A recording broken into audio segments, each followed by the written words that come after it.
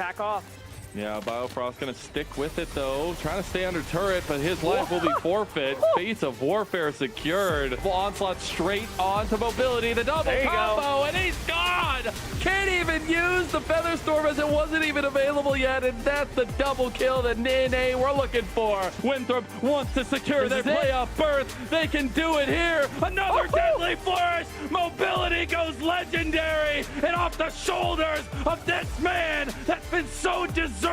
It's gonna be nearly enough. It's not gonna be nearly in time. And speak of balls, one more. Winthrop University, welcome to the NACL playoffs. No smite, but CCG wants to fight. Kelpo's gonna go down. Spica does have a shadow over the wall, forced to use it. Can't get back in unless he commits the flash over the wall or waits for another cooldown of the shadow slash. He flashes in to guarantee the dragon, picks up one. He's still back on the rift, baby. Does Spica have Deathmark available? Doesn't really look like he needs it. He only hit the last breath on the front line, and Sushi just got to rip through everyone. Breezy comes in with the Pop Blossom, and Crimson tried to finish off Sushi, but just not enough damage. Array does hold his own in the back line, but the Outgun Abduct connects from Pole Belter. He and Spica lead the charge. I mean, what a pickup. The connecting flight. Sushi connects to the server and goes off in this game.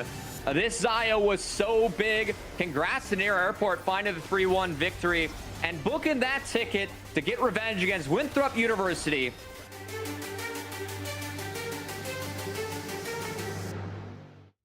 Welcome one and all right back to NACL Playoffs 2025. We're here at Split 1. I'm Mizel, I'm joined by Beatdown Boulevard, and it is Elimination Day yet again. It does not stop here as we get to the round out of this week. It's going to be a fun one, no doubt, Beatdown.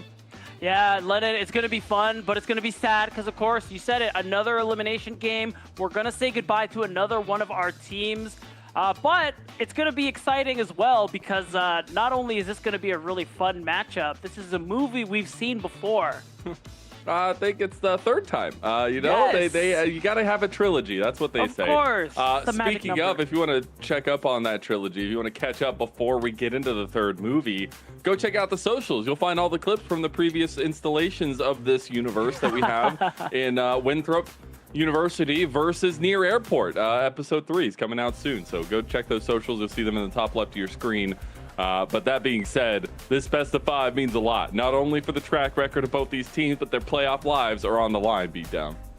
Yeah, they absolutely are, and I think it's a big deal, I think, for both of these teams, especially when you consider on Winthrop University's side, they're a team that had a lot of struggles early on, especially due to their very packed schedule also playing over in Sealall, and Near Airport being a team where they weren't really able to do as much scrimming because, you know, while these are very experienced, skilled players, they aren't really committing to it the way they did to pro play when they were active professionals. And it's very interesting to see them kind of bounce back in their own ways and get to this point in the playoffs where one of them is going to have to kick the other off. Yeah, let's go ahead and take a look at the bracket here to show off a little bit of that trajectory that we have going on. Near Airport, they handled business yesterday. Oh, yeah. I gotta say, it was a little bit of fluctuation. The roster's all over the place, but today that will not be the case. And their lower bracket run, which they are confident they can pull off, is at stake against Winthrop University here. Yeah, that's right. And of course, the winner is going to be playing a Conviction on May 30th. That is definitely no easy matchup, no matter who is going to win. But I mean, to even get there, it's going to start with today. Of course, it's worth noting, too, next week's match on the 29th, Darkshire Dragonsteel versus LG. That's going to be super fun as well. But, of course, today's match is Winthrop, Near Airport. It's our round 2 lower bracket match, Lennon. Yeah, it's a hype one for sure if you've been around for the last couple weeks. This has been one of the craziest matchups we've had really so far. Not only did Winthrop have the biggest upset in NACL of the year so far by taking down Near Airport at the end of the regular season, they did it again. They did the damn thing again, Beatdown. I know. They did it again in the playoffs, and it's actually incredible to see the definition that this roster has had against Near Airport as a whole. Yeah, and I mean, it's going to be really exciting, too, because this is the third and final time these two teams will meet here in Split 1. And this one, it's kind of that up-the-ante scenario, double or nothing. Yes, Near Airport lost the first 2 games, but hey, you know what they say, the third time pays for all. And if they are to win today, it will certainly pay for all those losses, because at the end of the day, they will have a better finish than Winthrop. And of course, Winthrop want to continue the success they've had in the back half of the split in playoffs so far.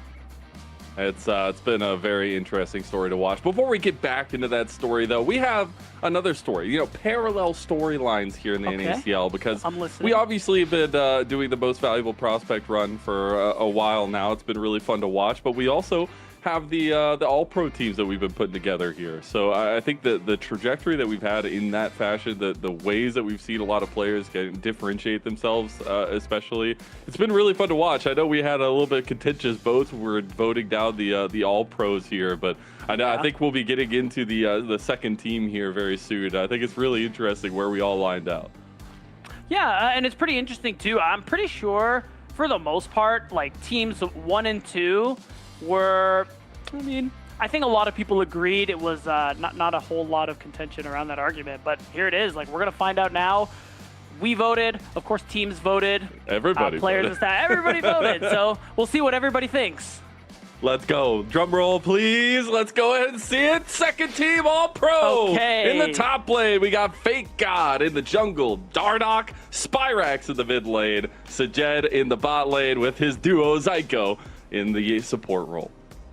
Yeah, and I mean, for the most part, these are a lot of players that have been getting a lot of All-Pro shouts at various different levels. I mean, personally, I voted Spyrax for first All-Pro, but at the end of the day, we had some pretty good mid laners on the top end of our standing, so it makes a lot of sense.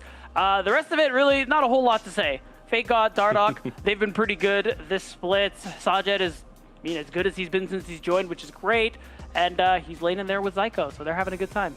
Not too bad with the Dark Zero Dragonsteel trio at the bot side of the map. But yeah, the Dardoch shout out I think is much deserved. That guy has been an absolute machine. He has been. For his squad. It was sad to see them bow out yesterday, but they can hold their heads high for sure. The Mundo will forever live in infamy in so many teams' names from Dardoch's point of view.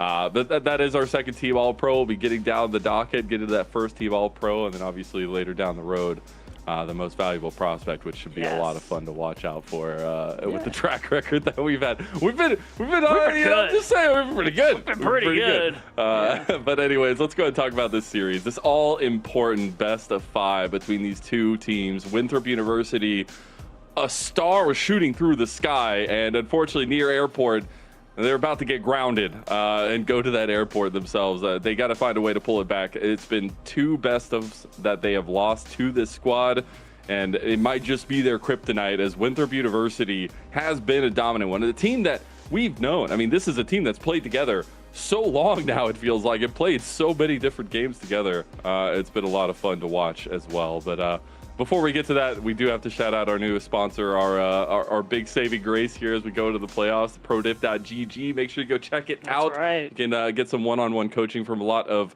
LTA pros, but as well as NACL pros as well. It's been really cool to watch that kind of coordination and watch some of the pros that are part of this program pop off in the playoffs. Yeah, I mean, we have a lot of players who, in a lot of our previous matches, you'll have a bunch of NACL players beyond there. You want to play as well as them, or you want to, at the very least, improve your solo queue performance. QR code right over there. There you go. Go ahead and scan that. I always forget it's flipped. Coordination. Yeah. The mirror, you know, it's hard. It's hard. Yes, it is. Again, going back to that conversation, though, Winthrop University, there's been some bright spots. I think mobility has had a double lift's number every time they've hit the rift. But the real reality of the fact is this Winthrop University roster has just shown so much grit. It's not like they're winning games holistically. It's not like they're winning games from the outright.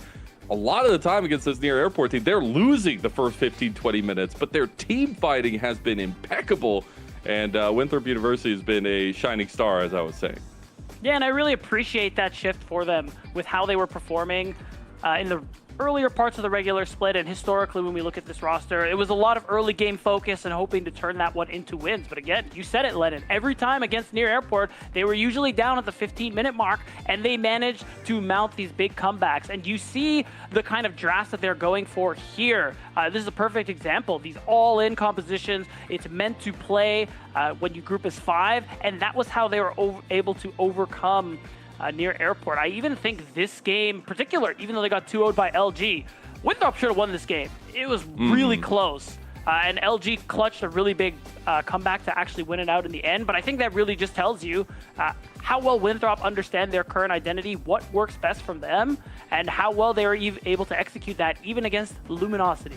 Yeah, and I think they're still going to be extremely hungry from that one, especially. They're going to feel like they didn't get their fair shot there. And confidence is a crazy thing beat down. I'm just going to say it right now. And having that confidence that you've kind of owned your legends in near airport over here, and talking to a lot of the players, they're all so happy and so giddy that they were able to do so against some legendary names like they have at near airport. But this team is focused, right? You have to remember they're led by Artemis as their coach, a very legendary name, especially back in the day of LCS, but a guy that knows how to keep his players kind of on focus, on moment.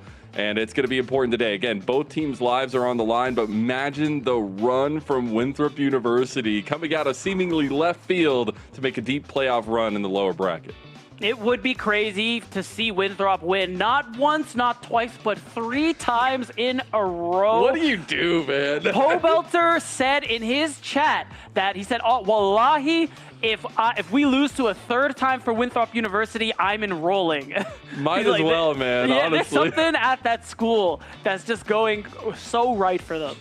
Yeah, we'll see how many members end up joining Winthrop University after that. But only 35. He's had some come-ups for sure. I think the guy's shown a lot of confidence on socials, but more so, I think his play has picked up a lot. I think there were some moments where that lacking engage, lacking direction was there for Winthrop University, but that has cleaned up a lot, and it's going to be extremely important today, especially. For sure, and I mean, to his credit, he is the new arrival to the roster, so it makes sense that there were some growing pains going on during the split, but now it seems like they've all synced up really nicely going into playoffs, and Winthrop are here to play and win. Yeah, on the other side, synced up, speaking of, the big dogs are back. There are no scheduling conflicts today. Biofrost is back in for Kelpo. Doublelift will also be starting alongside him, and I think I really appreciate what Kelpo was able to do. I really appreciate what Sushi was able to do. Thank you. Yeah, I was going to say. Massive shout out to Sushi. But I think the biggest want for me for this Near Airport squad to see them as good as they used to be is direction, is leadership in the late games. That's why we've seen a lot of faltering in the late game team fights. Biofrost is back. I'm looking for him to be that big voice to shore things up for Near Airport if they expect to keep going. Yeah, and I got to say, I want to give a lot of credit there to Pobelter and Spica. I think they played out this series really nicely. I was a big fan of this Orianna-Zed combination. We don't see many Zed jungles, period. So the fact that they were able to pull it out and execute on it really nicely was a cool thing to see. And it really shows that depth of the champ pool and the strategy we may see from them today and potentially future on in the playoffs. Yeah, it's been one of my funnest strats that we've been seeing come out of the woodwork, especially like in the LPL and other competitive leagues. Like the Shen, Zed, Orianna combo has been really deadly. Look to see if they want to go with that holistic approach, but even just having that combo, the Orianna Zed was nasty. And Spica has been on a tear as probably the best jungler in the NACL so far this split. But you have to bring it all together, and you have to expect that Near Airport have a lot of expectations of themselves coming into this series here against Winthrop. There is no way, as the pride on this team there is, that you can fall to Winthrop University 3 times in a row.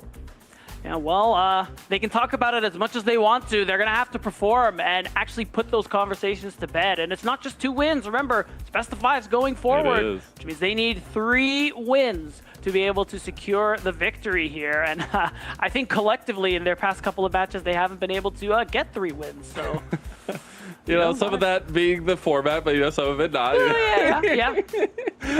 Let's go and talk about Biofrost. Again, he's coming in again. I feel like his presence is going to have been sorely missed. Again, very big shout out to Kelpo for what he was able to do, stepping in yet again for this squad in multiple different moments. But Biofrost, he's experienced. He has a lot of synergy with the team, and I know they're going to be very excited to have him back on the roster to handle this Winthrop University squad. Yeah, it's nice too that the whole team is kind of back together. There were some concerns going into the match yesterday with the subs, but as you said, Sushi and Kelpo, they fulfilled their role admirably. They looked good, and it's great to see now that the boys are back. The whole group of 5 are here. Now, I mean, this is near Airport in their strongest form, and it's worth noting too that even though they didn't have all 5 members yesterday, they performed well enough that I was saying to you before we went live that I'm starting to think that third Hydra head is coming back into the conversation. They really look like they could go the distance in this lower bracket. It might indeed. Speaking of, though, as coming back in different ways, you have Sword, who's coming back into an ACL, obviously, with Winthrop University having a lot of strength. And the big POB, who might just be one of the best mid laners in the league itself, has been absolutely dominant. I think Spyrax was the only one that could give him a run for his money, obviously with all the roster fluctuations. But this mid lane matchup going to have a lot entailed into it here as they go head-to-head. Yeah, it's going to be really important, I think, for Sword to be able to kind of, I want to say, keep up in terms of the mid lane. While overall his lane stats are pretty good, I think Pobelter, especially lately, is just able to find so many advantages. And I think something that really hurt Winthrop University in their second game against Luminosity Gaming was the solo laners really just not performing well in lane. We talked about it during the cast that we needed them to step up against a team like that, and it didn't really work out the best for them. And I think with how well Pobelter and TF are playing lately in particular, I think it's going to be important that he is able to perform against Pobelter as well. Oh man, looking back at some of these moments here, we get some of the clips against Winthrop, and you could see some of the dysfunction in some of these late game team fights. And again, we highlighted it before, but you can't highlight it enough, where it was near Airport a lot of the time with monumental leads going into the 15-20 minute mark, or at least advantages going their way, and then Winthrop just finding team fights after team fights after team fights. And we did end up going, obviously, that distance, but it was a hard-fought battle nonetheless. And I think a lot of lessons to be learned from that series as a whole from both sides, honestly. Yeah, I will say I got to give Winthrop the credit. Even though lane didn't work out for them, the last 2 times they played NA, they won anyway. They did? Really, and all that matters is after today. It doesn't matter if you lost the other 2 or won the other 2. Yeah, true. I mean, it would look great if you won 3 in a row, but it's true. What really matters is who walks out of here today. And I mean, the real question is near Airport. Are they going to be ready for what Winthrop try to cook? I think something we haven't really mentioned yet is that Winthrop had some pretty spicy picks in the back half of the split. I mean, the last time these teams played, the Nocturne came through for Wilson, which is something near Airport we're just wholly unprepared for. And how overall Winthrop have been leaning to more of their comfort champions, especially Winthrop, Denethor. And what he's playing on the top side. I wonder if it's been enough time. Have they put enough practice into facing Nocturne, or do they have to ban it away? Because the second iteration of this matchup, we did see the Nocturne ban be in there, as well as the Camille bans. So see if near Airport we're able to put together some good practice. But man, Mobility's Jin was looking damn good. And as these teams go at it, yes, there is a bit of a difference in their stats comparison, but that does not matter. Wipe all the numbers away, because Winthrop have had near Airport's number all time here in this first split. Yeah, and again, the average goal diff at 15 there for Winthrop being negative, and even still, they were able to get some pretty big wins so far, particularly over near Airport. Really is telling again on how they've been finding success lately, again, particularly against near Airport. So even though it's not a great stat to be looking at here, really eyeing the draft of Winthrop University and expecting it to be more of these 5v5 brawl team fight compositions that near Airport are going to have to contend with. Yeah, and I think that's the most interesting question, I guess, throughout all this is like which version of these teams we're going to get on the day. Again, you can say you look at the track record, you say you look at these Winthrop wins, and you see consistency in that, but in reality, this near Airport team can show up at any moment, right? There's a lot of experience and a lot of brutality that can be laid down by these guys, and they haven't necessarily lived up to the expectation. I know they're all excited about a lower bracket run. I think as a competitor, that gets your blood boiling for sure. But you've got to handle business tonight. I think we're looking at the bans against Winthrop. We'll see probably a lot of these go through, but I particularly am looking at the Nocturne bans, the Camille bans coming off of near Airport side towards Winthrop as we take a look at what is typically banned against them the most.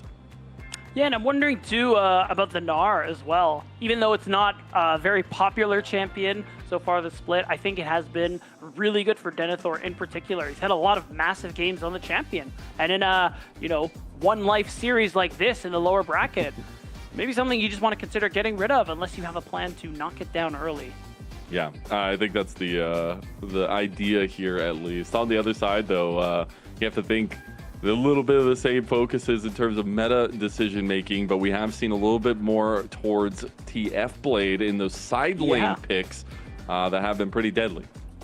Yeah, and of course the Irelia popping up is very funny too because of Pobelter. That one game was really good. Otherwise, yeah, it is interesting to see the kind of a different focus between these two teams.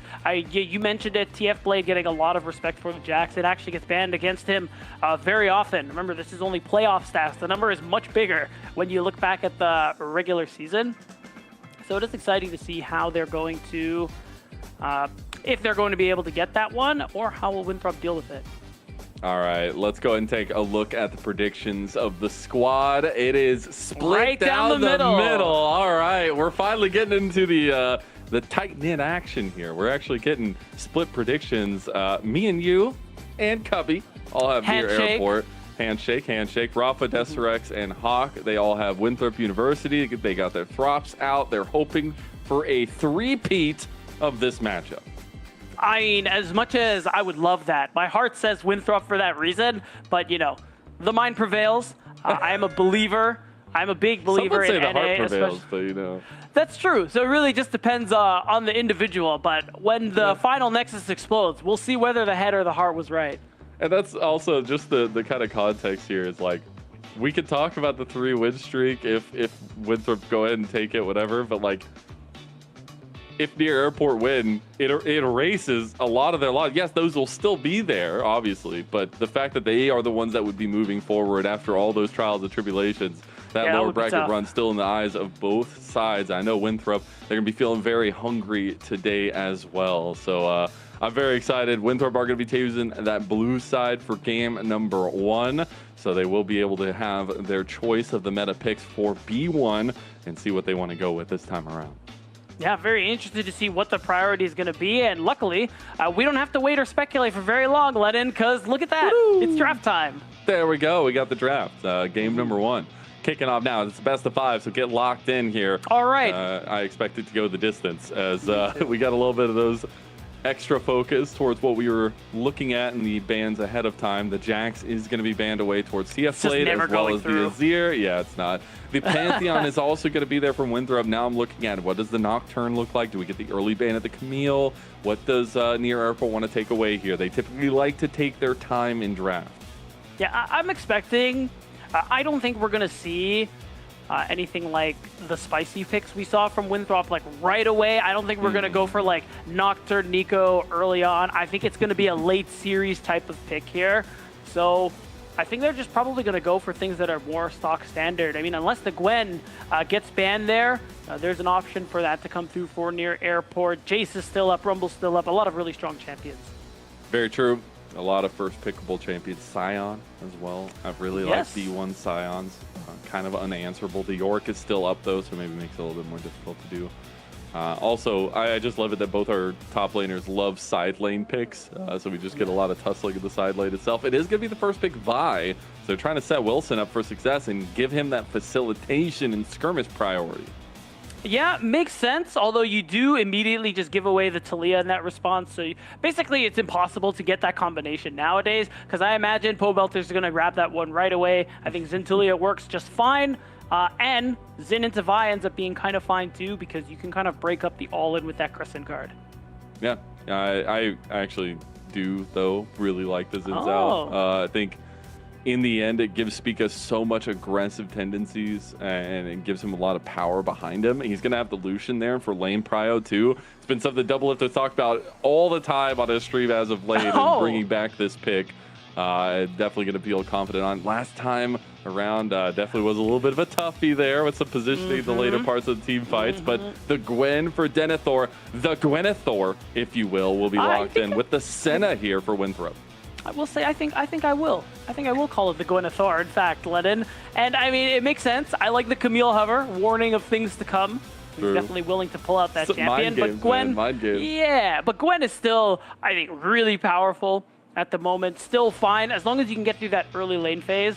I think you don't really have much to worry about, especially now that the top lane pick for Near Airport hasn't come through yet. Gives Winthrop the opportunity to take away something particularly strong, maybe Rumble, maybe Jace, something like that. I think you can start focusing on some of those big picks. The Talia is going to make it through the second phase of bans and will be primarily banned away by Near Airport. It's going to be the Garrett banned by Winthrop. They're a little bit worried about what TF Blade can take to answer into the Gwen. He's a cooker for sure, and he's looking for whatever he can get. Yeah, I think that's perfectly valid after what he did yesterday. Yeah, makes a lot of sense.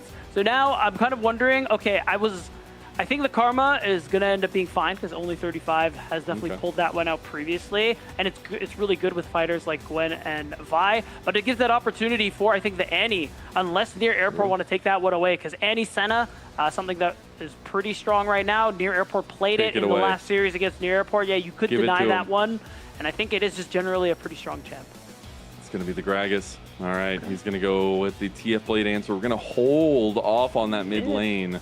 See exactly what we want to go for there for Pobelter. I like that they're giving him some resources here in the draft to start off the series strongly.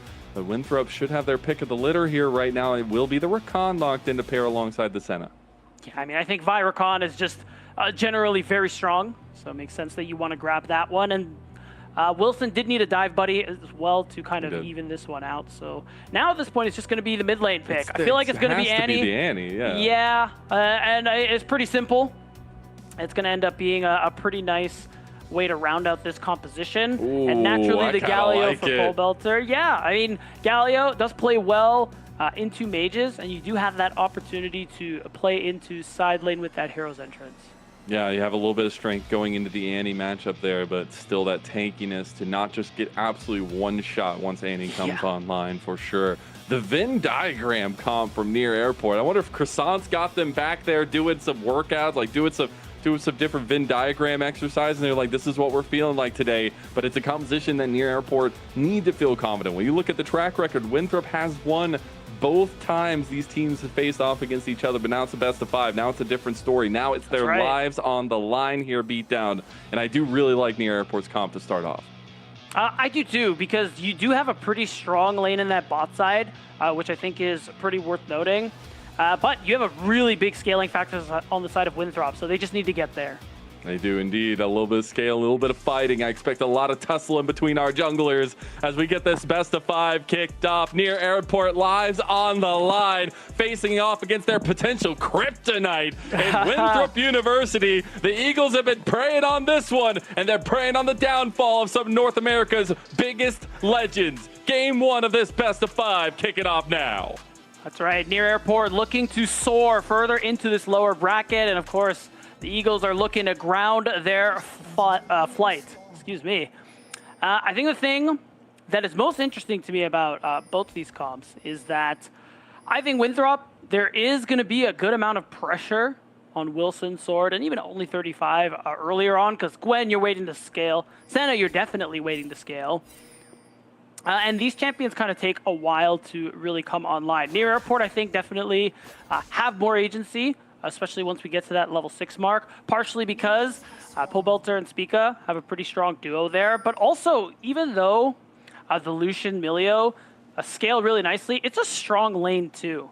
So really, I think the only way Mobility and only 35 will get to contend is way later in the game when Senna gets a lot of souls, is able to get a lot more attack range. And then at that point, it will feel really bad for Double Lift because that, you know, when you take RFC and you get the Milio W, oh, I combo you from 1,000 units away. And Mobility's like, hey, me too. Yeah, you know what else is going to hurt Double Lift? Having to fight his wife inside.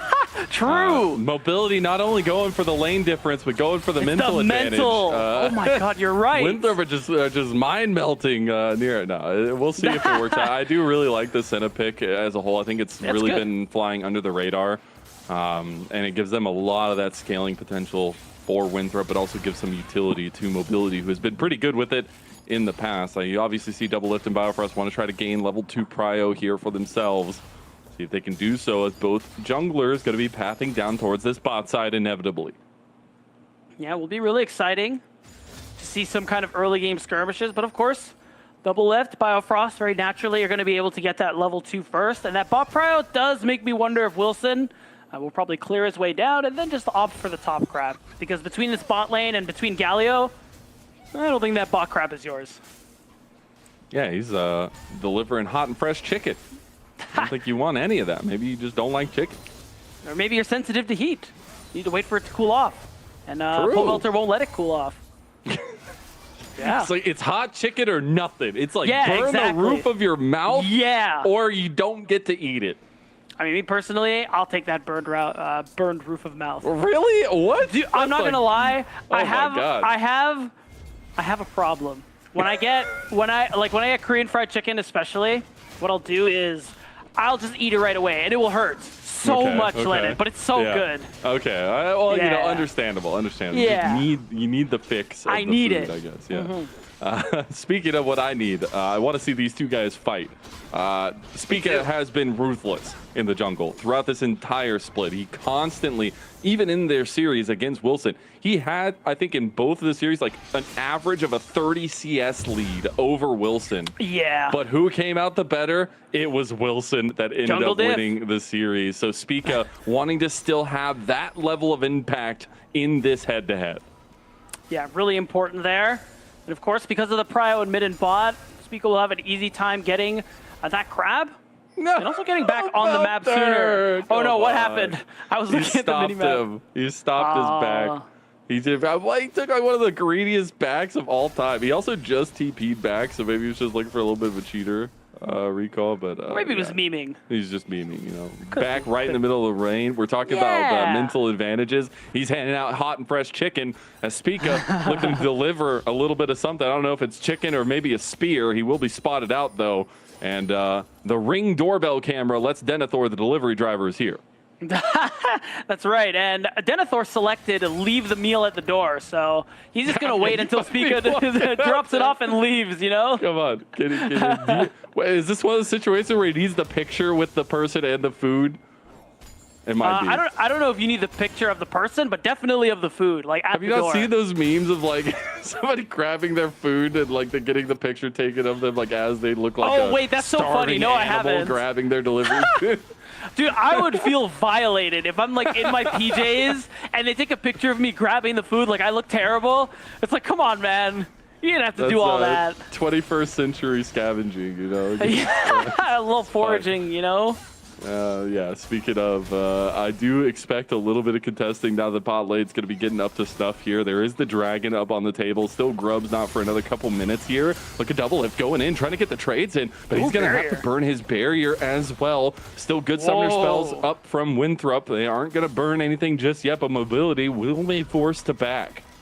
Yeah, he will get his barrier back. Was forced to use it earlier.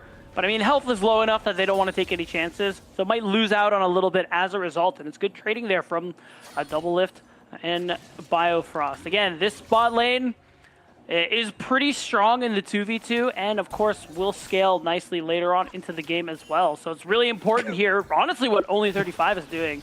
Just trying to hold the wave as long as possible to limit the losses there for the Senna, because you want as many CS as you can, as many souls as you can get, so that mobility can contend with Double Lift later. You know what? I just realized, I know this is going to be a little bit memey. I'm sorry ahead of time, Okay, Double Lift. that's okay. The reason he's playing Lucian is because he was playing Call of Duty yesterday. So he needs that easy transition back into League of Legends. The shoot. And, you know, got to Look go with at the you. shooter stop. Man, it just all makes sense now near airport. Get this. It all just makes sense.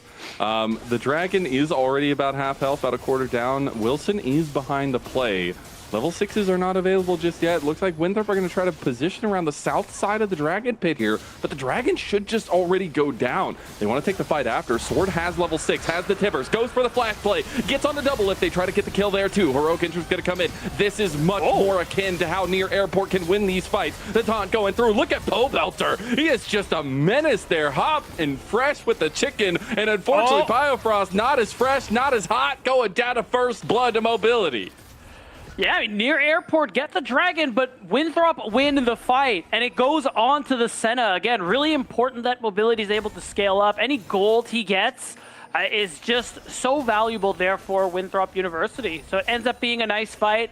Neither jungler had level 6, So we didn't really get to see those ultimates come through and impact that, but still, nice win there for Winthrop. You don't really care about losing the first dragon. Really good flash play from Sword there to catch double lift, and that's just a little bit of a preamble to what can happen. But we also see the response. This is a really good evolution of a comp from Near Airport since the last time we saw these teams face off. They have a much more centered around playing through the safety of double lift comp, where you saw immediately that heroic entrance saving the day for double lift, keeping a lot of pressure off his back. And that execution is going to be extremely important as time goes on. And one of the faltering factors that we can pinpoint from the last time these teams met. Yeah, and we'll see now. If Winthrop are able to continue that trend of winning every time these two teams meet. But right now, there's going to be time for the Grubs. Near Airport are going to be able to get the first touch on that one. I mean, considering Mobility is the one left alone, the other side of the map, and we have Denethor walking back, I don't think we're going to actually see a contest here around the Grubs. Yeah, so it should be pretty easy for Winthrop to be, or rather for Near Airport to secure them. I don't think it's the worst, because if you look at the solo laners here, like Gragas and Galio, I'm not really worried about them being crazy split push threats where they're going to be knocking down structures left, right, and center. So I think it's kind of fine, especially if Wilson's able to take away some resources, which it looks like he was going to do. We're going to take a look back at that one. It was a back and forth fight. Really good disengage from Near Airport. Unfortunately, Biofrost just sticks around a little bit too long. Really good centered fight around Pobelter being a huge frontline factor. Yeah, no mana. I'm not really sure what that forward walk was, what the purpose of it was. So he ends up getting punished for it, giving Mobility first blood his first kill. And again, any bit of gold on Senna is a phenomenal W, Lemon. We like it. Yeah. We want more of it. We're already getting, Cask going to be used by TF Blade there. Trying to get a catch on a Mobility, realizing he might have the damage. That blasting wand. We do have that lane swap going to this top side, though, Near Airport. Looking to take an aggressive stance into Wilson. Wilson does have the level advantage over Spica right now as well. Just that one. It's going to be close as well. Wilson should just get these reset chickens. And Spica and Pobelter will have to walk and fade towards the other side of the map. There already is a roaming only 35 up that side as 4 members of Near Airport are collapsing. Yeah, and I will say that level advantage is because Wilson did use the timer spent by Near Airport taking the Grubs to take away some camps there from Spica. You can see it because he has the blue buff. Likely took the Grump as well. And this is usually something we see Spica do to Wilson and other junglers in the league. So props to Wilson for being able to kind of get his get back in that way. Now he's just ticked over to level 8. He's working with a lot of gold. He's getting closer and closer to what I can only assume is that Sundered Sky. And considering him and Sword are going to be the bulk of this team's skirmishing ability for a little while, every bit of gold helps. It's very important to kind of keep track of how this game state is going, especially for Near Airport, who typically do have those big advantages. But this time around, going to be a lot more favored towards Winthrop earlier on. We have about a minute till the next dragon. Near Airport have put a lot of onus on the neutral objectives so far in this game, number 1. I think that behooves them a lot. I think trying to find these advantages, keep this going, and try to combat some of that scaling that's going to be coming online for Winthrop is the name of the game. For sure. That's why you're not really worried about losing Grubs in this situation or losing that first dragon. They could honestly lose a couple of them. And as long as they're not in danger of losing a soul or a particularly powerful one, and they can keep the game kind of where it's at, slow and even, I think they'll be very happy, which was really nice. It's pretty interesting to see these, because if you took the nameplates off, I kind of wonder if these were drafts from opposite teams, because Near Airport have this like 5v5 type of composition that we usually see Winthrop run. And while Winthrop can fight, there's a lot of emphasis on that side lane because Denethor is going to be really strong. He is going to be a really dangerous 1v1 threat. The CC chaining is also very lethal. I mean, imagine Wilson and Sword landing onto double lift. He has, I mean, that breath of life. I don't know if it's going to be nearly enough breath from Melio to save his life. But we'll see if it is, as they're going to try to make that play now. You can see exactly what they want. They just want to CC chain one of the only damage dealers. It's got to be Spica, double lift there as the 2 main ones. I know TF Blade's going to be building this AP setup for himself, so he's going to have some damage packed in as well. But If Double Lift gets eviscerated, then Winthrop are going to have a lot better time in some of these sustained team fights. We are on those first item spikes here, beat down a little bit sooner for Winthrop on their side of things, but Near Airport's going to be right there. Yeah, I mean, the Malignance is there for Sword. Wilson has the Sundered Sky, so honestly, that's why you see them looking for some of these potential windows. This is a very good moment for them to start fighting, especially when they're ahead of their counterparts. I'm really glad you bring up Double Lift being that big source of damage too, because we didn't really highlight that during the draft, but it's true. I mean, they blow up Double Lift, and Near Airport's damage goes down significantly. And they kind of drafted a similar comp yesterday with Sushi on the Xayah being the only source of damage. It worked. Sushi was able to keep his life and output a lot of damage. So, I mean, if he's able to keep his life here, it will be fine. Okay, let's see. Spica gonna take the first engage. Only 35. Almost bites the dust immediately. Dragon does go the way of Winthrop, though. Culling's gonna come on the back end. Crescent Guard has already been used. Sword is the focus. Wind becomes lightning. Gonna flash out. Poe Belter looking for the taunt here. Sword should just go down. Dawning Shadow not nearly enough to save him. And that'll be a nice response from Near Airport. Yeah, it feels like that's the trade. You take Dragon, all right, you got to sacrifice someone to the meat grinder of your opponents. This time it's Sword who gets sacrificed, and he does flash and die too, so it does remove... Well, no, go with it's Dragon's. scissors. Phase rush, Okay, phase rush. Phase rush, going speedy, man. God, that so KDA Denethor, skin is so great. Anyways, Denethor? Yeah, it is. Denethor, I mean, he's starting to scale up. First item is there, waiting for that second one, the Gnasher's Tooth, which I think is going to be that big difference maker where he becomes that really 1v1 monster. And now, Poe Belter. They're going to try to get Poe Belter. Some of that early magic resist from the Annie is actually shredding Poe Belter here. He's going to get the double taunt, try to get his way out of there. So close, but yet so far. Wilson claims the kill in the mid lane. Meanwhile, TP is going to come down from Denethor to try to stop this bot lane from going down to Near Airport. Yeah, he's going to be able to collect some of that wave, give Mobility a little bit of reprieve. And I like this move just because you can kind of stick Denethor anywhere, and he's going to become a bit of an issue here. Even now, he's delaying Biofrost a little bit. He's going to probably be late for that Herald spawn, and I wonder if Winthrop are going to try and use that opportunity to actually try and start that objective. At the very least, they're going to be able to set up some pretty easy vision, uncontested. And with that TP coming through from what looks like a Poe Belter, does mean Winthrop could potentially go for that objective. And now I'm really looking at these second item spikes, but majorly how they want to handle some of these fights is Rift Herald already going to be started up by Winthrop, spotted out by Near Airport with the rest of the team right behind the pit. Wilson still feeling confident to start this one up. We have everything available to both junglers besides the cease and desist for Wilson. Pressing Guard might make the difference here as they're going to try to get a catch out on Only 35 first. The pressure on Only 35 does pull Winthrop off of the Rift Herald, and Near Airport going to move right in to fill that pressure gap and take yet another neutral objective for themselves. Yeah, the pressure is because that wave was there on top lane into Sword. Now the question is, can Poe Belter be kept in that bottom lane? He's too far to join with the hero's entrance, so Winthrop seeing him on that wave means they could go for this. It would be a 4 versus 4. It would indeed. They're going to get the Rift Herald anyways. The engage after. TF Blade goes a little bit extra here. Breath of Life going to have to be used to try to save him from that CC chaining that Winthrop were pulling off. Yeah, I mean, at the end of the day, it's going to be a pretty not so exciting fight. It's going to, and Near Airport are going to grab that Rift Herald for themselves. They do have that opportunity to get themselves first brick. Of course, with having 3 grubs too, it's going to be a very powerful Rift Herald charge because of all the Void Mites that are going to spawn.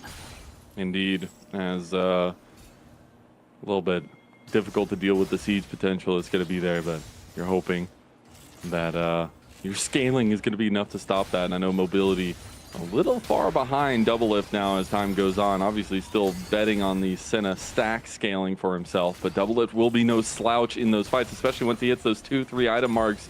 He will melt people, and that's what Winthrop are trying to play around this kind of CC chaining onto him with Sword. Yes, really important that Wilson and Sword will be able to isolate Double Lift. Part of the nice thing about Milio is that the Breath of Life can help a little bit, but if Winthrop throw all their eggs at Double Lift, well, he should be able to go down pretty consistently, and that's what Near Airport want to avoid at all costs right now. You see this bot lane focus too. The Dragon is coming up. Dragon Soul, something near airport would really like to have in their pockets. So I think we're going to see a lot of focus on them trying to ensure they can secure that objective. We're getting a pretty slow-paced game comparatively. I know. We've got a lot of reservation between both teams. A lot of, honestly, respect paid. Obviously already there for Winthrop, but near airport definitely taking this one slow and steady, feeling like they are okay with their team fight in the later parts of the game. Navori, Flicker Blade has been completed for Doublelift, so he will be super mobile in a lot of these fights. Yeah, very true. Cooldown refund is very valuable. And it's going to be... Oh, okay. I thought something more was going to happen, but I was incorrect. But yeah, I mean, as the game continues to be a little slow, Rift Herald means first brick is guaranteed. Oh my god, mobility forced to burn the barrier. Doublelift almost taking him down. First turret goes the way of near airport, as they will claim the feats of strength from that. And there will be Gwenethor taking down his own side lane turret. There's a lot of responses coming through now. Dragon as well going to be taken by near airport. Really good macro decision making across these last couple minutes. Yeah, but now look at the mini-map. Wilson, he's going for a wraparound here behind the Baron pit. I think they're going to want to try and dive, but I mean, TF Blade has Merc Treads, he has Roa, so he is, while not pure tank, quite a bruiser and difficult to take down. He's but if they get that wave in, they want to try. Yeah, he's a big boy. Exactly. So I think instead, it's just fine for Wilson to split resources, but right now you're starting to see near airport increase this gold lead ever so slightly. Knock down more turrets. And I think this is good for them, especially because you called out the double lifts already at a second item. It's what's giving NA the ability to kind of take whatever objective that they're hoping for. This bot lane advantage that they've been able to get, and it's leading for him to get way ahead of mobility. It's always going to be an ebb and flow of how Doublelift can get damage in while trying to dodge away from Sword on the Annie. You know that's his primary target with the Tibbers, to lock down Doublelift. I like that Biofrost is going with a little bit more of that counterplay on the Melio. Obviously a very good combination with the Lucian here itself, but honestly it has been a big story for this series as a whole about the difference between Doublelift and mobility, and this time around Doublelift feels like he has a little bit of something to prove against mobility. I think so, especially given the performances at times from Doublelift in previous series here against Winthrop has not been the best. Not what we've seen from him before, not what we expect. So really important where, again, main damage dealer is that he can't perform. Biofrost gonna flash, Sonic Shadow over top. Biofrost is the focus. Breath of Life coming out. All the CC chaining was enough. Sword claims the kill. Gonna get the flash out of mobility. Speak is here to fight. Wants the 3-talon strike. Heroic entrance coming in. Crescent Guard gonna be used. A little bit overzealous by near airport. They were trying to push them, but they didn't have the follow through. Winthrop get the pick and get out. Yeah, it was a pretty nicely targeted ult there from Wilson. I really thought he was going to focus on mobility, but instead goes for the Biofrost, who doesn't have barrier. The heal not as powerful, but it's going to give an opening for near airport to start this Otacon because Winthrop have blinking health bars and they needed to leave. You got to remember, this is a permanent buff. Not only that, but it's a team fighting buff. Oh, they got it. And the TP going to come down, signaling near airport will be uncontested. Almost full neutral objective control. The only thing they've given over is that one dragon. And that's really nice to see from near airport. And I will say this is one of those situations where Chemtech Soul is actually okay, Lennon. That damage reduction at below 50% health, I think is really going to help this team's survivability. And the individual Drakes increasing healing and shielding power. I mean, you have Biofrost. He's running the Echoes of Helia on the Melio. Not an item we see very often, but is more focused on the sustain here for near airport. So if they're able to get towards that soul, it will actually be a significant buff to help them win the game. Got second items coming through as Hurricane completed for mobility on his second item. Oh, Wilson misses the Vault Breaker, but they might still get him, though. There's no Breath of Life. There's nothing to save him now. He's got the root down. There comes the Breath of Life finally, and the Melio is putting in serious work. Doublelift finally goes down to that big old bear. Biofrost gonna be ran down by Sword. Meanwhile, only 35 has fallen in the back half of the fight. Biofrost does make it out, but now Pobelter is in there like swimwear, baby, and he's trying to get the picks here. He's tanky, Dawning Shadow, gonna claim Biofrost with the snipe, and Mobility is turning it up, and Denethor is going snip, snip, can't find Spica, can't find the follow-through on the Pobelter, but Winthrop, they're coming to win these fights. It's a 2 for 3 in favor of them. Oh, I think they want a little bit more.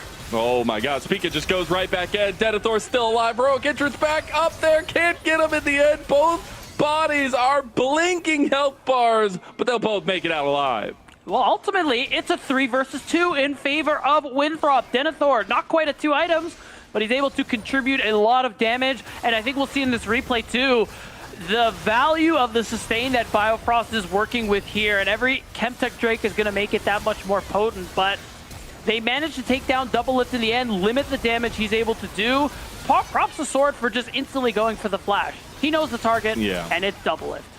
He knows exactly what his job is in every single one of these fights, and you can already see, I mean, he doesn't even really have items completed, and he's already almost 100 to zeroing Double Lift, even with Emilio right beside him. So you start seeing what this scaling composition can come through for Winthrop, and honestly, if we're looking back at the track record, this is right up their alley, just knowing that they want to take late games against Near Airport. And imagine saying that during the regular season against a team as experienced and as lethal as Near Airport, but it just seems like Winthrop are that kryptonite here. Into the Dragon Pit they go. This is sole point for Near Airport. Wilson trying to get in the pit, 50-50 against Spica. He's going to go for the fight as well. Spica locked down. The CC chain a little bit split from Winthrop now. Spica going to focus on the Dragon. Will end up securing it as already down his sword, and Spica wants some more. Double Lift is going to find the pick off onto Denethor there by himself, and TF Blade's going to get the kill in the end. It's just Near Airport making it look a bit of a roughie for Winthrop.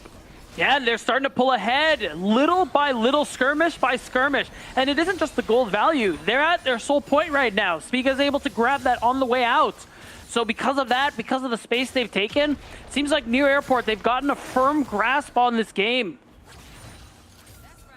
They have indeed. They have indeed. They know their win condition. They know how to play together. There was a couple moments where Sword obviously made it into the back line, but now you see a recentering of the ideals for Near Airport in these team fights. I think Pobelter, even though he's only 1-1 and 2, is having massive efforts here. Spica trying to pick up the slack and get to this backline access as well. And I don't know if that scaling is going to come soon enough here for Winthrop. They still have those options going forward for them, though, Beatdown.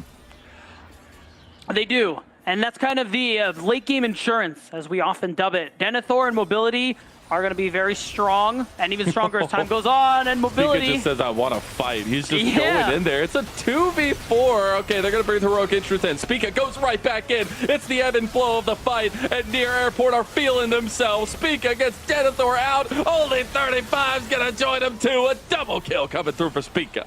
Yeah, I mean, you can't go for these fights unless Sword is around. I don't know why Winthrop didn't just try to back out immediately, but now they've lost 2. Near Airport have the perfect chance to go for the Baron. Even if Winthrop want a posture, this fight is not possible for them to win. This Baron is gone for sure.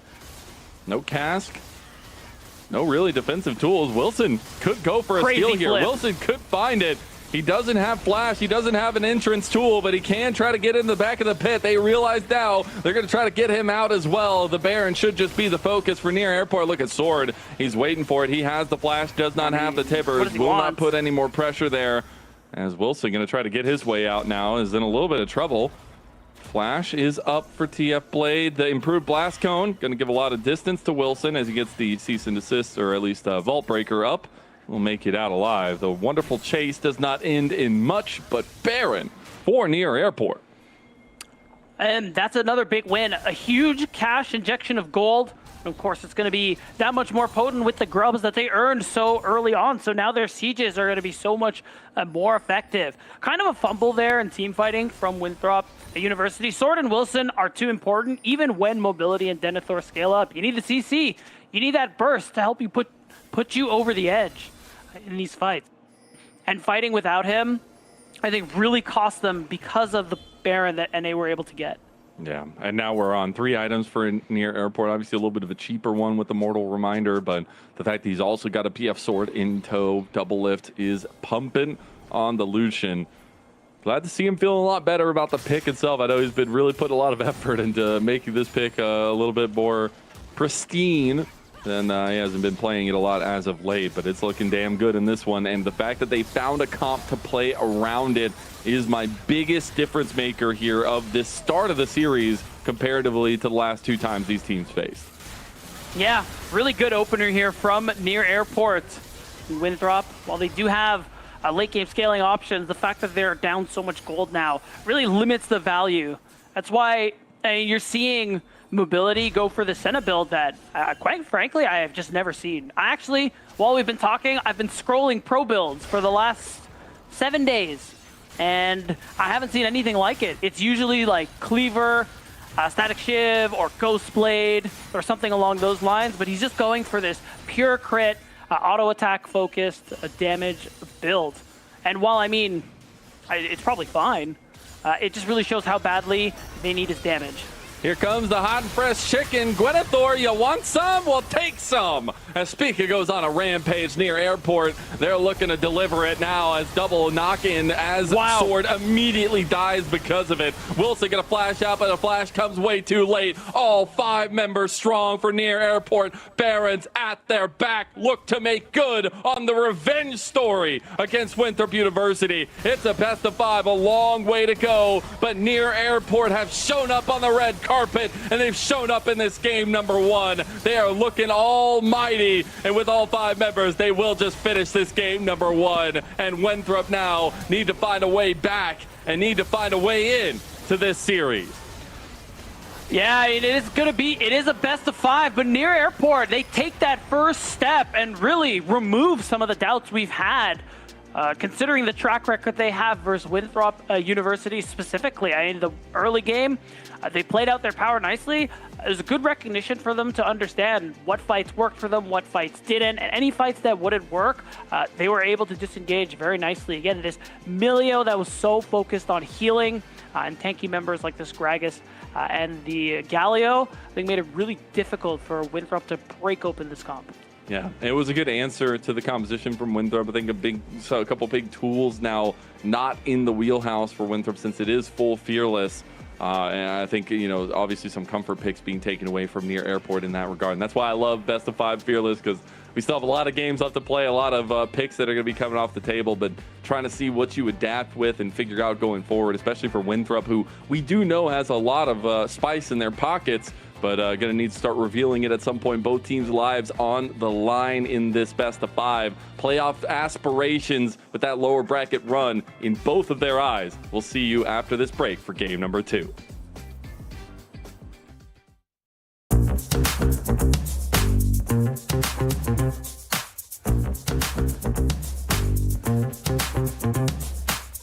I'm not sure. I've had so many embarrassing, bad games that I feel bad about. So, I don't know if there's a specific moment that comes to mind.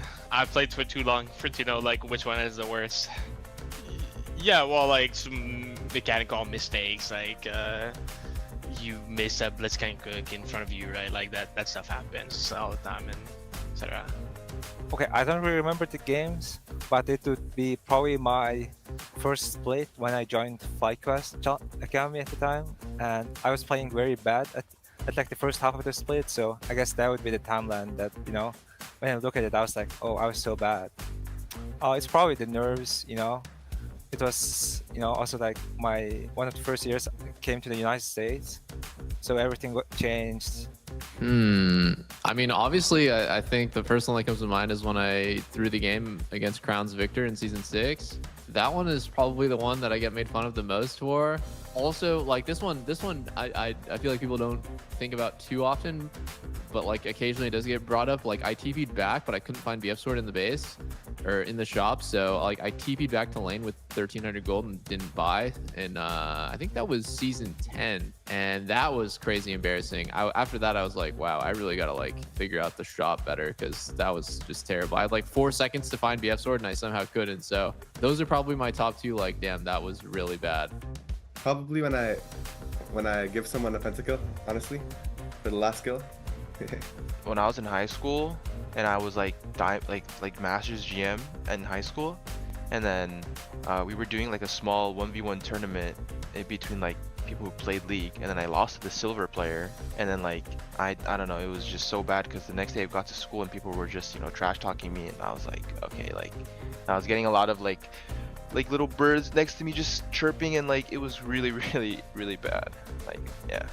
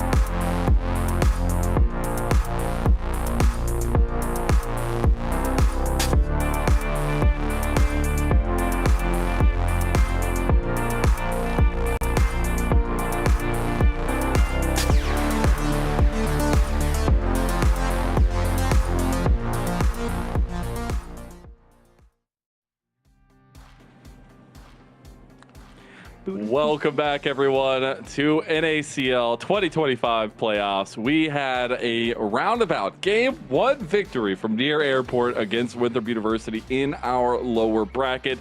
Both teams' lives on the line. I'm Mazel. I'm joined by Beatdown Boulevard. And, it was a little bit of a comeback in terms of what the expectations were coming into this one. Winthrop had their number all these other times, had won the series, but there's still a lot of best of 5 left to play. For sure. I think this is a good opener there for Near Airport. I mean, draft was nice. They played it out really well, and they just took advantage of their ability to skirmish so much better than Winthrop University did.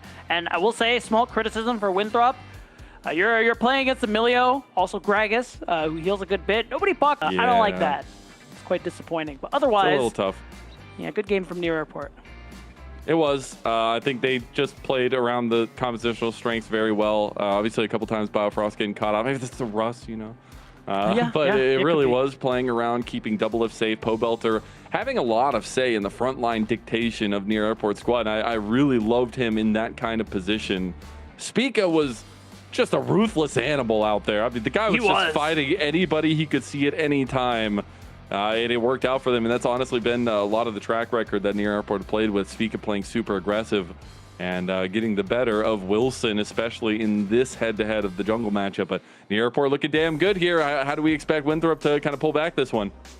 Honestly, I wonder if it's nerves or something, because when I see a lot of how Winthrop play out these drafts, they usually know exactly what they need to do. But I think there were many fights in this instance where Wilson and Sword are not synced up. You're starting fights while Sword isn't nearby. Yeah, we have to wait for the teleport to channel, but his team is already in the thick of it. And with this Vi Annie not syncing up well, I mean, these scripts are never going to go well. Like this right here is just another example. Sword is nowhere nearby. So much of the fight is taken place, and only now does Sword show up to not do very much, all things considered. Yeah, and these are some big premier picks that are not going to be available for the rest of the series, right? Like Denethor's Gwen is no slouch. This guy is a monster. We called him Gwenethor. There's a reason why he has that name. But the Annie, a big meta pick nowadays, really good responses, not going to be there. The Vi is already gone from Wilson as well. And I think we're not seeing that same team fighting aspect in this game number 1 that we've seen from Winthrop in the past series, especially against Near Airport themselves. But that's where we have to think about this game number 2 and what's on the horizon, what exactly we're going to be looking for picks. I know Doublest Tristana is still a menace somewhere in the meta there. Yeah. We still have the Camille, the Nocturne that maybe needs to be looked at by Near Airport. There's still a lot of choices on the table, and Winthrop going to need to even this one up here or fall to match point. That's right. This might be Fearless, best of 5, but we're only done game 1. So there are still plenty of very powerful S-tier champions available to either side. And for Winthrop, they want to tie the series up. I think it is more about leaning towards that comfort. I think in a lot of their game wins recently are more easier to execute 5v5 compositions. That one was kind of tough. You're playing with this Annie and Senna. You have a Gwen as well. So there is a little more, I guess, delicacy maybe with how you want to execute that Winthrop really haven't shown us a lot of this year or in the past. So I imagine we're going to go back to what is simple and has worked for them, and that is just straight up team fight 5v5. And again, Camille, something to keep an eye on. Gnar for Denethor, both of those champions I think will be big. Yeah. A lot of things still left in the tank. If you missed that game number 1, make sure you go catch the clips. Make sure you go catch all the action over on our socials. They'll be in the top left of your screen there. But it's been a lot of fun to watch this triple, I guess the end of this trilogy come to a head here with this best of 5. It's so fitting. 2 best of 3s, into a best of 5. Man, it just writes itself. It's the third act of this matchup. And if you want to be as good as a lot of these players, maybe one day you'll get there. But one good step to get there is going to prodiff.gg, our new sponsor here for NACL. Been really cool to watch. Obviously, Armeo heading up the tails of prodiff.gg, but make sure you go hit that QR code that Beatdown was pointing to. Go get some coaching from players with LTA, LCS experience, but as well as players right here at home in NACL.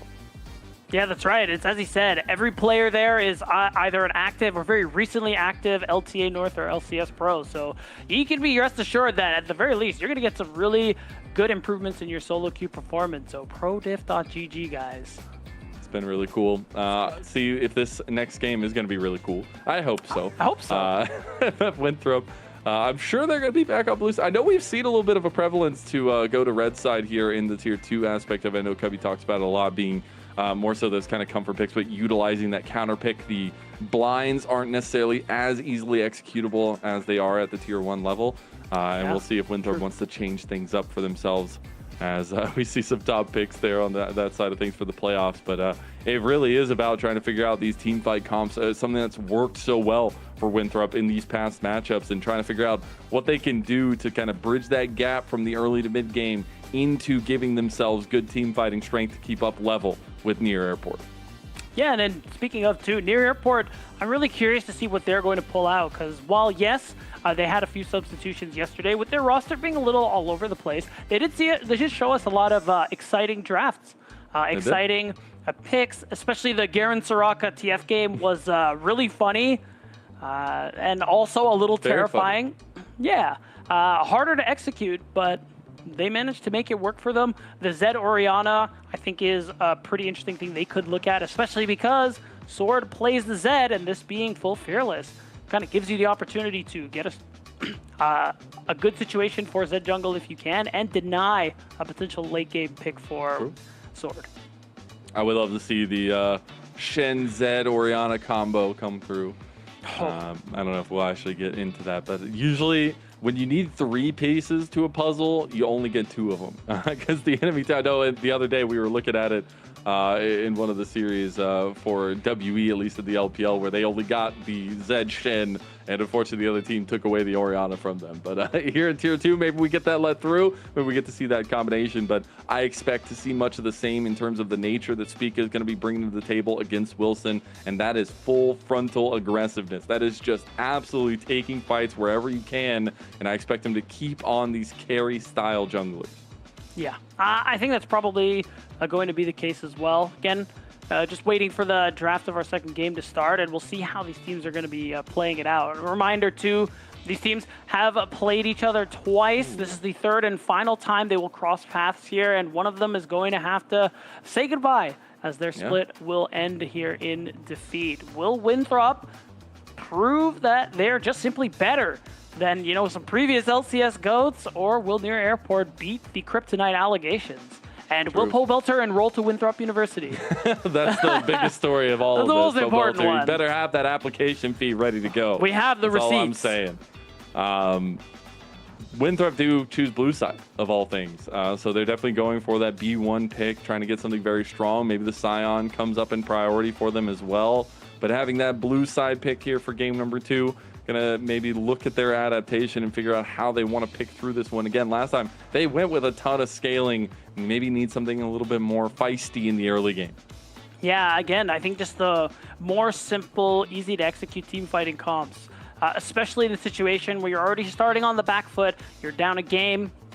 So I got to imagine maybe we'll see the Scion kind of fulfill that role. Again, I'm really thinking about Denethor's Gnar. I hope we see Nocturne, because that would be pretty fun. If we go later on into the series. Fun for who, Beatdown? For me. Don't really care about the rest of Not that. for It is my enjoyment. That's what's here. Yeah. Unfortunately, we do have some technical delays on the draft. Hopefully we'll be getting through very soon. But yeah, a little bit unfortunate to have a delay on this series, because we were just getting to the good parts, it feels like, getting into game number 2. Yeah, we just started. Like, Near Airport just got a convincing win. It's already putting the question in our heads, like, oh, are they beating the Kryptonite allegations? And now we don't know, because we have to wait. But you know what? Things happen. It's okay. At this point, I'm trying to think of other things that we kind of haven't brought up yet. Well, I got nothing. All right, bro. I'm like, Lennon, I'm passing you the mic. You just like turned down a dead end street. You're just like, I'm gonna keep driving, guys. I'm just gonna keep going, not stopping. Wait, it stops? Oh my God, there's nothing on the other end. U-turn. Have you ever done that though? Have you ever driven down? Usually here they have signs, so that'll say something like no exit, and you know, you can just avoid them. I'm from Little Town, Texas, where streets end for no reason. You just have to find out the hard way, I guess. I hear a lot of American cities are not constructed in a very intelligent way, so that doesn't surprise me. I don't know if, farm fields are city, but in some regards, they're cities for cows. We're just going off the deep end here, waiting for our games to start. Yeah, we're in there. I'm not going to bring up my Texan childhood. It's fine. Okay. The fact is, though, that Winthrop are down 1 game in this series. That's true. It's a fact. We have seen the series go the distance every time. Yes. I'm hoping we get the 5 games today. Me too. But as Artemis, if you're approaching this team after that game number 1, what are you telling them? You just tell them, hey, we're starting our first game of the day here. Don't worry about what just happened the last 45 minutes. Or are you using some of those lessons from game number 1, if you can find it? If I'm Artemis, I'm drafting... What am I drafting? I'm drafting Gnar, Nocturne, Nico/Orianna, and then, I don't know, MF for mobility. And, and some Jhin. crazy engaged support. Jhin. Jin's good too. Actually, Jhin would probably be better. I like Jhin better. I like Jhin. Thank you for that. I really want to see Jhin. And then only 35 can play whatever he wants. There you go.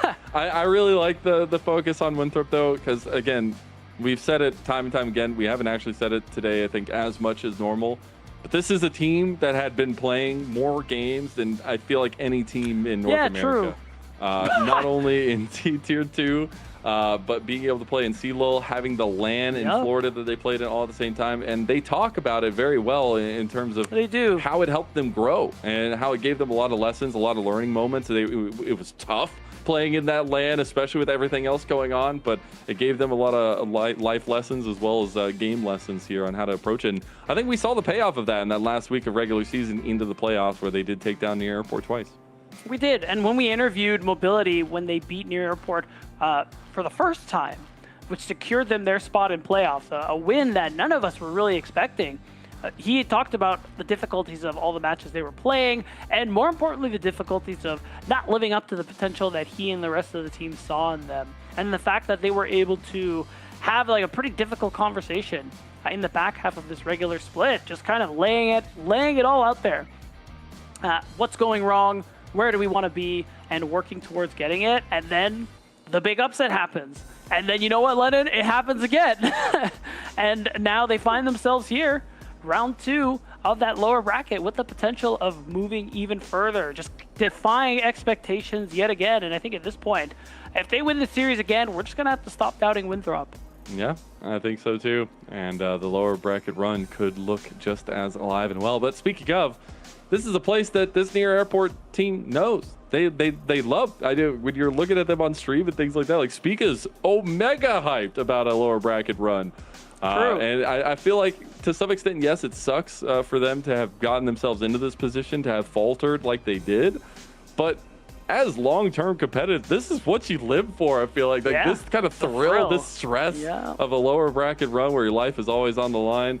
Absolutely incredible. We unfortunately are going to have to put a little bit of a pause on this one, though, as we wait for the tech pause to come through and finish. We'll be getting into game 2 hopefully shortly, but we're going to take a little break. So we'll see you on the other side.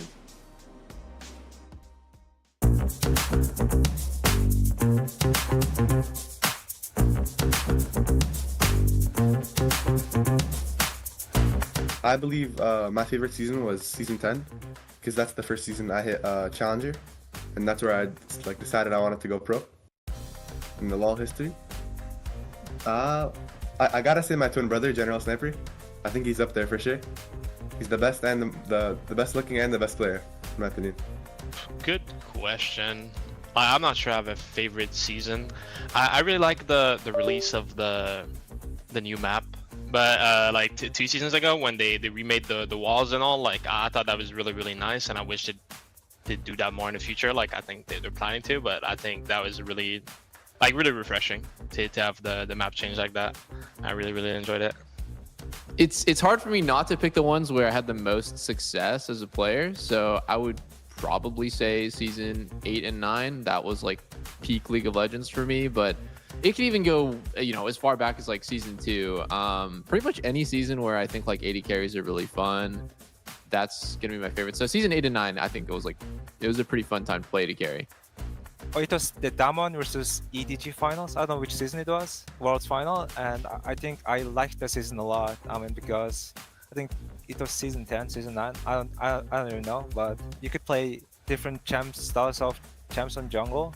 You could play the carry champs and tank junglers. For the most fun, it was for sure like season 8 or 9, because during that time there were a couple builds and champs that I really liked. For example, like Man Immune Kaisa with the old Nashor's Tooth and Rageblade was so good and so broken. I also liked playing a lot of Kassadin and Vladimir, because those champs, when you get to the certain points back then, it was like you can't lose, So like there was a period in my time in season 9 where I was like a Vlad Kassadin 2-trick, just playing the mid lane and just trying to win every game through late game.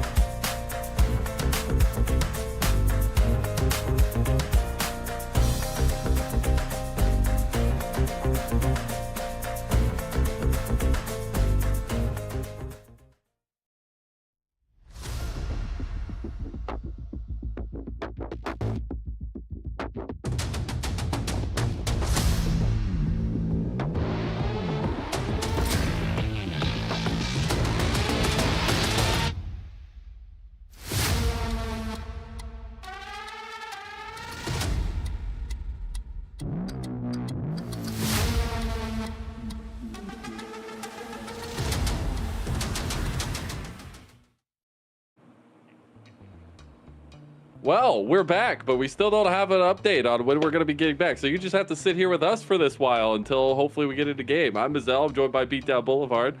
And it's supposed to be Winthrop versus Near Airport, but we'll be getting to that soon, hopefully. Soon. There was an issue in Champ Select with a bug that they're trying to resolve. It hasn't been resolved yet, but they're working on it. They're working on it. They're so working until on then, stare at our faces. Yeah, or I don't know. You don't want to stare at our faces. What do I have here? Go find your dog. I'll go find. Go He's take so your far. dog. He's so Go get your far. dog. I would have to like take off. No. Yeah, he's so far away. If he, you know what? If he wasn't like, he's kind of old. So up and down Yeah. stairs is a little tough for him. Otherwise, I'd call him. He is one of the cutest puppers, though. Yeah. In all of existence. I'm going to call it right now. Nobody can contest me on that.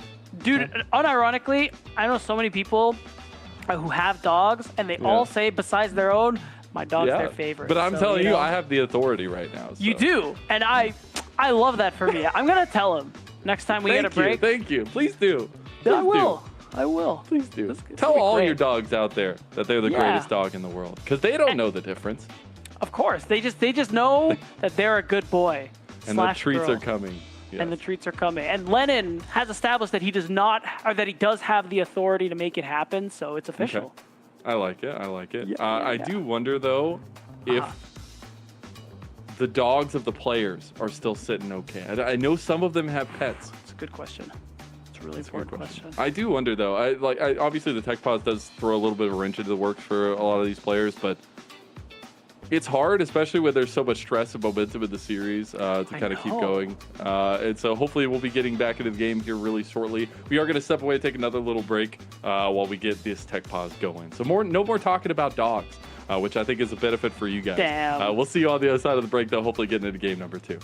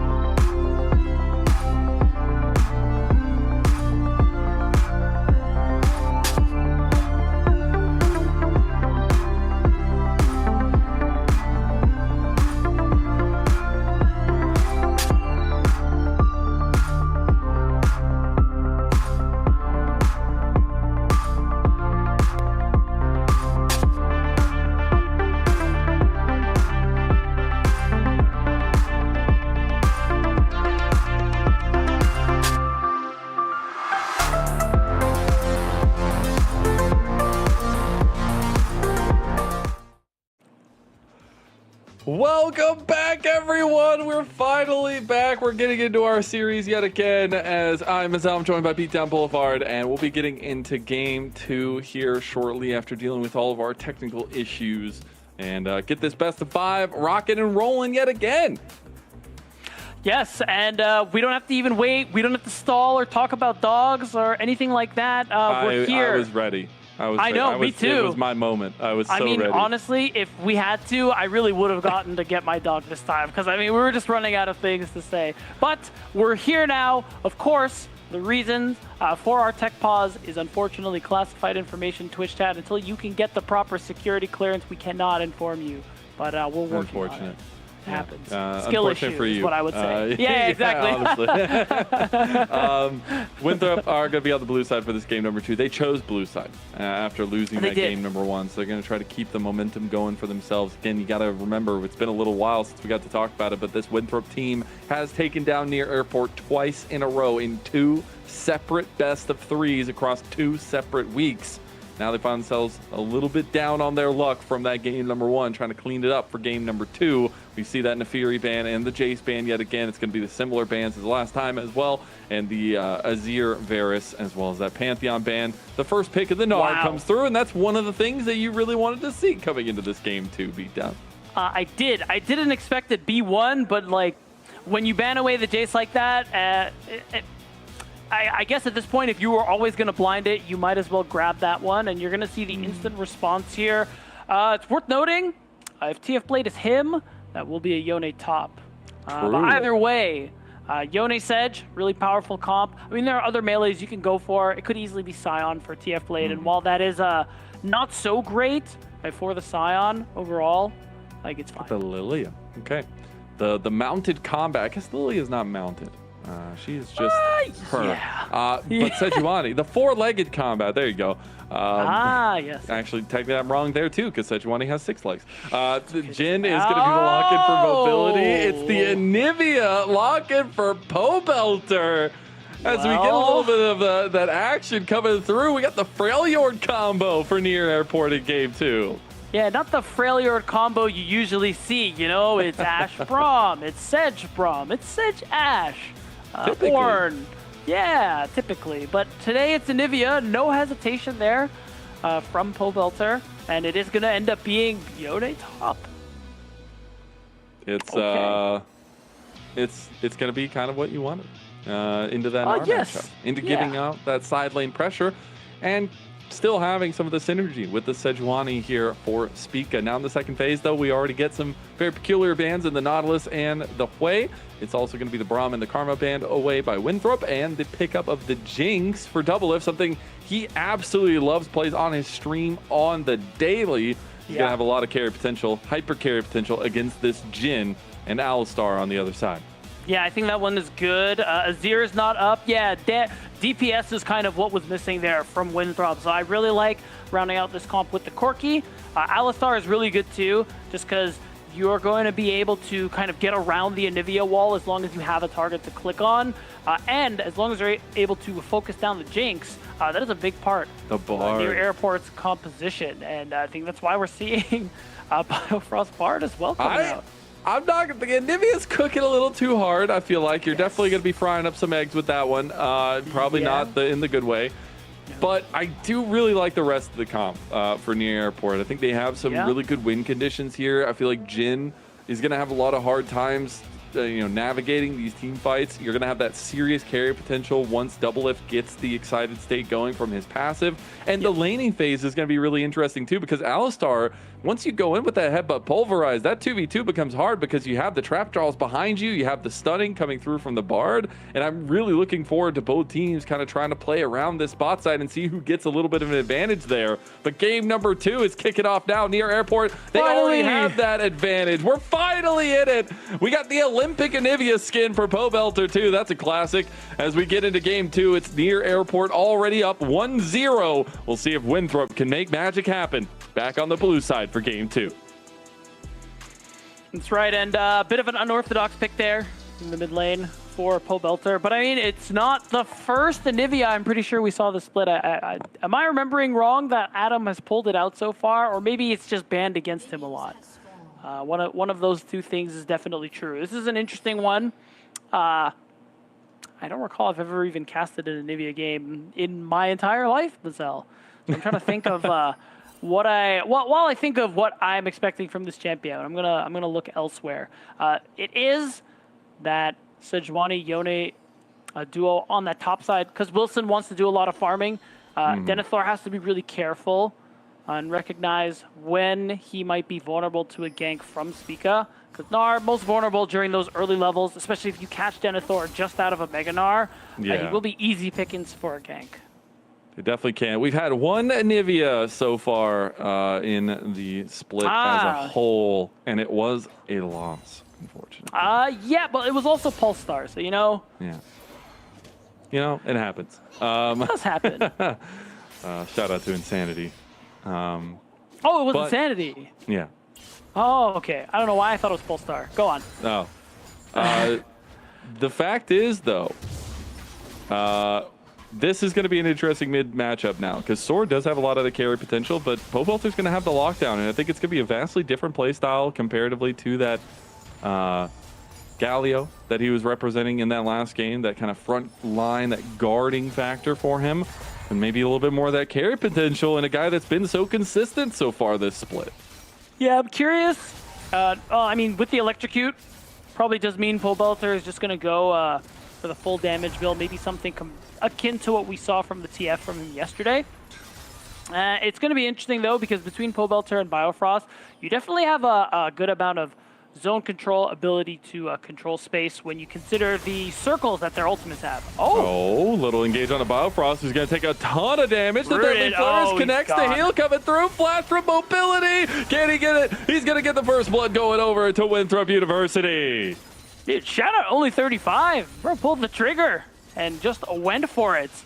And that's going to get the mobility, the first blood on the Jhin. And dude, I know, Lennon, you love talking about it because it's true. Mobility is nuts on this champion. The last time he played it against Near Airport, he had a banger performance. 10-0-10. That's right. I love that you knew that offhand. Absolutely, and, baby. of course, getting that first blood just accelerates you. Yeah, I think people slouch on the fact that he does do a decent amount of damage, especially in the early game, and then the late game, he's really good at cleaning up fights, but his utility is really where he thrives. And I think in this composition, it's going to be duly noted by Near Airport what he can do. As Wilson going to keep clearing, we are pathing down towards this bottom side scuttle. It should be Spica getting a double scuttle here over Wilson. We have to continue to keep an eye. Wilson will have a lot of clear speed there, but again, we've mentioned it before, we'll mention it again.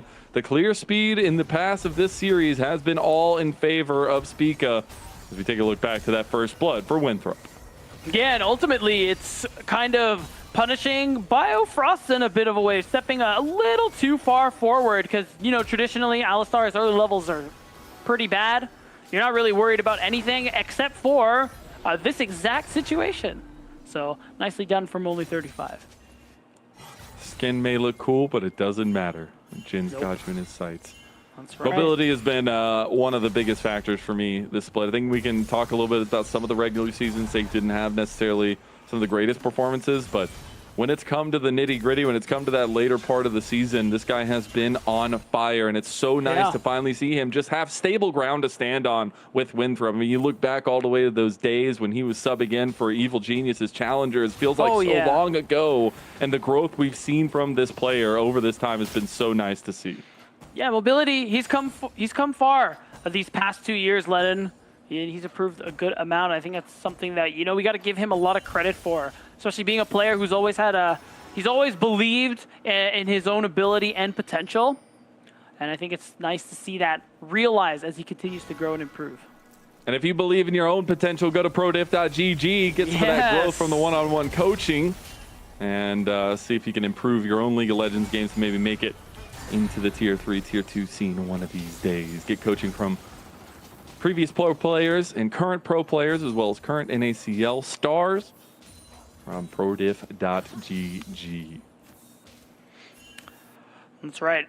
All the coaches on prodiff.gg are active or former LTA North and NACL players, so guaranteed they're going to give you some great pointers on how to improve your own gameplay. All right, we're taking a look at the setup now. Wilson going to start up the Dragon. Meanwhile, Spica was looking up towards top side, trying to give some love to TF Blade and get his lead going for the side lane pressure that they can bring. But I do love that Winthrop are using their 2v2 strength to get the objective for themselves. Denethor is going to have the Meganar ulti as well, so Spica can't even think about pulling the trigger on that one. Early objective going the way of the Eagles. Yeah, and it's nice for Winthrop that Denethor was able to dodge out on that gank. I mean, realistically, it cost him nothing as well. Didn't have to ult, didn't have to flash, and his jungler on the other side of the map secures a dragon. So, I mean, with that in mind, now Wilson's going to be able to get the scuttle crab, get a little more farm, and just continue going back to power clearing. So how are we feeling as time goes on? Last game, we had a very clear win condition for Winthrop as time went on. They never got their beat down. The train never came. They were waiting at the station the whole time. It started raining even, I heard. But in this one, I do still feel like they have opted into some of that scaling nature, especially with Sword, especially with Denethor being stronger as time goes on. But they have some of those bridge building moments that we wanted to see from them in the draft. Yeah, I think if we go late game, I'm kind of leaning more towards Winthrop, partially because you have Lilia and Corki, who are really strong later on, and you have Denethor's Gnar, which is just, again, really good at being able to isolate AD carries. And if Doublelift doesn't have flash, he's almost certainly going to get stunned up and taken out. So I think NA's comp, while able to contend in the late game with Winthrop, it's harder to execute. It's a little similar to what we saw yesterday. With their, I think it was a game 3 composition into CCG, where it's a lot of pressure on one person to be the sole form of CC. Yesterday it was Pobelter's Twisted Fate. This time it's Spica on the Sejuani, which a little easier to be fair, but still, soul engage. The follow-up engage can be really strong too, with that Arctic Assault paired in as well. Getting that Flash Frost through from Pobelter. They're going to use some of this early strength, the move from Doublelift up from bot lane early to get these grubs going. They had almost full objective control last game. Now we're going to get a tussle over the remaining grubs. 2 have already gone the way of near airport. Denethor almost has Meganar. Things looking a little dicey for Doublelift and co. They're going to get out with the magical journey and leave the last one here. TF Blade, unfortunately, going to burn his flash there, and that's a big ticket item to be burned away from the Yone. Grubs go down 2-1 in favor of near airport. Yeah, the fact that Winthrop were able to just walk in and take away a grub is nice too. Forcing TF Blade flash is nice. Uh-oh. This is a great pick. The watch out Eep, the flash from Pobelter. He's going to try to follow through with it. The lilting lullaby. Dudley Flourish on top of it. That got him. It's looking like a show at Broadway right now. Winthrop, they're going to get a 2-0 lead early. Hey, and that's what we like to see from Winthrop University. Able to already find some early game advantages, both in bot lane and here on the top side. Uh-oh, they overstayed their welcome, though. Maybe looking for that second act play as the sun comes through on the Sword. Only 35, going to try to get out. Wilson looking to fight tooth and nail, too. Mobility coming up, going to get the flash out of Spica. He was waiting for his 3rd kill on the Jhin, but Winthrop will make it out alive. Yeah, that was ambitious from near airport. I mean, you can see Doublelift is low on mana. He's also playing Jinx, by the way. And this Jinx, who is down a bit of CS, down 2 kills, only sitting on the Berserker Greaves. There's really just no world where Doublelift is able to output the damage you need from near airport. So I think that was definitely a mistake from them.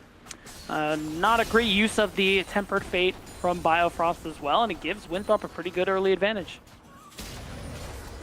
And that advantage, something they can play off of. Not a normalcy in their series against near airport in the past, as almost stole it away. Biofrost trying to get the blue buff. Cheeky little play, meanwhile, bot side. TF Blade taking the fight on the Sword, but only 35 is here. TF Blade just took a fight. He did not have any bounds to win it. He's going to go for the engage back. Feats of Warfare claimed by Winthrop. Yeah, nicely done. Good move from only 35. To punish TF Blade, who blew his flash in that earlier exchange. And, you know, not great that only 35 gets the kill, but keeping this Yone off the map, allowing Denethor to kind of get ahead of him in terms of farm overall is still a benefit here for Winthrop University. It increases their lead a little more. And I think the factor is that this even game state benefits Winthrop in a lot of ways. You already have this kind of 1.5 thousand gold lead. It's not that much to speak of. That's why I say a little bit more even game state. I think first item spikes are going to be a little bit harder to manage for them as well. But now that you already have the Leandries for Wilson, you're going to have a lot of clear speed behind you. Another Dragon coming up in about 20 seconds if they want to try to continue pushing the objectives here for themselves. Yes, as we are going to get the reset from near airport. And it's worth noting, first item spikes, Mobility, who has vastly accelerated this game, he already has the Collector too. So he's already going to be continuing to do some pretty nice damage here, and Double Lift really just doesn't have an item to speak of, just the tier 2 boots and a couple of components. So that Dragon certainly is going to go the way of Winthrop University. And with that in mind, they could look to stack for a Drake Soul on top of their scaling elements too. So I think Winthrop really happy with a lot of the things they've been able to get for themselves this early game, and Near Airport are the ones who are struggling. Yeah. That's how you know you're confident as Jin. His Oh teamplate my really God. about to get caught again. No way. He's going to try to get out of this one. He has no ulti, he has no extra. He goes soul unbounded, but that soul will be ripped right from his body. Sword cuts him in half. Wow, and another successful play, and no response available for Near Airport. Look at the top side too. Denethor been playing really safe in this early game, hasn't been caught by any of Spica's moves, any of Spica's plays, so it's limited some of Near Airport's ability to respond to what Winthrop are doing in this early game. And again, Denethor is going to be really important when it comes to circumventing the front line of Near Airport this game, especially when you think about Pobelter on Anivia. Getting past those walls is really important, and both Denethor and Only 35 have a pretty easy way to do that. Yeah, I do struggle to see how you can just kind of stick damage in a lot of these team fights for sure as the Anivia, but trying to find those lockdown moments is going to be really big. The unfortunate part is your side lane saving grace against Denethor. It's kind of in the garbage bin right now. A 0-2 Yone is not nearly going to be enough to handle any side lane pushes that are going to be coming through from Denethor. Yeah. And now you're going to be forcing your hand here as Dragon is still up on the table. Redeploy from Winthrop down towards this bot side as well. Yeah, and really just the angle isn't there. There's some posturing to prevent Winthrop from going for any deep invades, but otherwise, I don't think this Dragon really is anything that Near Airport are going to be able to contest, especially with Denethor keeping Pobelter pushed under his turret here topside. Winthrop have cleared mid. They've given themselves the opportunity to clear vision and just start this objective. I do like this proactivity. I'm loving this look from Winthrop. Almost 3,000 gold up. 14 minutes in. You're already... Oh, no. Come on, man. Come on. Already throwing up the white flag. And that's to his team. It's not even like there's anybody to see him there. Just us. It's just us in the crowd, you know, just throwing up the white flag. Feels a little bit bad, man. Definitely not setting themselves up for success here, but setting us up for success as a broadcast to potentially go to 5 games, which is all I could ever ask for between these two teams. We've had such legendary moments between these two already, and we're only in split 1. We're not even done with playoffs just yet, but I will say this is the final time these two teams meet. There is no possibility of another rematch. It is going to be 3 series total. The last one, of course, cinematically being a best of 5 to determine which one of these teams will move forward in the playoffs. That's right, and now Winthrop, while they didn't really find any advantages in game 1 and lost, game 2 starting off a lot stronger for them so far here. And again, while Denethor hasn't been really involved in very much, he still has a bit of a lead for himself, and it's only getting stronger here on this Gnar. He's ticked over to level 11, which is a pretty big in terms of his ultimate cooldown and how often he's going to be able to ult when he's Mega. Just makes these team fights that much better for Winthrop as a whole, and they just keep on stacking these objectives too, Ledin, because not only is it the first 2 Drakes, they're going to pick up the Rift Herald as well. And I think that neutral objective control is going to be a little bit more dicey this time around. Maybe a little bit more centered around Winthrop. Should be very happy for that. The Rift Herald play last time around got Near Airport an explosive lead. And with the lead that Winthrop already has, expect that to be a little bit more favored on their side of things. Oh, he is sticking to this turret. The Vegadar comes through. He might just outright kill TF Blade. That's going to be everything. Use fate call and the flash from Denethor. He's here to make a statement. The wallop on top of it all. A 2v1 turns into a 2v2, but it's all Winthrop all day. And they're just finding wins on both sides of the map here. Turret down on the top side, and they're looking to get a second charge, Lennon. While I don't think they're going to be able to knock down this turret, it's still some serious damage they're going to be able to take advantage of later. And the goal just keeps piling on here for Winthrop as they're hitting another structure.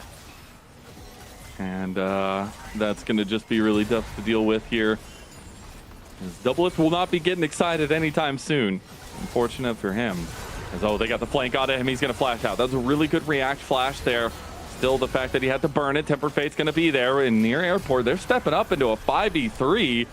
Curtin gets pulled back. Oh, that's a deadly TP. Oh, try to get the play out of Pobelter. Really good preemptive flash from Pobelter there. Actually out mechanicsing all of Winthrop, and now Denethor locked into the cage with the ice wall. The Glacial Prison will end up being loosed by Spica 2. The Freljord combo coming online. That's what happens when you fight the Nivea and a choke point. That's right. They managed to get something out of that pick. Sword in a little bit of trouble, but should be able to fly away. Right now, NA not really going to be able to turn that kill into much else. Everyone's going to walk back, go back to base, and just continue farming away. Unless... Uh-oh. Okay, maybe they just get the catch Oh my God, what is happening? Just cooked. Maybe signaling that white flag, you know? True. The theme has been there. Will be a side lane turret going down. So a little bit of side lane gold recouped by TF Blade. Oh, Spica's being watched like a hawk, nay, an eagle, as they're going to try to take him down here. Spica, there's a 2v1 going not your way. Wilson will slowly and surely run him down. That Leandri's doing work against the healthy target. And the Swirl Seed not even going to be used. He's going to spin to win one more time. And another white flag comes up from Spica. Yeah, I mean, this is a tough game here for Winthrop University. Or rather, excuse me, for Near Airport. Winthrop are thriving. They're chilling, Lennon. And things are looking really good overall. Now, with Ocean Dragon coming up in about 40 seconds time, I mean, they're well within their rights to try and secure that one as well, especially if Mobility is able to get that second item there, the Infinity Edge, and before the Dragon spawns. Either way, he's still in a really strong position right now. He's able to do a lot of damage with those early advantages he was able to get. Now we get the map state set up from Winthrop, very far in the lead. Another Dragon on the table. Soul point for Winthrop University on an Ocean Soul with this composition. Very difficult to fight up against. Very difficult to even keep your name in the game here for Near Airport. Things are starting to get a little harder to come between. The scaling not going to be online. You're not nearly even close to that second, third item there for TF Blade or even Pobelter. You're going to be cresting over to second item soon for Winthrop as they're going to move on to Soul Point here, Beat. Yeah, and so far Winthrop playing this early game out pretty nicely. Got themselves a significant advantage and are, well, by no means is this game over. They're on their way to tying the series up. You can see nice move from Near Airport, knowing they can't contest the Drake. Just claim an objective bounty on the other side of the map. Get this Jinx as much gold as you can get. I think the fact of the matter is we all know how much importance is on this series, how much stress is on this series for both sides. Maybe a little bit more weight on the shoulders of Near Airport, not only redeeming themselves from losing twice to this same very Winthrop University squad, but obviously the names that are part of this roster having some pride behind them. And for Winthrop, trying to utilize the momentum that beating this legendary team twice gives you. Two best of threes that have gone this team's way. A team that has been on fire in terms of amount of games played, but also the execution that they've been able to show off in their previous series. Obviously falling in that upper bracket here, just around the corner, but now in the lower bracket trying to make the run. Winthrop, they're going to start up the Atacon. No contest really coming through unless Tempered Fate wants to come out. Maybe just be a move from Near Airport. They might be able to get the steal. Tempered Fate going to buy time. Oh! Atacon, is it going to be enough? No, Doublelift is getting blocked. He's going to try to get only 35. We talked about the trap jaws. We talked about the ice wall. Only 35 can't do anything. He just has to stand there and watch. His shutdown goes to Doublelift. That's a shutdown on a support, by the way. They did end up TPing TF Blade up. Glacial Prison will go just a little bit wide. Spica throwing up some thumbs up. More than a little bit. It looked like it went a bit wide. At the end of it, the TP from TF Blade also a little less than ideal, but now he's going to be able to take over, pushing up that top lane. Oh, we want more. Okay, curtain call is going to be unleashed. Pobelter getting low. Speaker going to block the rest of the shots here. Fourth shot going to go a bit wide. Beat. Yeah, not much else really to play. A couple ultimates exchange, but no more kills going down. But now we're making another move. TF Blade. Okay. I think he's caught. Yeah, they're definitely going to catch him out. Sword does a ton of damage. He's on 2 item spike now. Can TF Blade fight it out? Fate's call. Gonna flash down up by Sword. And Denethor's just going to run down TF Blade. Mega Death Rocket goes a little bit wide. And as goes this game, a little bit wide from near airport, and Winthrop hit right on the mark. I will say, some pretty big spikes are coming through here for the side of near airport. I mean, right now, Pobelter, he's hit that second item. He's about to max out the Rod of Ages. Double lift is at 2.5 items, so he's been able to recover pretty nicely, all things considered, with how this early game has been going. And he's getting to that point where Jinx is really strong. And once you see that Lord Doms come through, I think near airport are going to be in a really good position to fight, actually. Even though Winthrop do have the significant lead, once Jinx starts resetting, if they can make space for double lift to auto attack, he really can't take over these team fights. Yep, and that's the hardest thing about these team fights that are coming up, is Pobelter already forced to flash in the end. Yeah. Gonna get the CC chain on to only 35. A little bit of damage back in the Biofrost. TF Blade's looking for it. Okay. Convergence has been used there with the Unbreakable Will being popped. Turret will end up falling nonetheless, though. And still 4,000 gold lead developed by Winthrop. They are cradling it well. Yeah, that's right. Well, near airport, making use of their zone control in these tight corridors. I have been able to get some resources out of Winthrop. So it could be a situation they want to take advantage of. Only 35, doesn't have flash, doesn't have ult. So the next play they make on him, or whatever group of Winthrop they can find, could end up being quite successful. Again, double lift. It's gotten to that point where he is quite strong on the Jinx. So it's just all about trying to get him his first kill. Trying to find it, which is super important, because when you draft this pick, I mean, it's a major portion to your team fight and major portion of your damage, your carry potential. And we did spread the carry potential on near airport a little bit thin across the board, but still hoping these names can pick it up. It's going to be a little bit of a setup around this dragon. You got to remember, it is the soul of an Ocean Soul for Winthrop if they are able to take this one. Yeah, that is actually pretty useful. Any bit of healing to make these team fights a little longer, slow down the time to pick up the first kill, will be a hindrance to near airport, who's trying to get resets on this Jinx. But they have a lot of ways to play out this dragon fight, even if they are second to walk in. Remember, Biofrost, Tempered Fate, really good stalling tactic. Oh, they're going to miss the CC from Pobelter. Going to need to wait for that cooldown coming through. You got to remember, the choke points look really good for near airport. We've seen them catch out multiple members from Winthrop. That's how they can win. They're going to instantly engage on a Pobelter. He's going to get CC chain onto the Maninar. Denethor getting a little bit lower. Going to go golden there as Tempered Fate got used a little preemptively. Double lift almost gets sniped by the rocket as now Biofrost is caught out, left all alone. Oh my God, Wilson gets him. The burns, the ticks, the AP. The Bloodletter's curse has truly struck near airport, and Winthrop, they're running away with this game number 2. They're looking to tie it up here. Yeah, Ocean Soul is now in the pocket. More kills are rolling in, and this gold lead is just going to continue to advance forward. Winthrop bouncing back nicely after the difficult loss for them in game 1. Near airport really feeling the pressure. I think the worst part about that for NA is the double lift. Blue Bolt the Summoners dies anyway. So it's just going to make future fights in these next couple of minutes very, very difficult.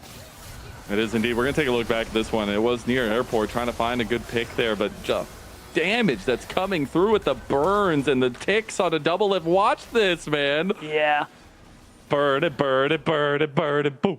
Bird it, bird it, bird it, bird it, boom. Oh, wow. That is really what it was. It's actually just insane, man. Yeah, I thought he threw another swirl seed, and that's what ended up hitting him off screen, but he really just burned down. And that's tough. It's the tick damage from the swirl seed that stays on, and then the tick of the burn from Leandries and everything follows after that. It just becomes such a ridiculously long amount of burn time. Yes. And unfortunately, Double Lift will fall prey to that. And now we got Winthrop resetting onto the map. 5,000 gold lead still for them. Backs coming through from near airport. They will seed this side of the map. A little bit of vision control coming out from Winthrop. Yeah, now they're just going to focus their attention on this top side around the Baron, because it's really the last thing to play for these next couple of minutes. And near airport, they're in a position now. Double Lift not quite at 3 items, but it's getting close. And honestly does enough damage that near airport can take advantage of this timer to maybe try and rush the Baron. They might be in that kind of position of desperation. Ooh, that'd be bold. Yeah. I kind of like it, though. Yeah, I think this is kind of what it's going to take for them. That's why you see them kind of hanging out, waiting, having just Biofrost clear, so that Winthrop aren't aware of anything, and maybe they can wait out recalls. I gotta say, just as a state of things, I do like Jinx on 3 items more than I like Jin on 3 items. And Double Lift has hit the 3 item spike. He does have the Mortal Reminder. Going for a little bit of a cheaper item, but still having some utility in his back pocket. Near airport, playing very reserved around this top side of the map. Winthrop have redeployed up this way. Waiting on those 3rd items for a couple members. Swirl Seed connects there. I don't think he wants to pull the trigger on the Lilting Lullaby just yet. The Ice Wall is buying tons of time, and there goes the egg. Is it going to go splat, or are we going to have some scrambled eggs today as Fate Sealed comes through? Double It finally gets into the fight, but it's way too little, way too late as Wilson. He waited until just now to sing the sweet nothings of the rise of Winthrop University in game number 2. It's a 6,000 gold lead. It's full top side control, and Winthrop going to pull back to the Baron. I think it's Baron time, Mazel. Winthrop looking like they are getting ready to put this game to bed, because they just keep on winning these team fights, and now they're going to get the big purple worm here. All it's going to take from this point on is one good fight, and I think Winthrop will have this game in the bag near airport, hoping to whatever god is out there that they can stall long enough for an Elder Flip. Oh, he almost got in the pit to steal it. It will go down to mobility of all people now, and Spica just going to be burned down with the rest of them. TF Blade overcommits as well on the top side, will be picked out by Sword. Goes on a rampage, and so too does mobility. Going to the mid lane push now to potentially go for a tier 2 here. This Ocean Soul is just giving them so much sustain to deal with any of this. Only 35 might get caught by the Ice Wall here yet again. No, it doesn't even need it. The Glacial Storm will claim his life, and Double It gets a little bit excited. Yeah, nice catch out there is going to force Winthrop back. They aren't going to be able to actually threaten that tier 2 turret, but still, Baron is in their hands. They still have 4 Baron buffs to work with, not to mention the gold you earn upon taking down the Baron. So they're going to finish off some last touches there on the next items. You can see mobility completed the RFC, also has, he's halfway to an LDR in his own right. Does mean that Winthrop now very powerful, very strong on the map. And remember, one falter from near airport is going to be the game. That base looking oh so fragile. That glass tower that near airport had been sitting in since game number 1. The dominant performance that they had to start off this series seems like forever ago now, not only because of the tech pause, but because this game looks completely different for Winthrop University. They're circling around a 9,000 gold lead. Tempered Fate already got used, but mobility gets out of it cleanly, throws up the thumbs up, and now near airport got a recollapse over the spot side, trying to save this turret here, try to save this inhib, but they're getting pushed on multiple occasions. Meganar is going to be available for Denethor, but they're pushing it mid lane. They've got 2 and 3 as their setups here. They're using this Baron buff really well. Mid turret does end up falling. They're going to try to push up for the inhib. Meanwhile, that crash on bot side is going to start coming to a head here as the next minion wave does come through. Glacial Storm, he's going to buy a lot of time from Poe Belter. He can put down some good damage onto the minions, but they're going to live and lose their mid lane inhib here as oh god, double it, caught. He might actually get out. He gets the flash there now as well. Swirl Seed's not going to connect. Only 35 could be the ticket item as they try to get Double Lift excited. Oh, the mobility almost snipes him. Gets the one. The 4th shot is just enough as the Mega Death Rocket is not. Another bites the dust. The minion wave will come to plenty. The Baron buff at their backs. Winthrop, they want to tie this up. I feel like we've seen this story before. And Winthrop handle business in game number 2. Mobility goes dominant on the Jin, and that kryptonite is starting to glow a bright and effervescent green as Winthrop will tie up the series 1-1. Yeah, and a really nice comeback there for Winthrop to be able to win after that game 1 struggle. They're going to tie the series up, Lennon, and I think we got a long one on our hands. I think we do too. 5 games expected between these two. It's gone the distance in both best of 3 so far. And got to have a little bit of faith that it's going to go the distance here in this best of 5. Both teams with their lives on the line. The lower bracket run seemingly right in their reaches, but only one of these teams can take that step forward. And the fact that Winthrop showed up just like this with the comp they did, it gives you a lot more reassurance that they will give Near Airport a run for their money. And being able to try to have this best of 5 go the distance, I know they played a lot of games, Winthrop has, and this would just be another ticker on there. A list of accomplishments of games they played over the last 3 weeks. Yeah, and it would be nice for them to be able to get that 3rd win in a row and take themselves one step closer into that lower bracket. I mean, it would be enough for us to say definitively that, yeah, they're just the better team, that they've been able to overcome them not twice but 3 times. But we'll see. We're a long ways away from a conclusion. Either one of these teams could take the lead. Exactly that. The Jin's still looking good for mobility, but these picks will not be available as we move forward into the series. We got to start getting some spice coming in. We got game 3 on the other side of this break. We'll see you there.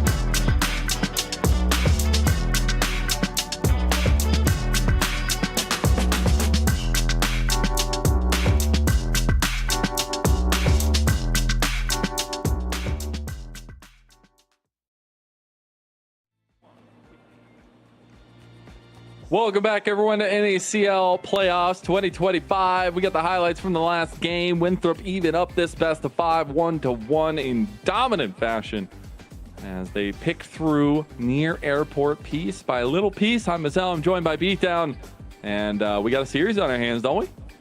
We do, officially. And that is one of the many casting platitudes you're going to hear from us today. And it's true. 1-1, really nice comeback there from Winthrop after a tough game 1 loss. And it's back to the drawing board for near airport. It is indeed.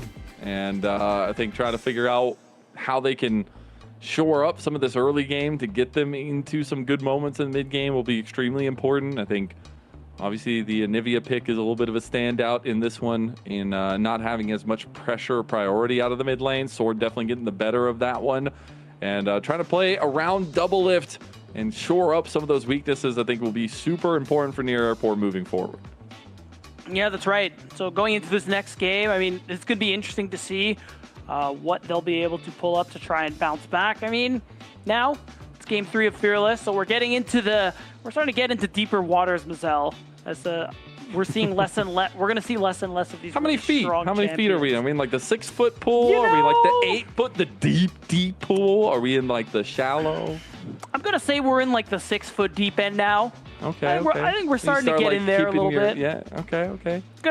This is the point where I hope you learned. You know how to start paddling. swim. Start paddling. Start treading water. Gotta make sure you have your floaties on.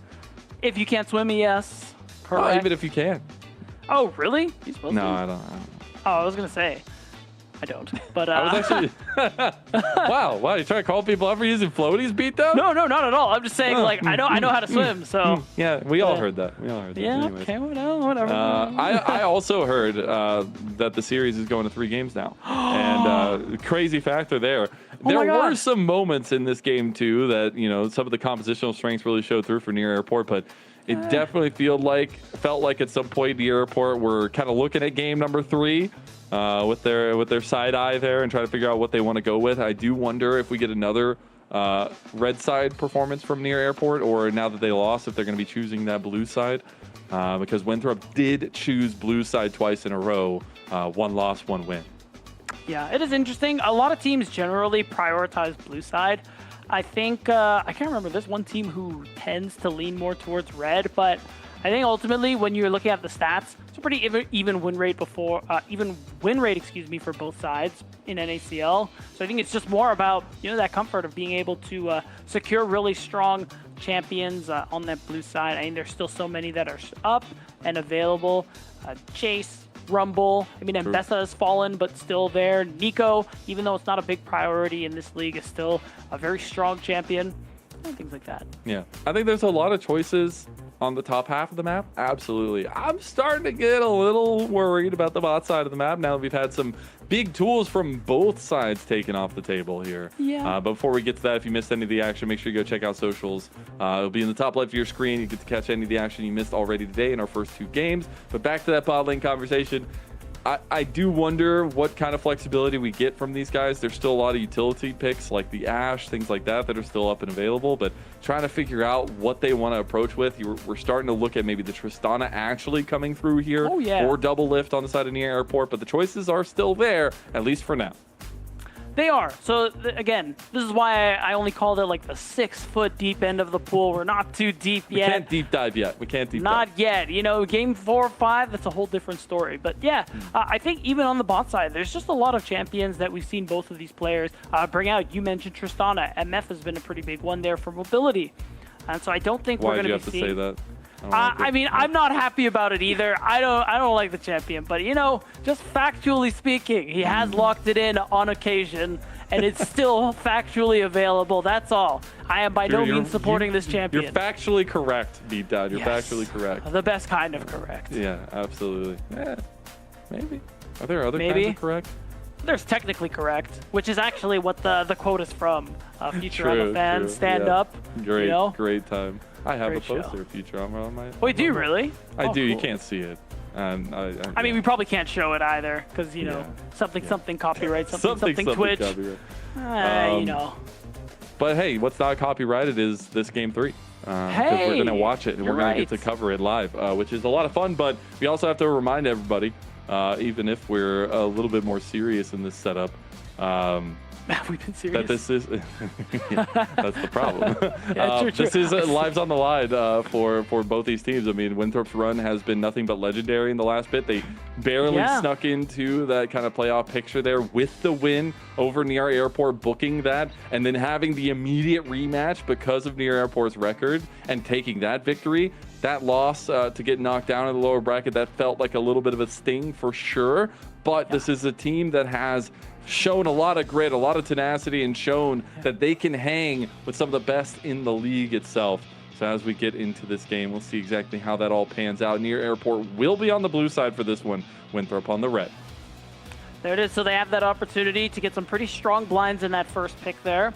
And we'll see if they're going to be able to bounce back or get a lead there. Camille ban, I like that, just paying respects to Denethor, and kind of tells me if we might be seeing a B1 Scion, as you were kind of bringing up earlier on, as TF Blade, really good at the champ. It is pretty strong right now. And considering Gwen is out of the picture, and Gnar, other not so great matchups for him, this might be the perfect angle. Could be. The Yorick still available? That's true. Does Denethor play Yorick, though? That'd be cool. Nah, that would be cool. Yeah. That would be cool. A little bit of sideline pressure there. The Camille's going to consistently be a ban. I do wonder if time continues going in this best of. Obviously, we still have at least 2 more games. The Nocturne starts to get banned away somewhere, maybe in the second phase as well, if it doesn't get picked up there. But it will be the Poppy right now banned, as well as that Camille we had already mentioned for Near Airport. The Jax focusing on TF Blade's side laning champ pool. The Yone did not pay off last game, I will say. It's going to be an unfortunate flub, but it does mean it's not available for the rest of the series, which probably is a little bit of a benefit there. And we'll see the Azir ban. Yeah, I think Azir is just not getting through no matter what. It's been a constant red side ban in playoffs. And it's especially doubly important against Pobelter, who is just legendary at the champion. So we're waiting for these bans to kind of round out. I do think we are leaning towards that Scion early on. It will give Denethor a chance to respond right away, which I think historically is something Winthrop do pretty often, whether it's blue or red side. He doesn't get that much draft priority. Like historically, even on red side, we see him get picks in that first rotation, and usually has to blind. Yeah, I think that's where you have to kind of look at what they want to get early to see if they want to set themselves up for different style team comps. I think both times for both teams we've had very standardized kind of draft, or at least easy to execute drafts in a lot of ways. Some fluctuations there in that first game for sure, but the Jace does finally get through, will not be banned away this time around, and TF Blade's going to pick that one up, as we see the Varus was that final focus from Winthrop in the bans. All right, so that's interesting. Usually you would be worried about the Scion being an answer on the other side, but I think Near Airport not really concerned with that whatsoever, kind of posing that challenge there to Denethor and see if he's willing to actually play it. Yeah, and the Pantheon was what was up and available, aggressive, in-your-face jungle, and it's going to be Wilson piloting that this time around. So a little bit of a change up in terms of away from more facilitation, still having that forward engage for the team, but needing a little bit more proactivity for his own sake. Yeah, I think it's pretty good, especially considering some other globals aren't available. Galio's out of the picture, so it does give you potential options for playing in side lane. I think that's something that TF Blade in particular has been rather susceptible to, especially recently. So I think this would be a great opportunity to turn 1v1s into 2v1s. Yeah, and that can be a nice little, at least forward entry into the game. You obviously need to clean things up a little bit later on, but the Scion does come through for Denethor, so a little bit unanswerable right now. Spica will go to a classic, something he is absolutely dominant on, was undefeated on it as well with the Nefiri. It's going to be the Orianna there for the Shockwave combo on top of the Dogs. Yeah, so a really nice, it's not quite the Zed, but kind of similar style with this all-in assassin type jungler there in the Nefiri. You mentioned it. Spica plays it really well, something he's almost never lost on, and so it's just a confident way for them to try and get the lead again in this series. I like that only 35 is going to be on the Rel. At least taking some of the engage focus away from just Wilson on the Pantheon and giving them a ton of AoE lockdown that they can utilize to try to combat this Nefiri. You're going to have to time it very well, though. And I want to see how they want to round out the second phase of ban, see what they want to focus on, because right now for near airport, they have everything on the top side picked and ready to go. So I expect support and AD focus in the second phase for Winthrop, as they already do ban away the Braum. Yeah, I really like that one just because you're still kind of missing some beefiness in near airport's composition. And I think Biofrost is definitely going to have to fill that role. So I think Braum was that best option available to them. Alistar is no longer up, so we might end up seeing them go towards something like a Leona if Winthrop want to let that one through and remove an option there from double lift in the bot side instead. Yeah. I think just focusing that down as much as you can to get that 2v2 going the way of mobility, if you can, and find out what they want to go for, at least what they feel comfortable in. The Senna being gone, typically a really good like kind of late series pick here. Not going to be available to them. We'll see what they want to go with now. That Nico ban is going to take away a little bit of that setup potential with the combos and the lockdown from Biofrost, but the second ADC probably going to join the table here for near airport. Yeah, and I think even though the priority has fallen, I think farther than expected, still getting rid of that big team fight option there for near airport, I think is a wise call. Again, just kind of getting rid of the best support options they have left to round out this comp. And I think at that point, with the Hui gone, I mean, they're trying to think of what's left for Sword here in terms of mages. I think it's just going to end up being Victor for him, and they'll keep that last pick for mobility. Unless they want to take something, but I don't think so. I just feel like giving over Victor feels pretty bad. Victor's very strong, I feel like. But this is a pick I was talking about before the Ashe. Going to be locked in for mobility. Gives yet another engage tool over to Winthrop. And right now they have so much CC chaining. They do. And it is another potential avenue, I think, of CC that could have gone near airport's way. I think that would have been a fine pick for double lift. So I like that response in the end. And I mean, they can't do anything about this Victor or whatever champion might be coming through on R5 for Sword. So it looks good. Why not? The Kaisa is locked in for double lift. So a little bit of team fight potential there. Leona. See what exactly they want to go with the kind of build. If they want to go with that more poke orientation on the AP there to match up with the Jace. Or if you're going to go for that all-in pressure, the dive pressure that Kaisa can bring to the table. The Leona is locked in there, beatdown. Yeah, it makes sense. I mean, you're kind of going all in already with this comp, so I think this one for double lift makes for a pretty good pick there in the AD carry role. So I think you can fly in with that killer instinct. You can reposition. We've seen double lift do exactly this and come up pretty clutch in a lot of previous series here in the regular split. So I think this is that opportunity again from near airport to take that lead and try and find an advantage here and get themselves up to match point. All right, the Talia is locked in. It is going to be taken off the table here with this game number 3. An important pick for both sides, honestly. But the combination with the Pantheon Talia, it is lethal if you get the right catch out as well, and a lot of the space provided. I really like Winthrop's composition dealing with the aggressive nature that Near Airport have with theirs. I think it's a great counterbalance to what Near Airport are trying to achieve here.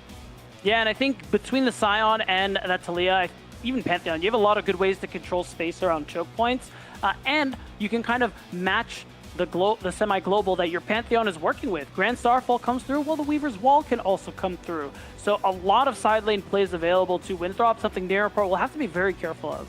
Well, somebody's got to take that step forward here in the run in the lower bracket. Somebody's got to take that step forward in this series. One of these teams going to step up to match point after this one. We've got banger comps on both sides. And Drob, as we get through the drive here of game number 3, we actually see the setup for Winthrop to try to take this momentum back from Near Airport, try to get this series under tow and potentially go 3-0 in series score against Near Airport in the first split of 2025. Don't think anybody would say that coming into the season or even almost towards the end of the regular season.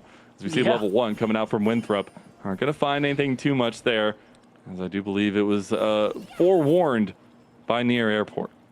Yeah. I mean, good use of that level 1. Denethor. Oh, okay. I don't know why.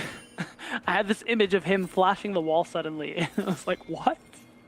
But instead, he's going to just walk his way towards that top side. Very respectful there from Near Airport. Only going to allow Winthrop to get the very standard Raptor ward while getting one of themselves on Wilson's Raptors. They're a little worried if there was a counter invade. Counter level 1.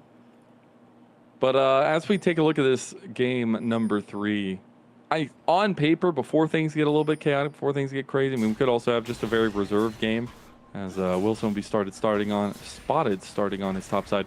It feels like both compositions are really coming to a head now. We have Spica now taking a ton of the onus on him, on his feared Nefiri, to be a carry force in this game number 3, and it's a little bit of an adaptation away from what happened in game 1 and game 2.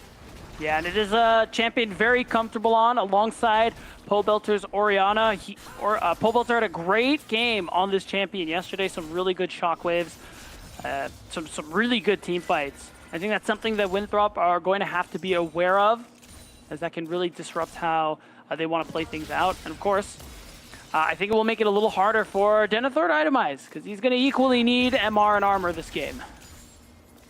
Yeah, it's going to be a little tough. He still is going to be that unstoppable wall. We'll see if he can have that big influence here, because still do like some of the separate pieces from near airport on their side of things. We are going to take a look at the wave states here, but both junglers are going to be ships in the night. They're going to be passing off onto opposite sides of the map. See if their opposite side focuses will lead out to benefits for either of them. Still really like some of the pressure that Winthrop's bot lane can put in the 2v2. You cannot step up, and if you do, Wilson might be there to punish as well. Yeah, I'm curious, because on Spica's side, really, there aren't many gank opportunities you can take on Nefiri unless there's a really obvious misstep that you can take advantage of.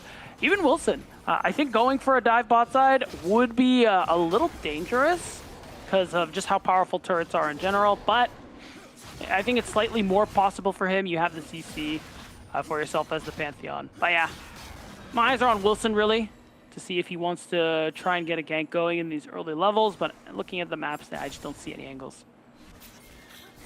Don't see the light in the tunnel. Neither train nor exit. It can be both. But right now, I'm looking for the setup follow-through from Winthrop. They are going to get the reset now coming back. We have both junglers complete their clears, go for a little bit of deep vision. Meanwhile, Spica is setting up for a potential dive on top side, just going to finish off his back. Wilson did not finish his back. We'll try to go for the re-clear that we've seen rise in popularity for junglers here, especially in the early clears. Just get that kind of 1.5 finish and come back out on the map, as Dragon's going to be coming up here rather shortly in about 50 seconds. And of course, while things are kind of slow, just take a moment to remind you that, of course, if you want to improve your gameplay and you want to get some of the best coaching out there, go take a look at prodiff.gg or scan the QR code at the bottom of your screen. All of our coaches are either active or very recently former NACL and LTA North players. So if you want to take your gameplay to that next level, hit up prodiff.gg. It's been really cool to see their factor. Also, shout out to our Mayo, obviously the setup for prodiff.gg. Make sure you go get some training there from some of the best in the biz that we have at our disposal. Dragon up now. That redeploy did come through from Winthrop. They will be fully coming down towards the spot side with the attempted gank not going to be pulled off in the top side by Wilson. See if they want to go for the early prow. They've had priority in this bot lane 2v2 all game long, seemingly. Try to use that to get these early objectives going for them. The objectives have been super contested in both games of the series so far. They have been. While they were rather one-sided in game 2, Near Airport still wanted to try and acquire them. I think this time around, it's going to be even a little tough even for Winthrop to be able to get them, but bot prio should guarantee it if you want to go for it. Especially considering, I think while a little harder to execute, I do like Near Airport's composition later on into that game, so I think Dragon's Soul would be a really nice buff for Winthrop to have in case the game goes later. Can be. I still, like, we've seen Pantheon be very impactful no matter what you have in the game, even in the late game setups. Ooh, Biofrost gonna go straight in on mobility. That will be the cleanse instantly popped.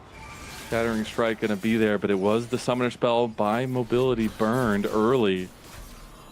You want to try to be that proactive Pantheon. You want to keep trying to find engages. And speaking of, Doublelift going to step up. Shattering Strike stops him in his path. Now the slowdown, the approach velocity, mobility can keep up as he's going to keep moving. It will be the stop in the end as the dogs are unleashed.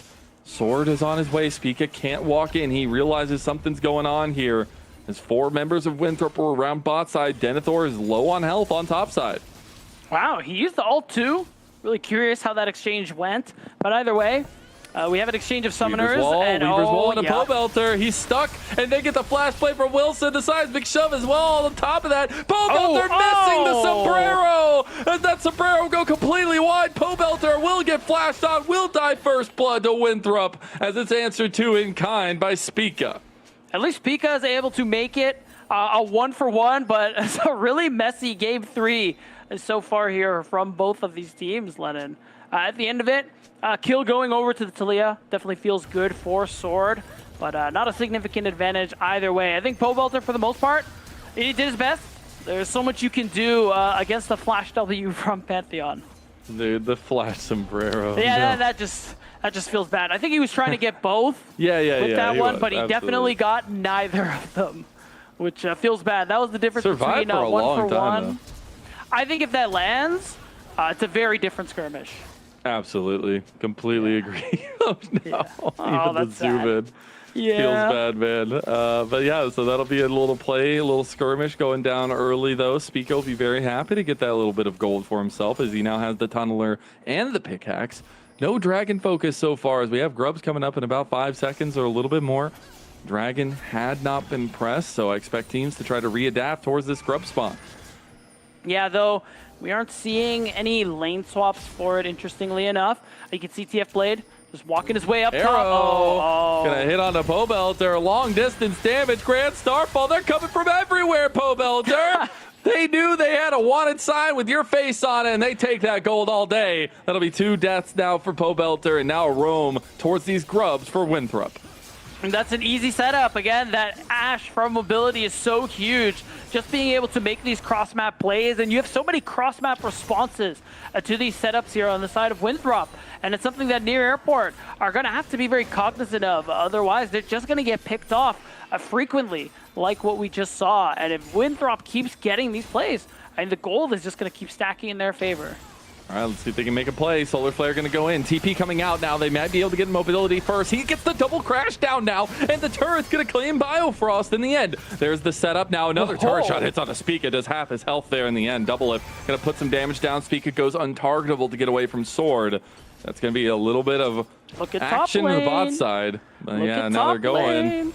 Wilson gonna find the angle on TF Blade. Unstoppable onslaught used. The CC chain is there. Wilson looking to pick up another kill for himself. Maybe even give it over to Denethor as that phase rush, or at least not damage enough, rather, from the speed up of the acceleration gate. And eventually, disc goes down to Wilson nonetheless. 320 smackaroos straight to Winthrop's jungler's pocket.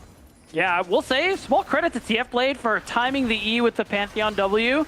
But otherwise, that's definitely what we call a how can play moment, Mazel, because he cannot play. But the attention topside will allow Near Airport to take the long-sitting first Dragon of the game. It's going to be a long time until we get to something like a Dragon Soul, but of course now this gives them a more realistic chance. Kind of like it that we're getting the later stacking. See if we get a little bit long game, crazy team fights in the later parts of it. A lot of skill expression across both these teams right now. But I have to look back to the draft and what we talked about so much in favor of Winthrop's composition, and it just is the fact that they have so much engaged potential. They have so many different ways into a fight. It's going to be so hard to approach from Near Airport, who, besides some real poking from TF Blade, are lacking a little bit of range. Yeah, it's the engage from range that is so dangerous. How Wilson and Sword can come from across the map several screens away, and of course the Enchanted Crystal Arrow too. Near Airport gonna really have to, as Steve would say, put on their dancing shoes if they want to be able to avoid some of these big plays and win these team fights. Now I'm just thinking what kind of dancing shoes these guys would have. Tap dancing, like they need fast feet, shoes? Bro. Okay, like it's gonna be crazy. Can you imagine all of Near Airport tap dancing? That would be hilarious. That's content. Champion. That is content. Please buy them all tap dancing shoes, put them all in a dance studio, and let's see what happens. I think it's great. And if they lose this series, maybe they'll have time. Because we got to remember, this series is all important for both these teams. Elimination on the line, the run in the lower bracket that Near Airport are so enthused about is on the line here, and one of these teams in this game, number 3, has to take that step forward into that match point. Yeah, I mean, things have been a little wonky since we had that kind of mental reset because of the long pause. But the teams have gotten right back into it, and Wilson... He gets the flash out instantly into the unstoppable onslaught, the double knock-up, triple knock-up, and the damage is just enough. Denethor going to claim it. Sword was on his way as well. Just there to provide a little bit of moral support. Yeah, Sword at the end of it is like, and I'm here too, guys. But he isn't able to actually get an assist on the kill. But really not a whole lot is gained elsewhere because of it. There's still time for someone to answer that mid-wave and get a swap for Mobility, who is getting pressured by Povelter. We see that push out coming here is how can play, man? Yeah, I don't think there's much. I don't think there's much you can do. Just not being able to even react as the flash came through with the stun follow-up as well. Yeah, he's like, hey guys, they got me. He literally, by the way, Lennon, he did nothing. From the second he put that ward down, he was unable to click anything.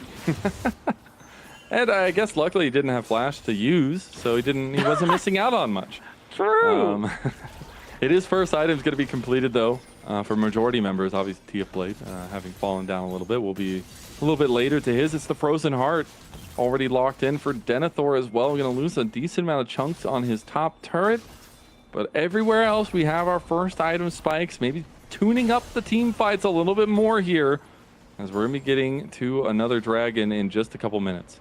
Yeah, and I think TF Blade... I mean, he has a lot of damage on his team already, so I like the angle here going for what looks like the Black Cleaver.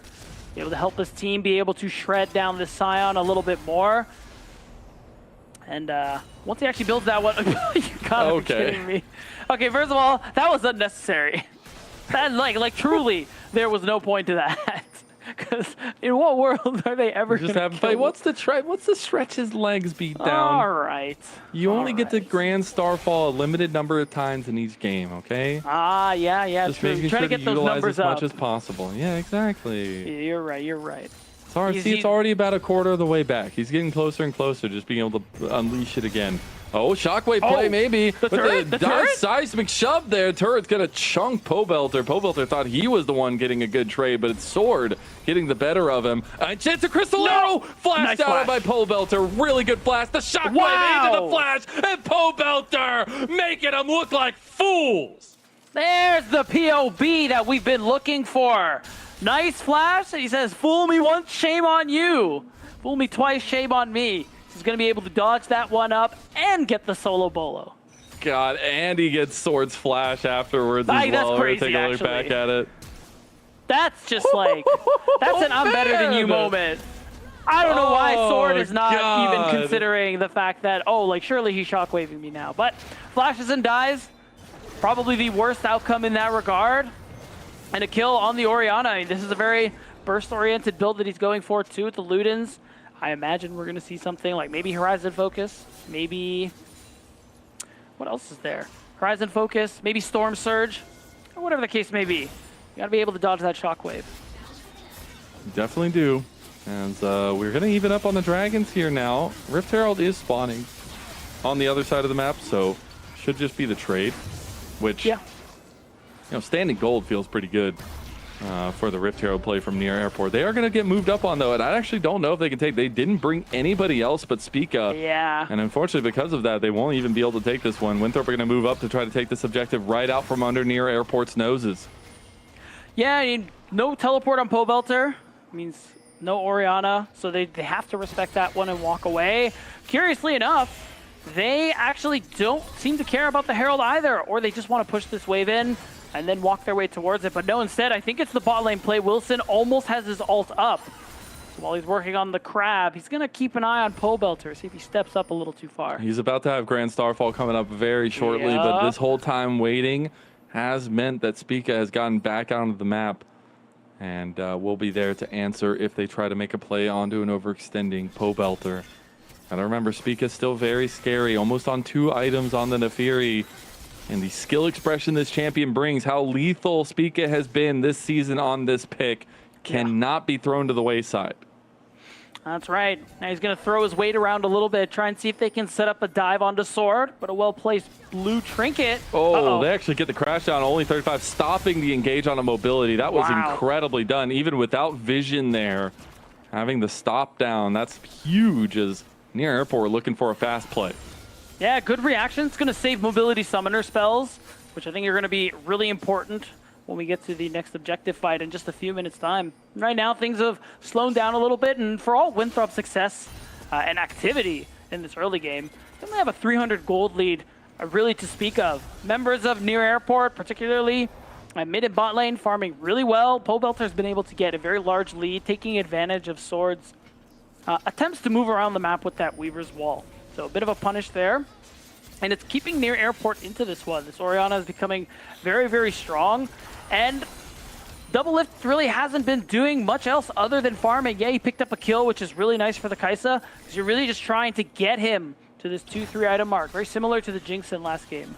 Yeah, he's on the on-hit build, as now they're just going to take the full engage. Biofrost's going to eat the unstoppable onslaught. And there comes the combination of Winthrop, as they're going to leave Pobelter in the side lane, try to take a tier 2, but the Rift Herald should be in the Eagles' purview.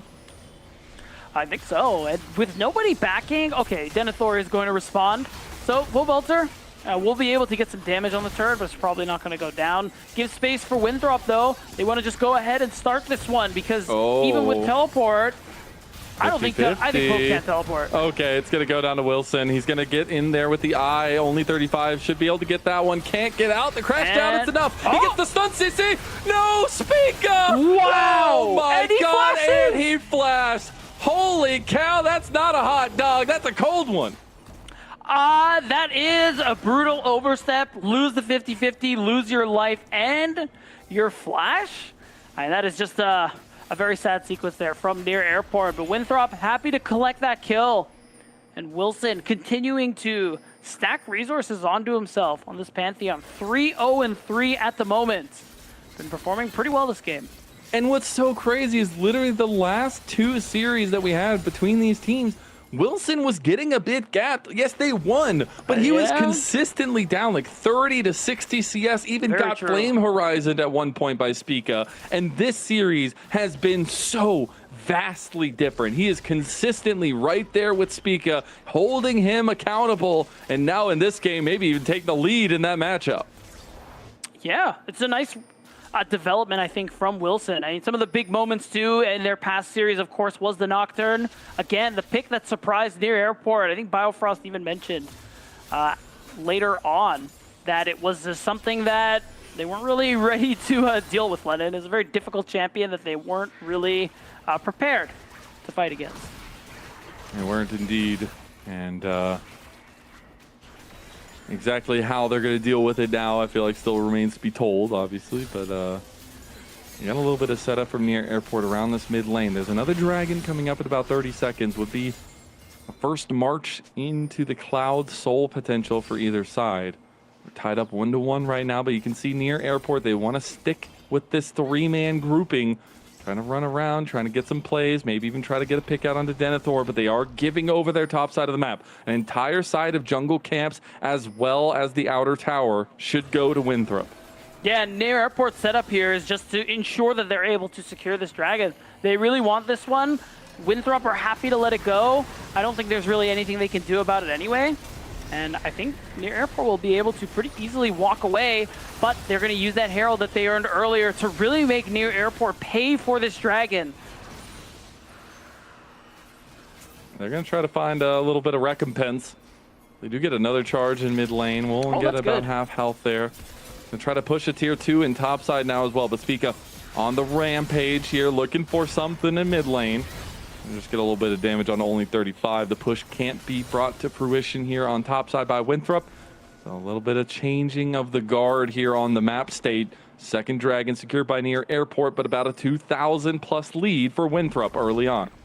Yeah, and right now, only thing to really fight for is this Otacon. Right now, Near Airport are the ones who have a bit of that presence, but you got to imagine with Denethor resetting, they're going to mix up these lane assignments a little bit.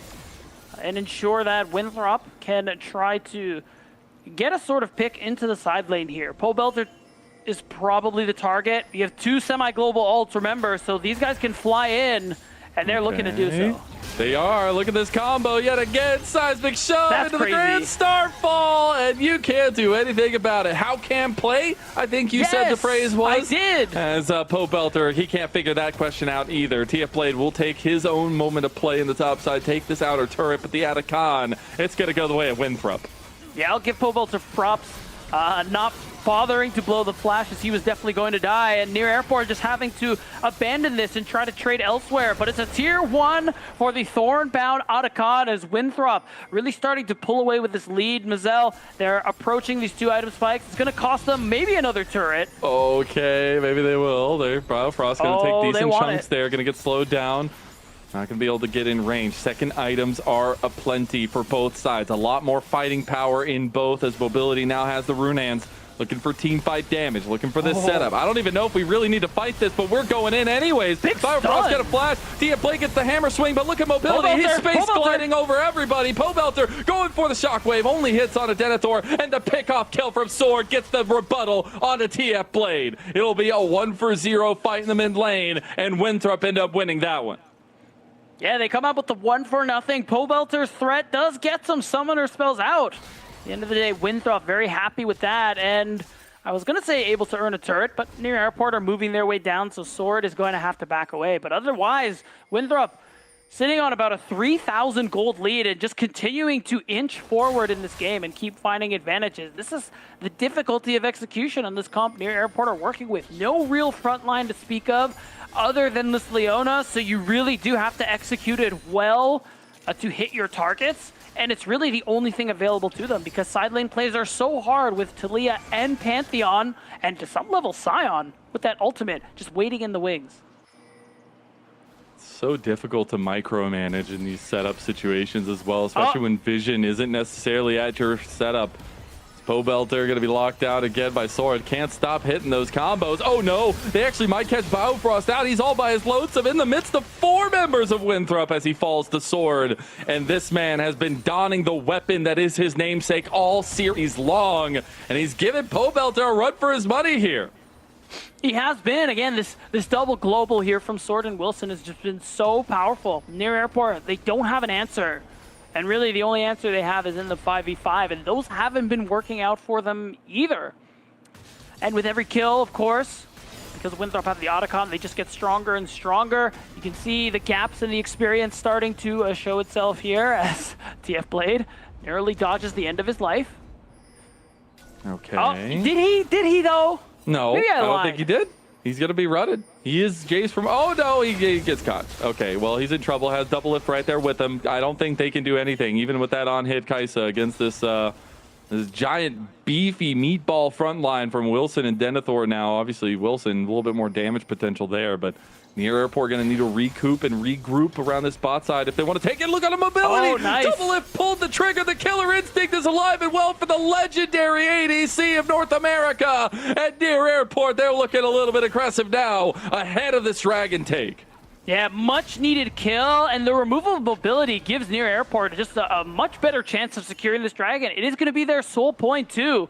So really nice find from Double Lift there to go in with that killer instinct. Again, when he is playing this champion here, so far this split, he's really been able to take over games. So the fact that he's now secured that Nashor's Tooth, that 3rd item, he's rocking the lethal tempo too, Mazel.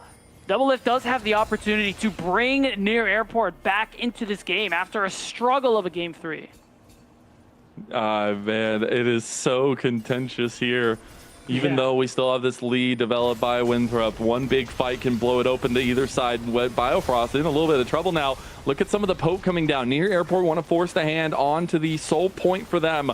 Would be soul point of a Cloud Soul, giving them tons of movement speed. Sword coming in. Here comes the engage. Unstoppable onslaughts there. Dragon already taken. Grand Starfall coming in. Double knockup with the seismic shove. They actually get the picks here onto Double Lift as well. They take down Biofrost, and now TF Blade is the focus. Mobility it's gunning them down, untouched, unwavering, and unfaltering. Winthrop University, ace Near Airport. And another huge fight goes over to our collegiate squad here, Winthrop. They are in control, Lennon. They are well on their way to winning this game as they're 5.5K gold up, and they are walking toward this Baron. They are looking for complete control, and they're looking for complete dominion over near Airport this season. Winthrop University did what nobody thought could be possible. A bottom tier team or a lower in the standings tier team taking down one of our top 3. They did so. It was the biggest upset of the season. It might still hold towards the end of the year as we go forward. But then they did it again, beatdown. They did it in the playoffs. They knocked near Airport down to this lower bracket. And even if they lost to that Luminosity Gaming team, it does not matter if they can win here and continue their lower bracket run against near Airport and take them down 3-0 in series scores as they go through. And this is tough too. Near Airport, so confident after their win yesterday, deservedly so, and confident that they could continue this lower bracket run. They just need this one series, and they can undo the upset and everything surrounding it that Winthrop were able to get. Of course, we don't want to take away those wins from Winthrop, but in terms of season finish, or split finish, I should say, it would be a big deal for Near Airport because this is the match that matters the most. This is the all or nothing type situation that they're in, and right now, they're staring down the barrel of nothing. They are indeed shooting blanks, at least, but another tower will end up falling. Meanwhile, Pobelter still doing his due diligence in the side lane, trying to take down this tier 2, trying to take it down slowly but surely. Engage goes in onto Sword as he's in a little bit of trouble now, but unfortunately Biofrost is in more trouble. Pobelter still has not pulled his back through to come over here. They might lose an inhib for it. I think they're going to lose more than that. You're seeing the backs come through. Teleport surely on the way from Sword. I think this is going to be that final push. They got the inhib there. They're going to back off as you say it. Sword did go try to respond to that top side. Should be able to save the inhib tower up there. Get the push going there. They're going to go to mid lane. Only 35 could be the focus, though. Spica going to try to run him down now. There's the Killer Instinct at the ready for him. The Shockwave not going to be there. Spica overextensive mobility guns him down. Up Pobelter going to get flashed on by mobility, and he's going to find more. He's still here. A triple kill, and TF Blade will be run down to the dirt by the Eagles, who soar so high above the plains that they don't even exist. 2-1 could be the scoreline as Winthrop, they're pushing the greatest to the edge, and they're pushing Near Airport down in this series. They're looking for a clean finish, and they will put themselves on match point. And there it is, Wazelle. Near Airport officially have their backs against the wall. They won game 1, and it's just been misstep after misstep. And you got to give credit to Winthrop. Again, this is what we like to see from them and where they found their success recently, especially against Near Airport in their many showdowns with this squad. These comps that really just play to their strengths, and it's just fighting. That is what they do best. And having this comp with Talia and the Pantheon just abusing the fact that they can make as many cross-map plays as they so choose is what really did this for them. I'm just saying, it looks a lot like that first meeting we had. What got the better of Near Airport? It was those semi-globals. It was not being able to answer in time to side lanes. And I'm just saying, we're starting to see some of those symptoms bubble up for Near Airport again. No cohesiveness in a lot of these team fights, a lot of spread decision-making there. And we'll see if they can pull it back together, find a way to get this veterancy online, or we could be seeing the last effort of Near Airport here in the first split of NACL. What a crazy world it would be. We'll see if Winthrop has the gumption to finish this one strong after a short little break. We'll see you there.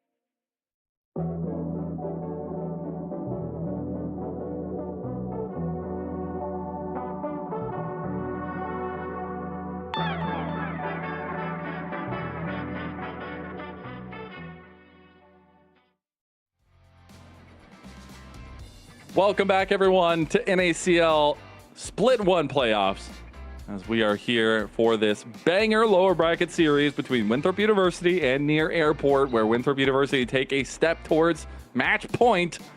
One more win needed to knock Near Airport out and beat them for a third series in the split itself. I'm Mazal, I'm joined by Beatdown, and what a way we've gotten to this point. It's looking damn good for Winthrop University.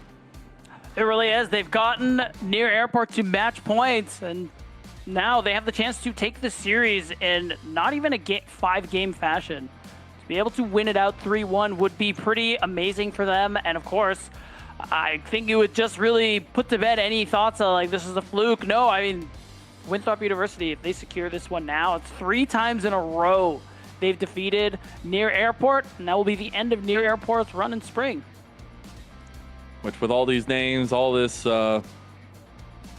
setup for this Near Airport team, it would be an absolute shocker. Not only was it the biggest upset of the season so far, the first time it happened, then it happened again in playoffs, and to happen yet again to knock them out. I mean, I think the kryptonite allegations will definitely be there the entire time, but Winthrop just showing that they will be the better team if they can close this one out. We still have, of course, a very experienced Near Airport team, a very hard-fought Near Airport team. They want to win this. They want that run to continue. We talked so much about how they're just looking forward to, as competitors, making this lower bracket run. They got to turn it around now. Something has to happen. Something has to give. Yeah, and I mean, these are players with so much experience, some of the best North America has ever seen. So you got to imagine that there is that calmness, that grace under pressure, and that is really going to need to come out right now, Lennon, because there's no more do-overs. They have to win every game from now on if they want to win the series. And we talked about wanting 5 games, Masal. I think we're pretty much on our way to that at this point.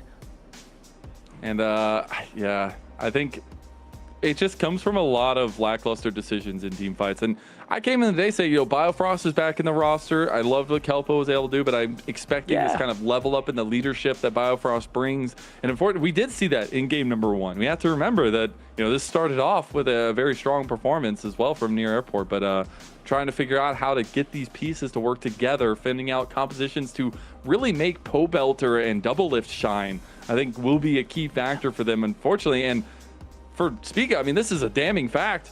They just lost the first game on Nefiri of him for the entire split. He was 5-0 before this series. And now that Nefiri will no longer be untouched.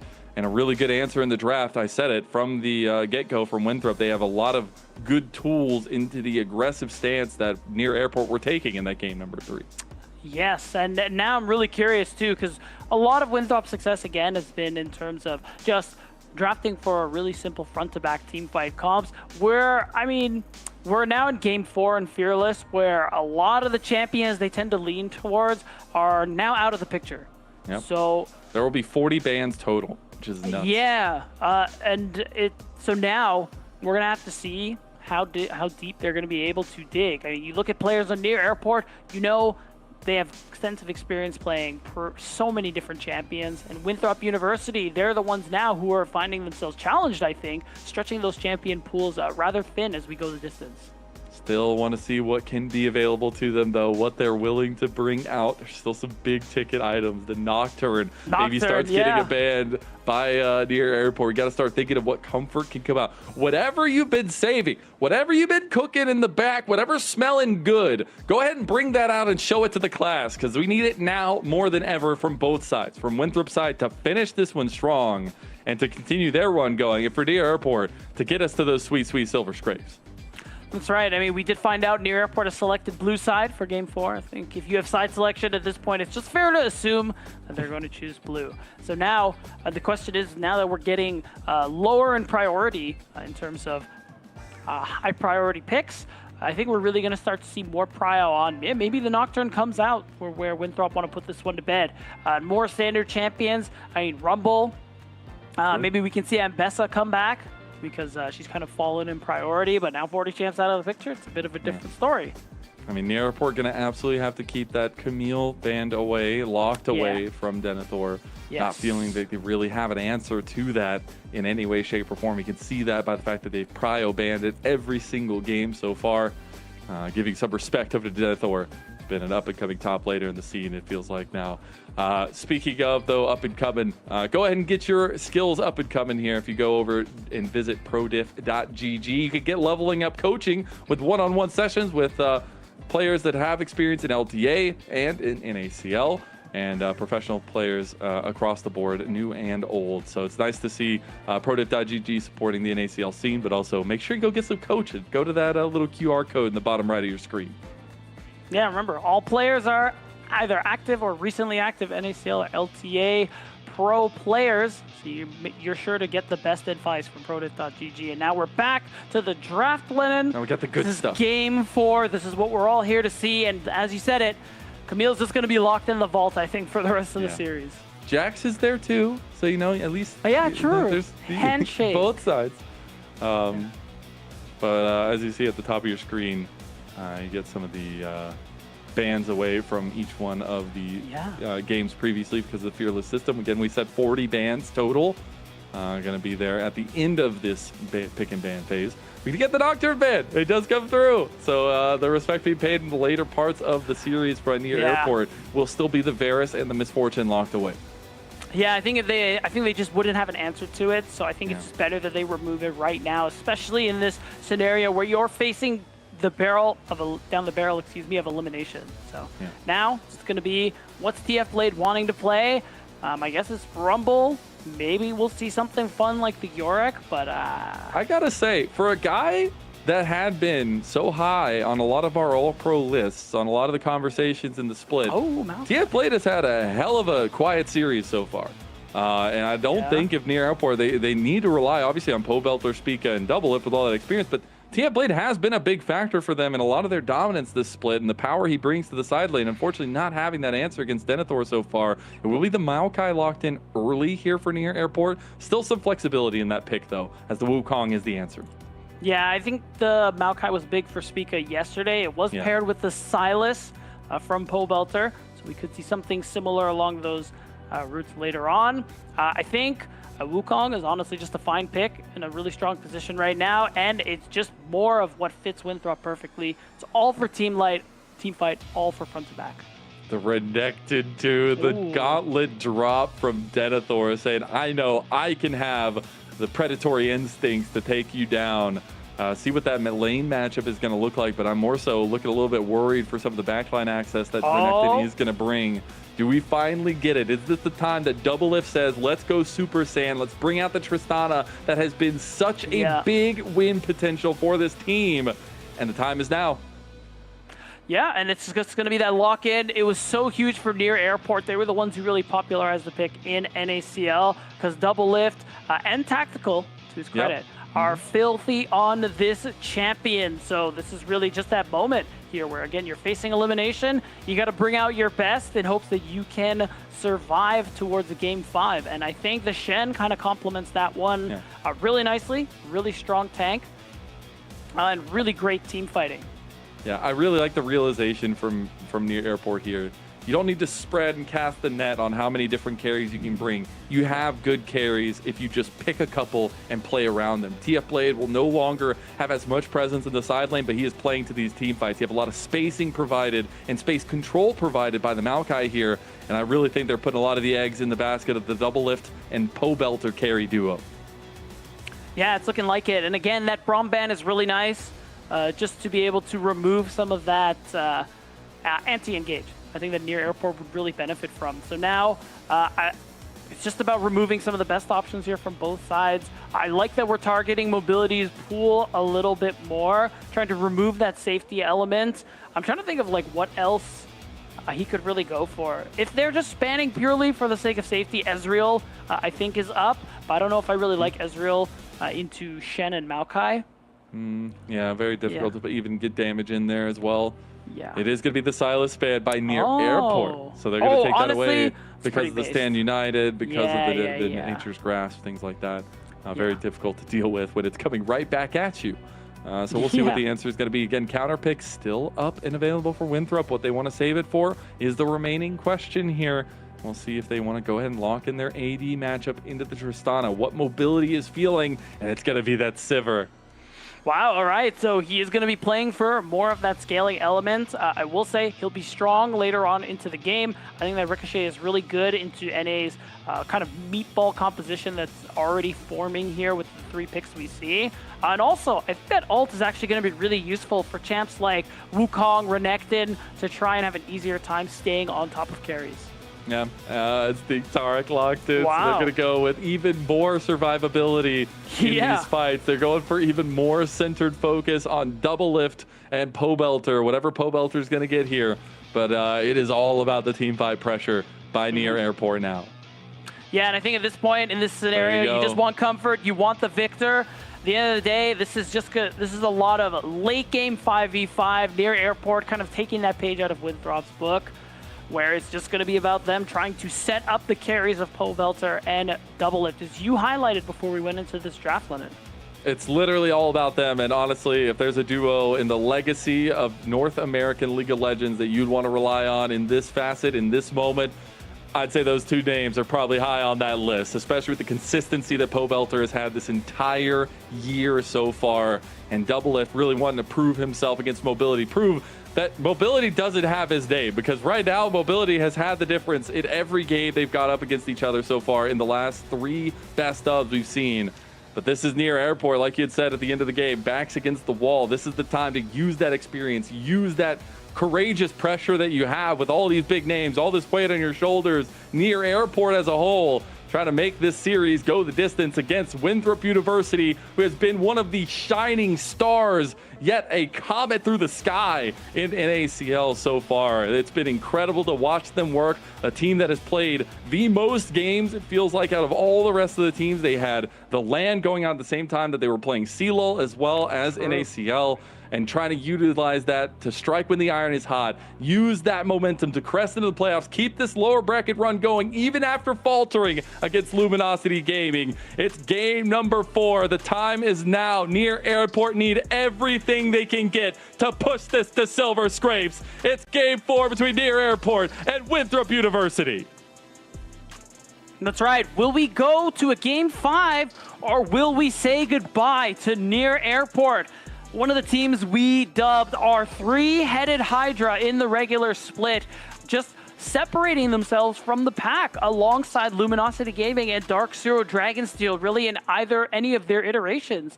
And it feels like they have faltered, mostly to Winthrop, but overall, just not really living up to that regular season performance that we saw so far in playoffs. And even now, they falter as they are facing Winthrop at 1-2 this series.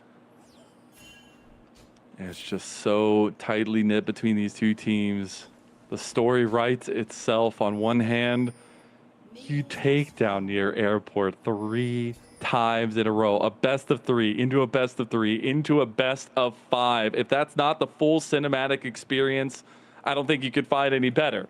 And on the other side for Near Airport, you get to continue this run as competitors. You get to continue using your name, using your experience to make this legendary run in the lower bracket of NACL. We'll see who comes out the better of it. If we will get the culmination of the story, it is deserved. As we get into it now, though, will be a little bit of support by TF Blade to start the clear from Spica. Will be the opposite side starts from both junglers, though. Yeah, that's right. So now we have both junglers who, in our previous games, the matchup is, one jungler who ganks, first one jungler who farms. Now both of these junglers can get really active. They can really get after it in this early game, Lennon. So I think in this crucial scenario, especially for Spica, but I'm eyeing both junglers to try and have that early game impact. Try and gank their laners, get whatever advantages they can for themselves so that they can get this ball rolling. Now we get the differences in the jungle this time. I know you highlighted the Maokai for Spica has been pretty dominant, even in the other series as well against Winthrop. I really ended up liking the Maokai setup here. I do find of interest, though, that Wilson on the Wukong can take a little bit more of a forward stance against Spica. Do you see a little bit more proactivity on the side of Winthrop or Near Airport here in the early game? I'm probably leaning the way of Near Airport. It's kind of tough because the only real early activity we're going to see is from jungle support on their side. You also have this Renekton who has a pretty significant early mid-game advantage. So I think Winthrop, they want to try and take advantage of that as best they can because late game, Shen, Taric, Maokai trying to protect Tristana and a Victor, I think will be really hard for Winthrop to contend with. A little bit of pressure now in the mid lane. The Victor was rightfully feared by Winthrop in the earlier pots. -1. GG. Oh god, it's over, man. Miss It's Cannon, over. FF. Yep. Goodbye, NA. At least it gets us to a game 5. Oh, double it. He's gonna go for the fight now. They might actually have an angle and needs to be careful. Boomerang Blade's gonna be kicking. And will be Spica showing off on bot side, so they will know. And it will be just the opposite side finish for both junglers. No double scuttle this time.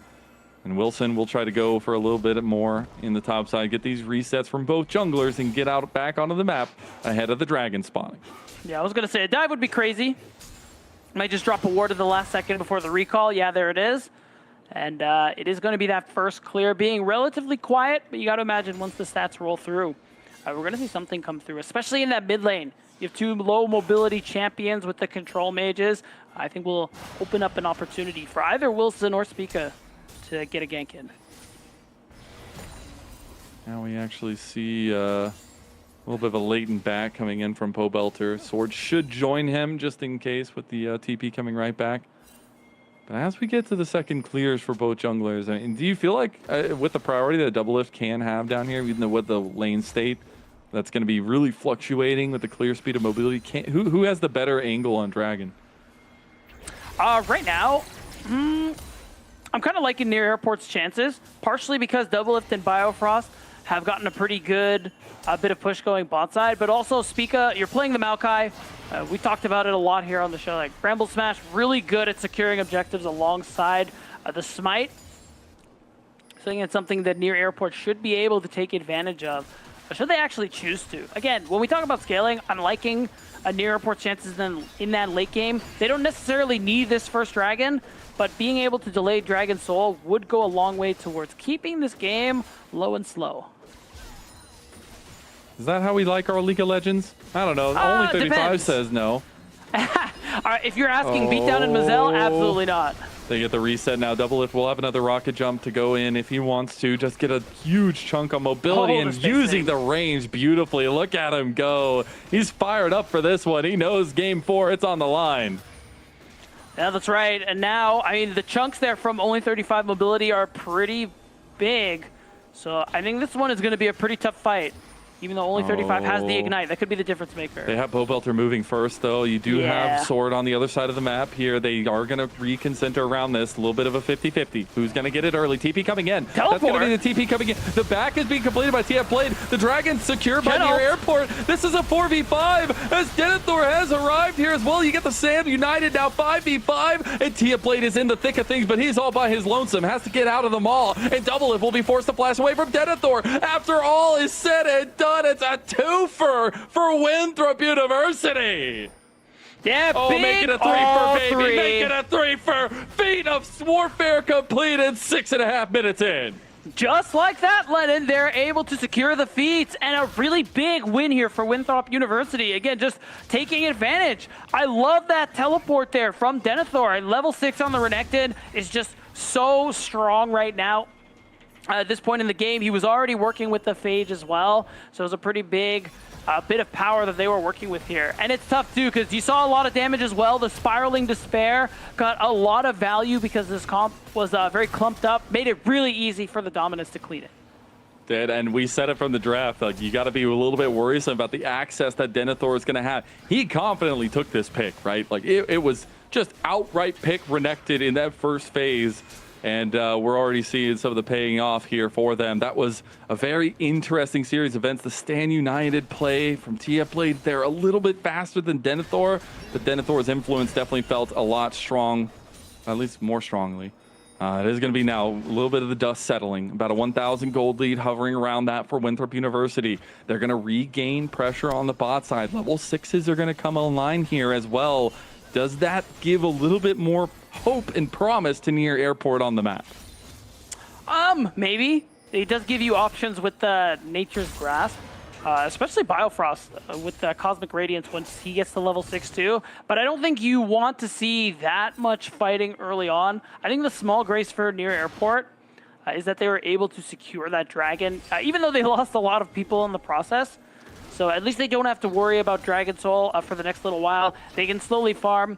They can slowly try to catch back up. And in the grand scheme of things, 1,200 gold lead isn't really that much. So that onus is still on Winthrop University to kind of continue this speed.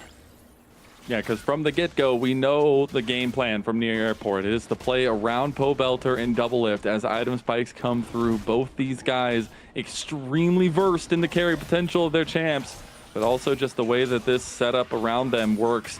They will be the centerpieces to keep an eye on. That is full grubs going the way of Winthrop, though.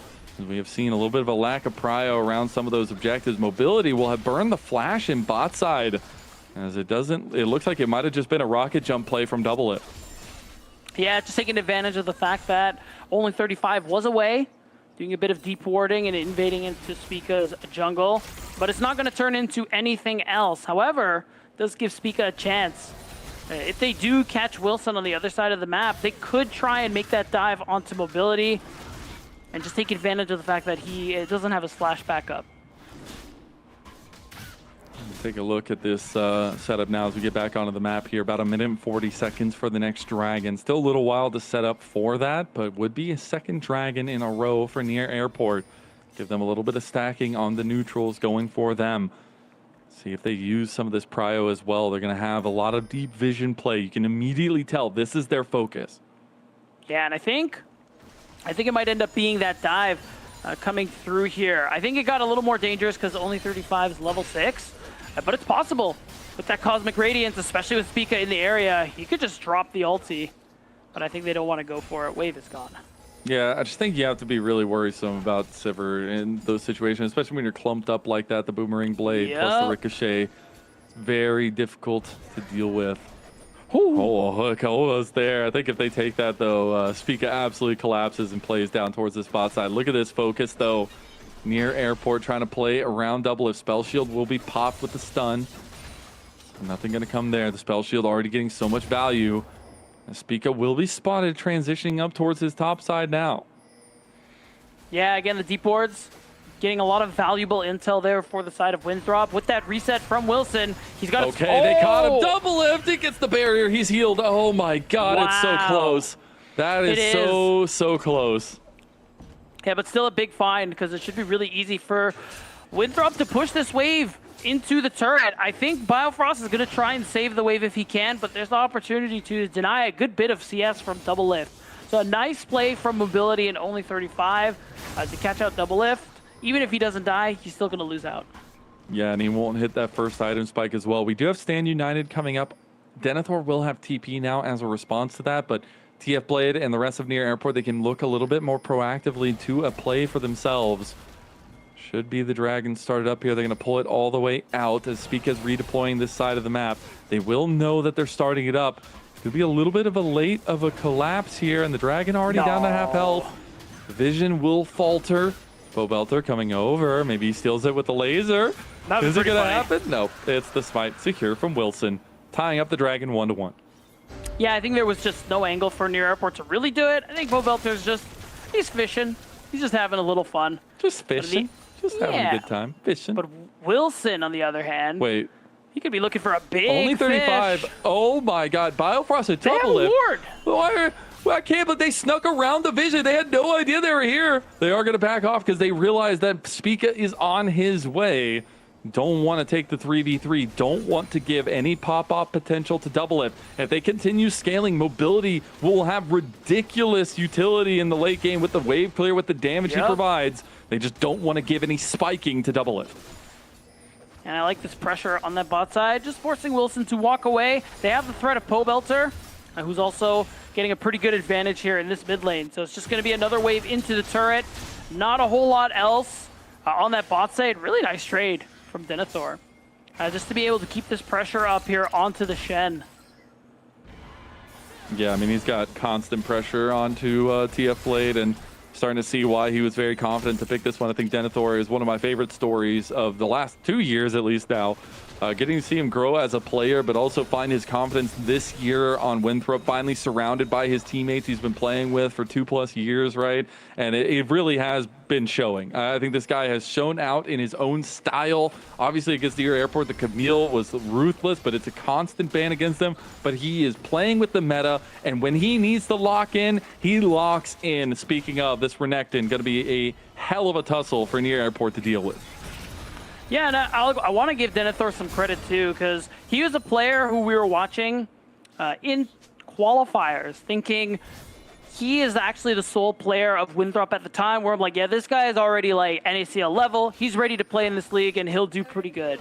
But during the qualifying matches there in the promotion tournament, he wasn't able to show up. There was a lot of disappointment from us, I think, as a team around him, and how he wasn't able to live up to those expectations, which makes it even better to say that now he has actually improved a lot and has looked pretty good here in this lead. Again, I think a lot of the success that Winthrop have had lately, especially against Near Airport, is leveraging more into picks that Denethor likes to play, the Camille, the Gnar, and things like that. Nature's Grass going to be unleashed. Can the Roots lock down Winthrop? Spell Shield for nice mobility. cover. Gets the block, and really good cover, as you said. Throws the thumbs up, too. Yeah. That's going to be Near Airport trying to make a play around bot side. They did also lose the red buff in the end, too. So, little things going the way of Winthrop with this 1.5, 1.7 thousand gold lead fluctuating. Yeah, and right now, a Rift Herald is going to be up really soon. I still favor Winthrop and their ability to take objectives for the moment. Denethor is in a really good position. But with that Black Cleaver, and with that level 11 coming through on the Dominus, he's really strong right now. And I don't think Near Airport want to try and contend with that. So I think it's just about playing away from the Renekton, allowing TF Blade to just continually match up into him, and they can kind of have that stalemate where it's really hard to teleport to a fight in front of each other. So I think just holding Denethor in the 1v1 and isolating him is probably best for NA right now. Indeed. And they got to find something. Again, I can't even imagine this team getting knocked out here in the lower bracket. Would expect at least that kind of lower bracket run all the way to the end. But it is a team that's backs against the wall with a triumphant Winthrop, looking to make good on what they've been able to accomplish so far. It's been really cool to watch. We are so contested. It's only 3 kills in. About a second item spike coming through for a couple members here on the other side of this. But Dragon is up on the table. Would be second Dragon of the game for either side. It's coming up soon. Yeah, right now. Oh. Okay, another Nature's Grass going to be used. TP's coming in. They're going to play on the Spica. Biofrost is there. Sword going to miss everything there. Spiraling Despair did not hit. Maybe the AoE is enough. In goes Spica, following Denethor over the wall. The Chaos Storm doing work. Denethor wants it. Gets the explosive charge used on him. He cannot get the resets over to Double Lift. Is now Double Lift is caught. He's going to have to burn the flash. Another catch out. Biofrost is also flashing. Near Airport are scattered. It is so hotly contested, but a lot of Summoner spells are going to be burned from both sides. Biofrost not going to get caught there, but Sword has tremendous poke damage coming through. And there's another Severing Bolt trying to take down Biofrost. One more would do it. He gets the vision. Is it going to go for it just yet? He's holding in position. Maybe he knows, but the Rift Herald is going to be the target for Winthrop. Yeah, I mean, it looked like the play was going well for the side of Near Airport, but they weren't able to get Double Lift resetting. They couldn't find that first kill. And at the end of it, once that Spiraling Despair fully comes through, that's a lot of damage, especially when you're clumped up. That's why you see Denethor flashing in. That's why you see them trying to take advantage.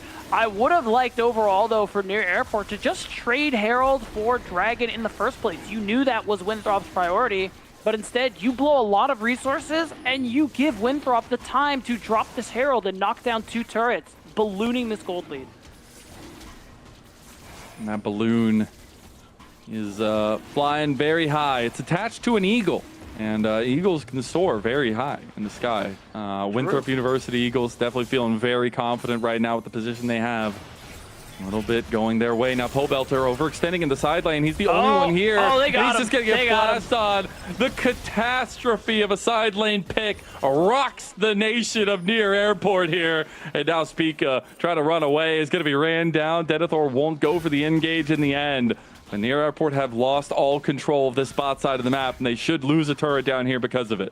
Oh yeah, Winthrop got what they wanted. A kill and another turret. So this is that expansion of gold lead, that onus that was on Winthrop to push the advantage that they have. And they're doing a great job of it, Ledin, because now this gold lead's going to go up to 4,000. Pobelter still on the gray screen a little bit longer. And you can see a Near Airport very slowly losing control of the map. It's just so tragic because you do see a lot of the advantages as time goes on for both sides of things. But when you have a lead like this, it makes one side look a little bit more favored as the items will start coming through a little bit sooner. Those feats of warfare and strength going to help out at least, get that extra little buff there as TF Blade.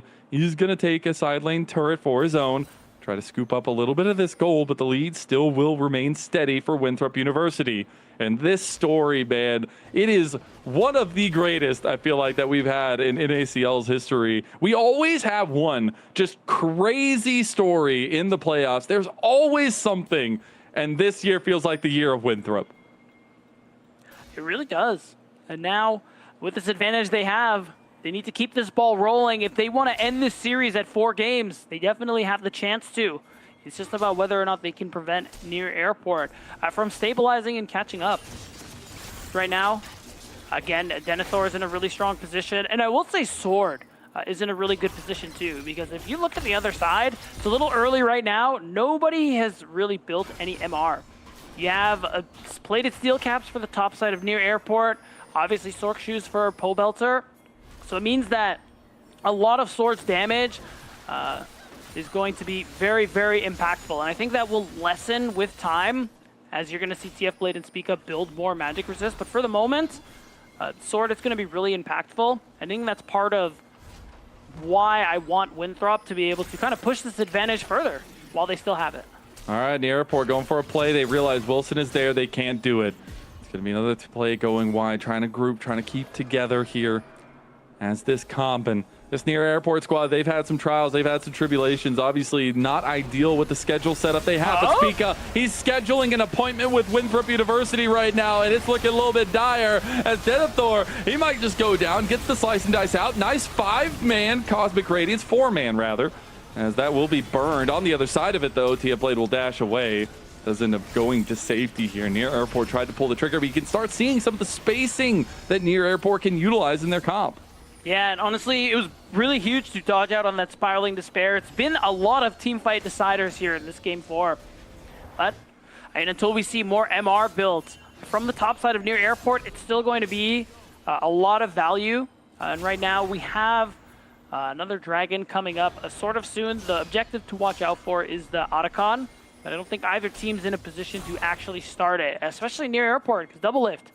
Behind the curve a little bit in terms of itemization. Mobility, already sitting on that Flicker of Blades. Double Lift, only a pickaxe and a Cloak of Agility. Luckily, Pobelter's got him. He's on 2 items now with the Lich Bane completed there alongside the Ludin Companion.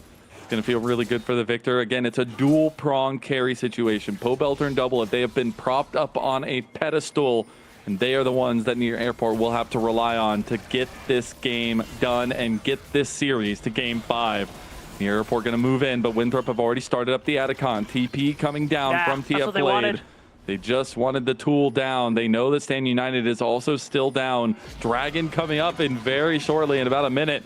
And we'll see if Near Airport want to just go ahead and try to get a little bit of control down here and take down this outer turret.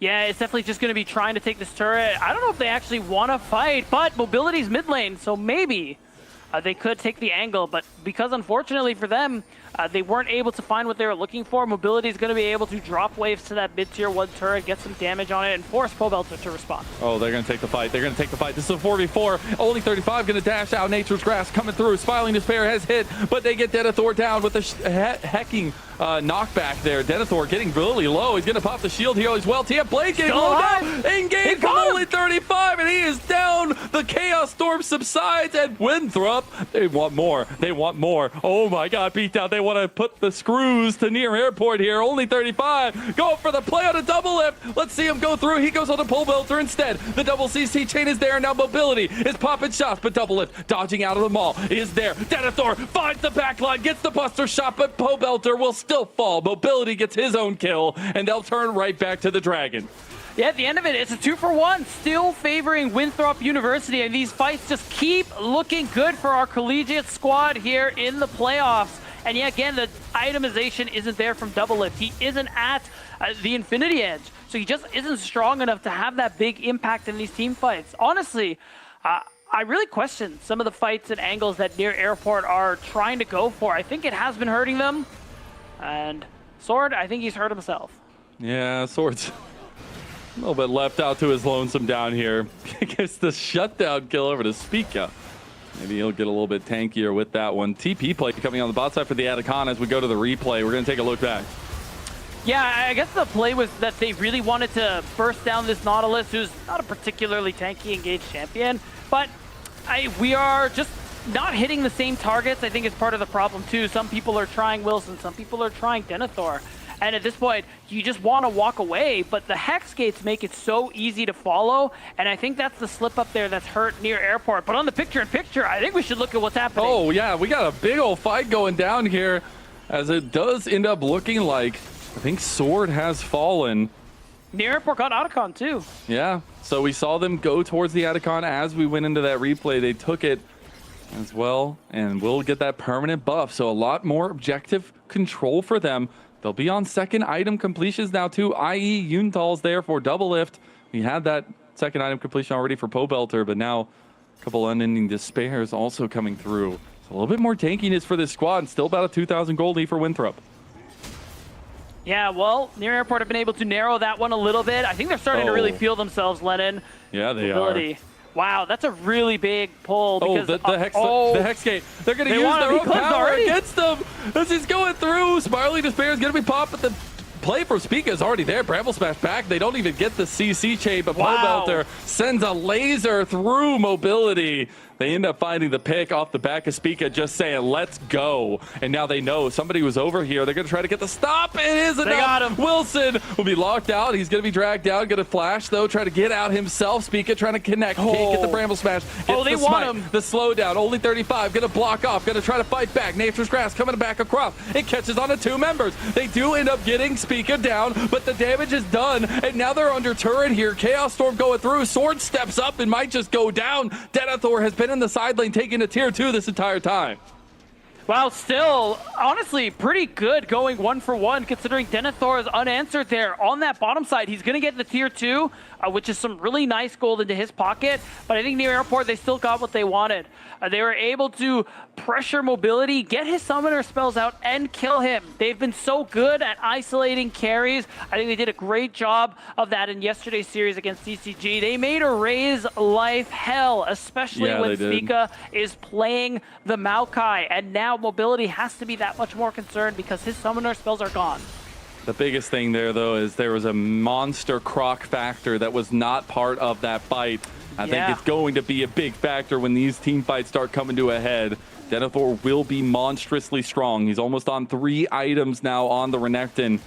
We'll see if that carry potential swaps over to his favor. Almost 3 items across the board. I know that's the big spike for Winthrop University in their scaling potential, and it only gets worse from there.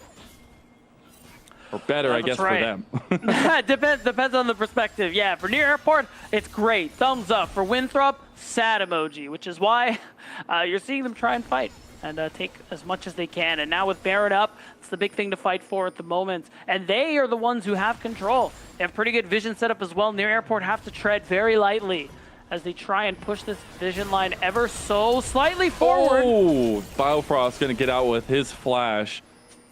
We'll end up just having that down. That flash is important on the Taric, but not that important.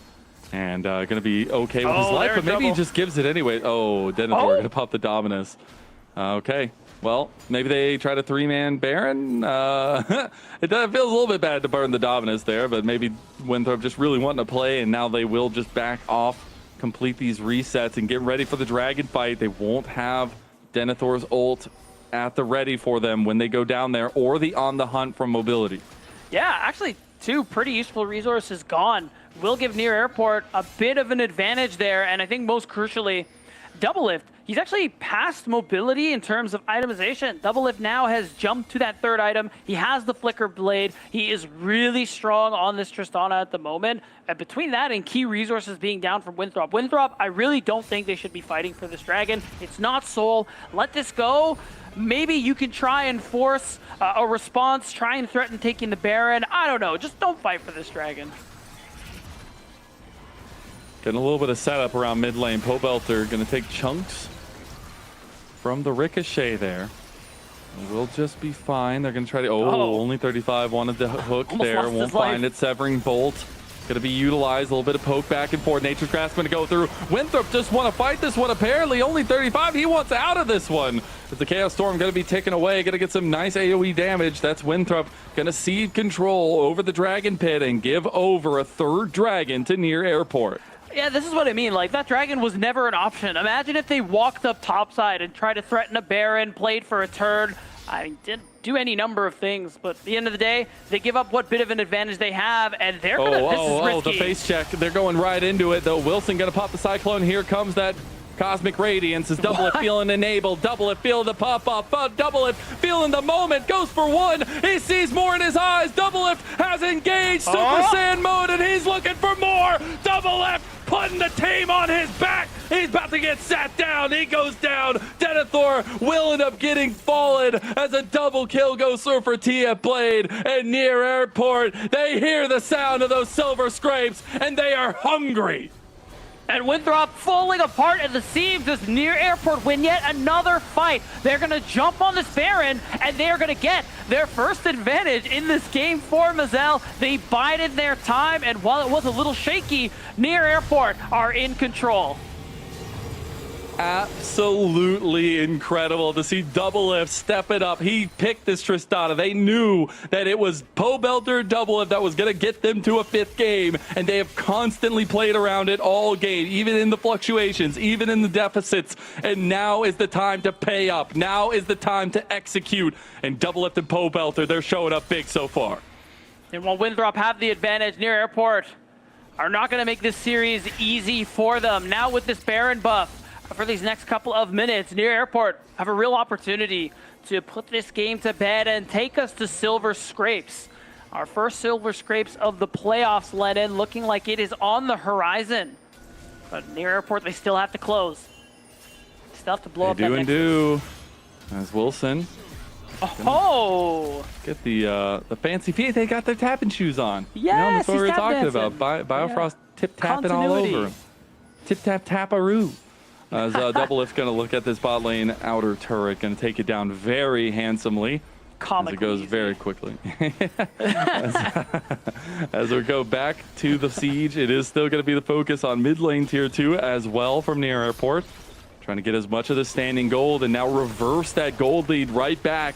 3,000 gold up now is Near Airport. They waited for the time to strike, and they are striking when it matters most. Yeah, I mean, this is just an enormous gold swing in the favor of Near Airport, and the fact that we already really like the scaling of this composition, and now they've been gathering a significant lead for themselves. You got to imagine after this tier 2, get these waves in and just recall. Use that empowered recall, spend your gold, finish off these last couple of items that you're building towards, and then you'll just be so much more powerful than Winthrop. You see that fourth item coveted. LDR. Full pick there by Doublelift. Gonna feel real good now. If you thought he was strutting his stuff in that last one, it's gonna look even better in the coming fights as well. Still struggling to try to keep up on the item differential, his sword and mobility, and the rest of Winthrop University. I think their biggest saving grace is how much damage, how much potential Denethor has on the Renekton, but it's so hard to put into these fights. Pobelter, you're scaring me a little bit, but all of Winthrop, they're just going to ignore him, actually. And with that vision they saw from the wave mid lane, they're like, oh, okay, cool. I'm just going to push yet another wave, and that's actually going to be a big one into the tier 3 turret there of Winthrop. So potential to bleed a lot of golden experience. And I don't think, there are no objectives up, so I don't know if they actually want to let this one go, but instead, they're fishing for a fight. They know their time is running out, so any angle that looks slightly good, I think is one they're just going to take. But now they're forced out in weird directions. They all just have to scatter because of the play they tried to set up. Yeah. get a redefinition on where their front line's going to be, especially pushing back out this bot lane, this mid lane. And this Dragon is on the verge. They could go for it. Only 35 going to preemptively flash. Goes for the wall bag with the dredge line, trying to get out of there. Nice. Throws up the Pengu with the top pad. So that is going to be the flash burn by only 35 ahead of this Dragon. He will still have the Hex flash, but it looks like Near Airport definitely favored for this one. And this is Soul on a Hex Soul as well. Yeah, I think we haven't mentioned that yet, but it is probably the best Soul in the game.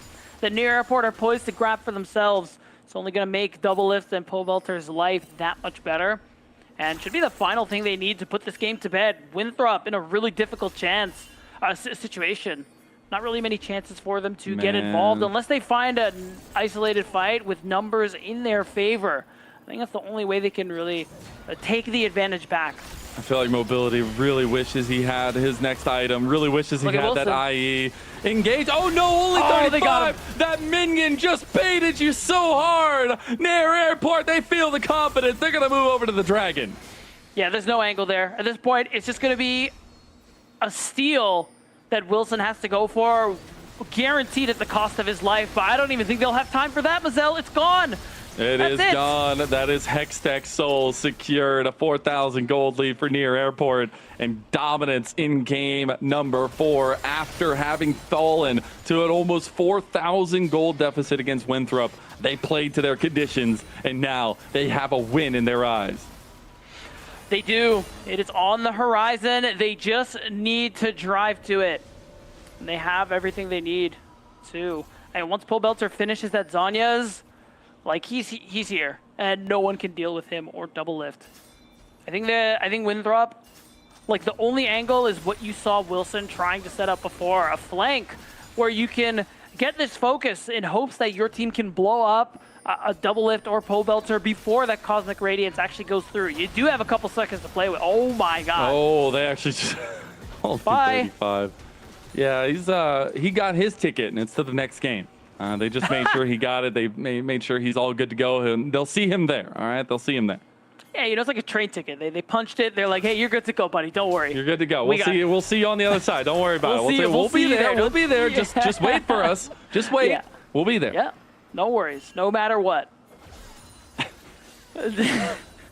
Yeah. It does feel very nice to see Near Airport re-perform at a level that we expect of them. I know that early game wasn't nearly as clean as they wanted to, but they had this condition written into their win here this entire time. And I think it takes a lot of know-how, a lot of reservation to really play towards that. And as soon as they felt confident to play towards that condition, they immediately executed on it. And that is the instincts you love to see from a team that was one of 3 best teams in NACL all the way till the last week. Yeah, that's right. And now they're not actually going to risk that 50-50 because of how easily Wilson can sneak into the pit. So they're just going to walk away, clear up some vision, and go back to hitting waves. They don't necessarily need to take the Baron right now. They don't need to go for a flip. They just need to create a situation where Winthrop are forced to face check and then jump them. But right now, Winthrop, they have a good amount of vision there into their jungle, so there isn't a whole lot of sneaking until somebody pops their Oracle Lens. Spiraling Despair. Unfortunately, Near Airport have a really good mental attitude. So, you know, it doesn't do anything to them there. Yeah, very true. It still is full strength. Yeah, he's a little bit okay. Oh my god. He hits the minion when he doesn't want to hit the minion, and he hits nothing when he wants to hit something. So, you know, that's just how the cookie crumbles. Yeah, not a good last 15 minutes there from only 35. A lot of missed hooks. Feels really bad. That might have been an angle there with Spica. I think his flash wasn't back yet. It's only just coming back now, so that one feels bad. Hexgate means Sword is going to come join the party, but it's not a very good party if you're Winthrop. You don't want you don't want to be here. What kind of party is it in B-Town? I don't know, actually. I'm afraid whatever answer I think of will not be safe for broadcast. Okay. We'll save you from that at least. Thank you. I Double Lift doing the cheeky little thing where you can just auto attack over the wall because you, as Tristana, as you scale, get more movement or more attack range. Very cool. Only 35 gets almost half his health taken off of him. Let's see. Oh, the Nature's Grasp! Beautifully denied from Wilson. is the entrance into the Baron pit. Spica with a beautiful Nature's Grass now tee up play, taking a 1v1 against Denethor. He's got so much of a health advantage over him. Gonna slow him down as well. Gonna try to take the fight with the Randuin's Omen, and the damage done with the Titanic Hydra. He's gonna get help from Double and Denethor. Just give it over to the near airport gods, and Double F goes dominant. Yeah, and it's level 18, max range as the Tristana, so it's going to be so easy for him to just pelt Winthrop with all those cannonballs. And it gets worse too because he has the Mercurial Scimitar. Means any bit of CC comes through, he can just go ahead and cleanse himself. Nice and easy. And now with this Baron buff, I mean, with these final items coming through, I think Near Airport are ready to close this one out. We don't have to waste any more time. Just look for a fight and end the game. As we're rounding that edge, rounding that corner, about 6,000 gold up, and some big pushes coming in. Another 2 minutes on the Baron buff for them. And try to get this 4-1 siege set up in the mid and bot lane. Got to remember, Double Lift with the explosive charge can do serious work to the turret. Force anybody out around it. Only 35 gets another engage that maybe he didn't want. Spiraling Despair is going to hit onto Biofrost, do a ton of work here with the Severing Bolt. It's not enough. They get a little bit of damage back from Pobelter. The turret's not going to go down. Only 35 going to hit another engage, but goes into his death as he takes that engage, and it might just be his final one of this game. Oh, yeah. As they are pushing down the inhib turrets here. Going to be looking at the Nexus turrets next. It's Double Lift looking to push over. They're actually just going to escape. They're going to buy their time. They're going to get a reset out. 8,000 gold up with Dragon, Elder Dragon, by the way, on the table here. I was going to say, wisely backing off. I mean, yeah, for Double Lift, he doesn't need to back. He can just kind of hang around and wait until his team shows up because he has no more gold to spend. But ultimately, Near Airport, yeah, they wisely back off and set up for the Elder Dragon. It should be theirs, barring a catastrophe. And I think Wilson, he's trying to be that catastrophe himself, but Pobelter. He really is, but fortunately, it's looking like a whimper instead of catastrophe. Yeah. More like maybe a slight inconvenience. Slight inconvenience. There you go. There you go. Yeah. Elder Dragon would just put the nail in the coffin here, would bring us to that game 5. But the funny thing is, this is expected. These teams have gone toe-to-toe in every best of they've faced. In the last week of the regular season, Winthrop got the better of Near Airport, went to 3. First of the playoffs, went to 3. And now, Near Airport, rounding that bend, ready to take Winthrop the distance yet again. Winthrop looking for an exit strategy, gonna pop on the hunt and use that mobility to get out of here. Speaking of, they're trying to get mobility in a safe spot. Tia Blade was looking for an angle, but Near Airport, they're gonna push the pedal to the metal. They're gonna go straight down mid lane, force the stop of the backs here as Tia Blade trying to get on the other side of the wall, trying to go for the stop. Only 35 is gonna stop him in his tracks though. Might just end up giving them the edge they needed. The first Nexus tower is down. Wilson trying to go in. Wilson will not be nearly enough, and now the Elder Dragon starts clapping, and we knew the trilogy of this cinematic universe. Near Airport versus Winthrop University. They'll go the distance for a 3rd time. And it is amazing. Lennon, no matter how many times these teams face each other and no matter who's going to win in the end, they are always destined to go the distance. Absolutely. And now it's going to be time to decide, can Near Airport beat the allegations or can Winthrop University keep the ending of this movie exactly the same? And for the first time, we get a game 5 in our Fearless setup, but also in the NACL playoffs for Split 1. It is absolutely deserved. Both these teams putting everything on the line when it all matters most. When your season is on the line, when you have that lower bracket run to complete here for both sides. I know momentum is king here, but this game 5, it's on the verge of having whatever the hell we're going to get. It's going to be craziness. We have 50 bands of champions as well coming through in the end, and it's just going to be a lot of difference coming through with a lot of the meta already out the wayside and Winthrop needing a comeback victory. You got to erase everything else that happened, Beatdown. It's all down to one game for both these teams. We'll see you for that game and the game number 5 of this after Silver Scrapes.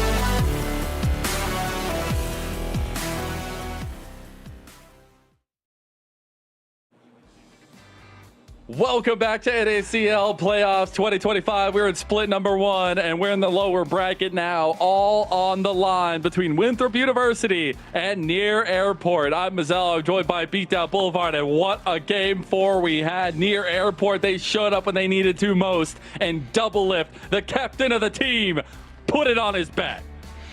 And it's been a contentious series so far, Mazel. A lot of back and forth between the teams in a moment where we thought Winthrop was going to end it before we heard our silver scrapes. But of course, Double Lift and Near Airport said, no, sir. We got to keep on the tradition of going the distance here. And when you look at this comp that Near Airport were working with, it was not a matter of when this comp would become, or if this comp would become strong, it's when. And Winthrop ran out of time and also picked some fights that I didn't really like. But, you know, it happens. Yeah, it happens. I think there was a realization for them that like it was not going to get any easier, so they just continuously took a bunch of fights. I think only 35. Not only is he going to want some of those engages back, he's going to want some of those deaths back for sure. Yeah. But I think that's something where you have a lot of stability on the back end for Winthrop University. They've been playing together for 2+ years. They have all that strength, and Artemis as the coach, the kind of leader figurehead. But this team knows how to win, knows how to stick with it. And you got to expect that they're going to kind of dust themselves off and give us a game 5 to remember. Yeah, and I think something I want to bring attention to is that this is not only our first best of 5 in full Fearless, but this is our first best of 5 in this current format, where the one difference was, for those who remember, last split, your bans were limited in game 4 and 5. That was the first and only time we worked with that, and now it's just regular amount of picks and bans. So now in the NACL, this is actually just going to be, for the first time, the most amount of champions removed from the game, and even 50. Yeah, 50 champions down. It's actually insane. You get to see here a little bit of what I'm talking about. Double Lift. He was the centerpiece of this comp, him and Poe Belter, and he knew exactly when to turn it on. And that's very nice to see from a guy that did have some fluctuations in this series against Mobility. Mobility was getting the better of him seemingly more often than not across these 3 best ofs that we've seen. But now Near Airport really showing up when the time is nigh, knowing that their season is on the line. Imagine these big names being knocked out of the second round of the lower bracket. Yeah, I mean, it would be pretty insane. And now, again, this is that final time to decide if Near Airport are going to be able to beat the Kryptonite allegations, or can Winthrop get the three-peat against this unexpected rivalry between them and NA? It might be one of my favorite rivalries now that we've had. Again, one of the biggest upsets in the entire league so far in the year, when Winthrop took down Near Airport once. Then they went ahead and did it again in the playoffs there. Took them down for a second time. Now, with the culmination of this cinematic universe, this trilogy that we have going on between these two, and I couldn't be more grateful that they're putting everything on the line here. Both sides know how much this means for them, and how much this lower bracket run means. I mean, that's what competition's all about, right? Like, you always question a Near Airport, like, oh, their motivations, and all those questions came to a head when they were one of the best teams in NACL consistently. And now, like, this is what you do it for. It's a lower bracket run. Both teams know that. And both teams know the stress behind that. But you've gotten it all the way to Silver Scrapes. You've gone all the way to a game number 5. And this is the time when it matters the most. Yeah, and we're going to tell you real quick now, too, before we get into this game. Remember, if you want to keep up with the action, with the trilogy that's been going on and every other conversation surrounding NACL, check out our socials. We're NACL on YouTube and Twitch. We are Watch NACL on Twitter. And, of course, use the hashtag NACL to be part of the conversation. And what a conversation it is we're having today, Lennon, because it's Game 5, our first Game 5 in this playoffs. And, of course, it is the third match between Winthrop University and Near Airport to make it happen.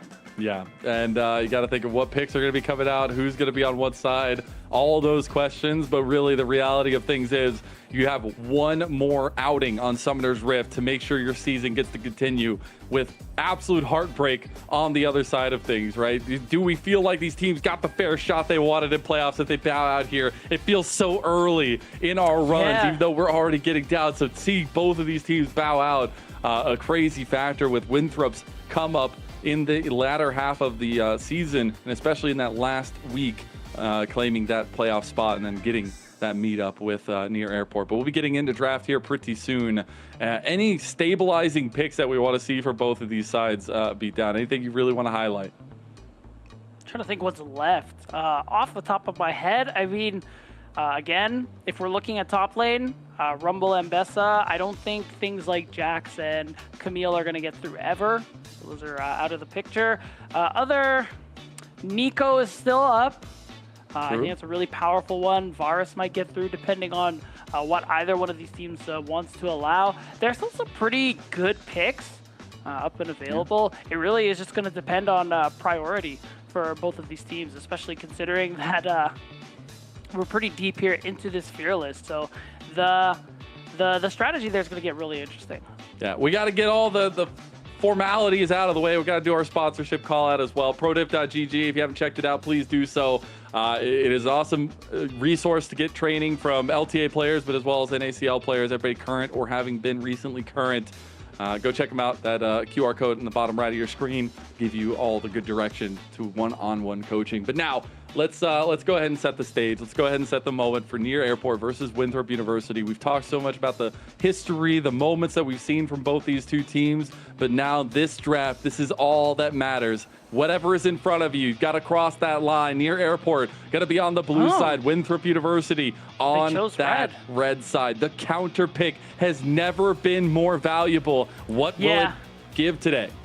Yeah, I really think that's the idea. Most teams, even in this series, have been very partial to choosing blue sides. I think in this situation, with so many limitations in terms of champions, it makes sense for Winthrop to want to. Yeah, true. I can kind of hide too. Oh my god.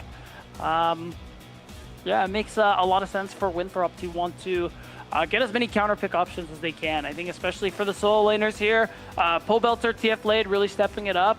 That means it just means that much more for Winthrop and Sword. Look at this respect. Yeah, this is what you get when you face a team so much. You know, in a game 5, they would absolutely be willing to take out that Nocturne and the Camille. Yeah. Camille going to be 100% banned against Denethor. Respect paid. On the other side, the Jax and the Varus will still be there as they have been all series long. Yeah, and I'm thinking too, if it's not going to be something like Nico, like Rumble, like Mbessa, we might see Skarner. I think it's getting this deep into the draft. I think that is a really strong jungle pick in terms of team fight setup. I would imagine both of these teams would really like their hands on that one. Yeah, I really wonder what the prio for B1 is going to be here. The Karma had been hovered many times, had been banned away many times, trying to go with maybe a poke-centered bot lane, but it would be a weird prio to have as B1. It is going to be locked in. Yeah, I'm surprised it's not focused on something like Nico, but I mean, again, not picked very often in this league. Still gives you the option for a pretty strong pairing, whether it is a fighter in the jungle or maybe a Caitlyn for double lift. Might be what he's trying to think of there to get yourself a good bot lane advantage. Ahri. Okay, so we'll get a little bit of mobility out of the mid lane as well. Not the ADC, I promise. But it's about that movement out of the mid lane and what Sword can get as impact onto the map. Yeah, I'm trying to think what the pairing is going to be there, especially considering, the usual pairings that we see a lot often aren't really up and available in the jungle. But we're not going to go that far yet. It is going to be the Ezreal to deny the Karma. Combo I definitely wasn't thinking of, but also really good. Yeah, and you get a lot of safety. I think that's something really important to think about in this game. I'm not going to lie, I don't expect our teams to just go full action, full engage. I think there's going to be a little bit of reservation in this game that means so much, as the Xayah is going to signal maybe a continuation of that with the safety that she provides in later parts in the later team fights. Yeah, it is weird. They drafted this duo yesterday with Sushi and Kelpo, and honestly, it's a weird duo, so I'm a little surprised to see that one. But I mean, Sushi ended up playing it really nicely. Again, I think what's really gonna make or break this Karma pick for me is what Spica ends up playing in the jungle. Trying to think of like other fighters that are up and available. I know we think Karma's Xin very often, but of course Xin isn't available because it was picked in like game 1. Yeah. I do love the rise here, though, of her Bow Belter. He's not only going to be able to match the Ahri's mobility out of that mid lane, but he'll have a lot of carry potential in the later parts of the game. A lot of setup potential with those Realm Warps. Oh, Jarvan! We've heard rumblings. That this is coming up in Prio, and it's going to be locked in for Wilson. I really like this answer too, because it's actually really nice into the carries that Near Airport are working with. You can't Feather Storm out of the Cataclysm. I mean, as Ryze, your only option is to flash, simply put. Yep. So I think that's a really smart response. It's a great pairing with the Ahri for the all-in potential. So I really like what Winthrop are cooking right now. I really do too. It's looking like a nice storm of cohesion, at least for them, and that mid-jungle duo will be very potent. But as we go into the second phase, they're taking away Spica's carry potential here. They're focusing on the Kindred for Winthrop's side of things. The Blitzcrank going to be the focus towards only 35. Yeah. That would be a game disruptor in a game 5. Right now, you're trying to get rid of anything else that would just be an absolute game breaker. Yeah, I like the Blitz look, especially considering the lack of mobility on a lot of champions Near Airport are showing right now. And the game 5 Garen, would have been pretty nice there for the Karma to buff up. So they're paying their respects over to TF Blade as well. And I think for this 4th pick too, you got to imagine they're just happy to blind. No, I think they're just going to pick support. Surely they don't make Denethor blind. I know they do this to him a lot, but it would just be insane. I don't think they choose, red side game 5 and, not give over let's pick blind to top their, lane, guys. strong, No, surely not. Yeah, surely not. Their strongest top laner, I feel like. And now we get the Nico ban. I love that you pointed that out earlier in the draft itself. And just, again, taking away things that could possibly just break the game. And we'll see what the pick is going to be, saving that counter pick for especially for Winthrop. And it's the Yuumi locked in, the Ezreal Yuumi combination, and Denethor, he's waiting behind the wings with that right hook punched, ready to go. Yeah, and wow, I mean, it ends up being, it's a pretty famously strong combo from quite a while ago. And I think you go it gives Enchanter for Enchanter in this regard too. So you're able to buff up the melees, you're able to buff up your Ezreal. Do it, Spica, let's go! Oh my god, Spica! He's taking a page out of Dardok's book. He's just gonna go ahead and lock the Mundo. I love this too, because Ahri Ezreal, you are not killing tanks. And unless Denethor is going for some kind of Vayne top, I'm a little concerned actually about the damage that they're working with. Did you know that Mundo goes where he pleases? I did. Crazy. It's so crazy you mentioned that. He says it all the time. The Ambessa is locked in, though. TF Blade going to have a lot more onus on him to find those engages, find that backline access, What is Denethor's answer? What has he been waiting for? What is he ready to go to that next level with against Tia Blade? And he's it's the bringing volley bear. Thunder into the ring. He's got the volley bear locked and ready to go. Wow. So, I mean, this is it, guys. 50 champions taken out of the picture, and this is the comps that we end up working with. I think near airport, immediate point out is that a serious lack of CC on their part. This is a lot like the draft they went into yesterday. Again, running the Xayah Karma when Sushi and Kelpo were playing. But also, it's really difficult to execute because the only CC you're really working with is the Empowered Rune Prism, Root from Karma, Slow from Mundo. This is very difficult to execute. It is indeed, but all that, does it really matter? Let's take stock for a moment. Let's take a breath because all of these players' entire seasons is coming down to the line now. All 10 of these players, the staff behind them, all of the praise that Near Airport has had this entire split, this team of legends coming and marking NACL with grace, trying to make that run here in the lower bracket, having been knocked out in the first round by this very team on the other side, Winthrop University, who've had a star-studded finish to the regular season, a star-studded entrance into the playoffs, and now they look for the three-peat against some of the greatest to ever touch League of Legends in North America. It's gonna be an absolute banger. Silver Scrapes did it justice, and we're getting a Game 5 between Near Airport and Winthrop University.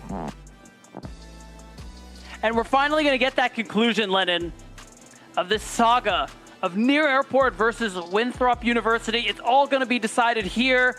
Again, no matter what happens before, whoever wins this is going to have the better finish in NACL 2025 Split 1. So no matter who wins, third time pays for all. As Near Airport looking to wipe away the mistakes of the past. And Winthrop, they want to keep them going. And of course, we have to throw some spice into the ring. Oldie 35 gonna go with the Yumi, the Ezreal combo. Some would call them dastardly, maybe they're geniuses. But a lot of safety in this bot lane 2v2.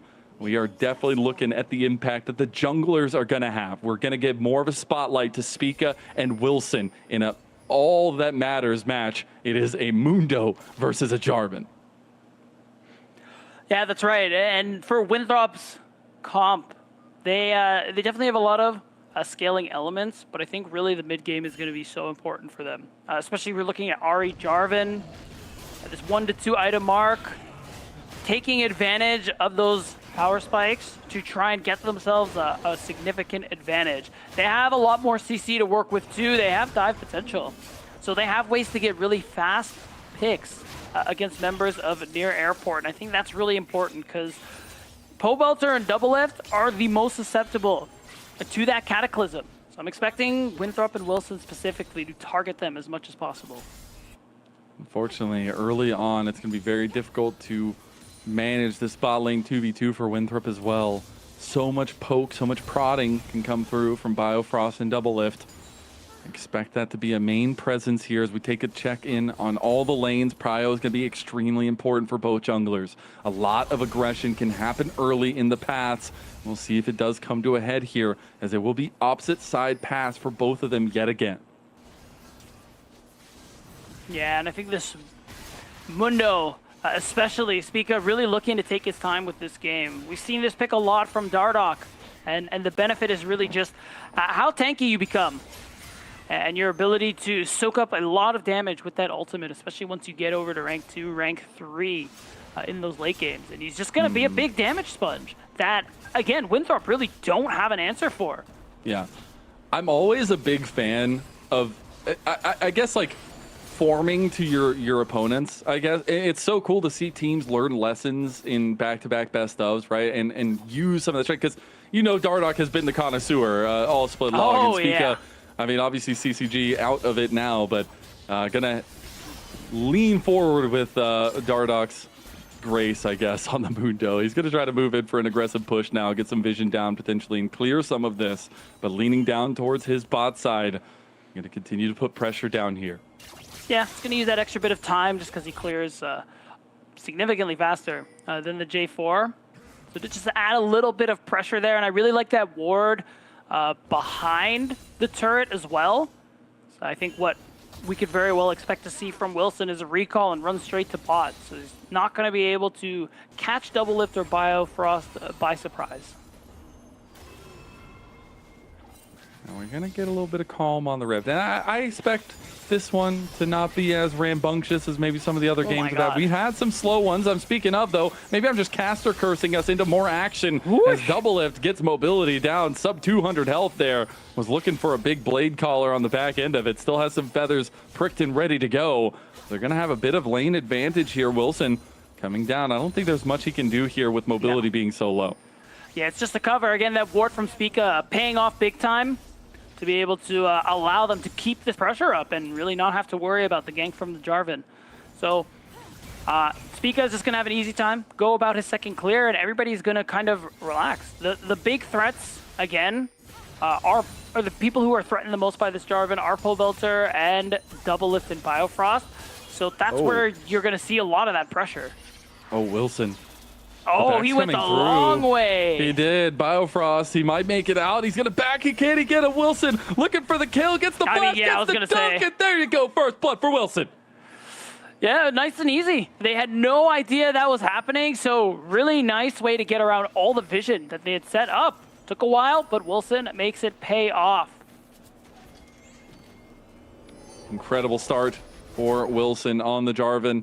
Again, a sneaky pick that's been rising in prio. In the back wings of things, Biofrost just got way too low, and unfortunately, the long wraparound from Wilson was just enough. Oh yeah, he saw him, and he was like, well, not a whole lot else to do. Only bright side, you get Wilson's flash, so maybe that's something they can punish later, but otherwise, Wilson very happy with that. Taking the scenic route, just like Mundo would do if he were there.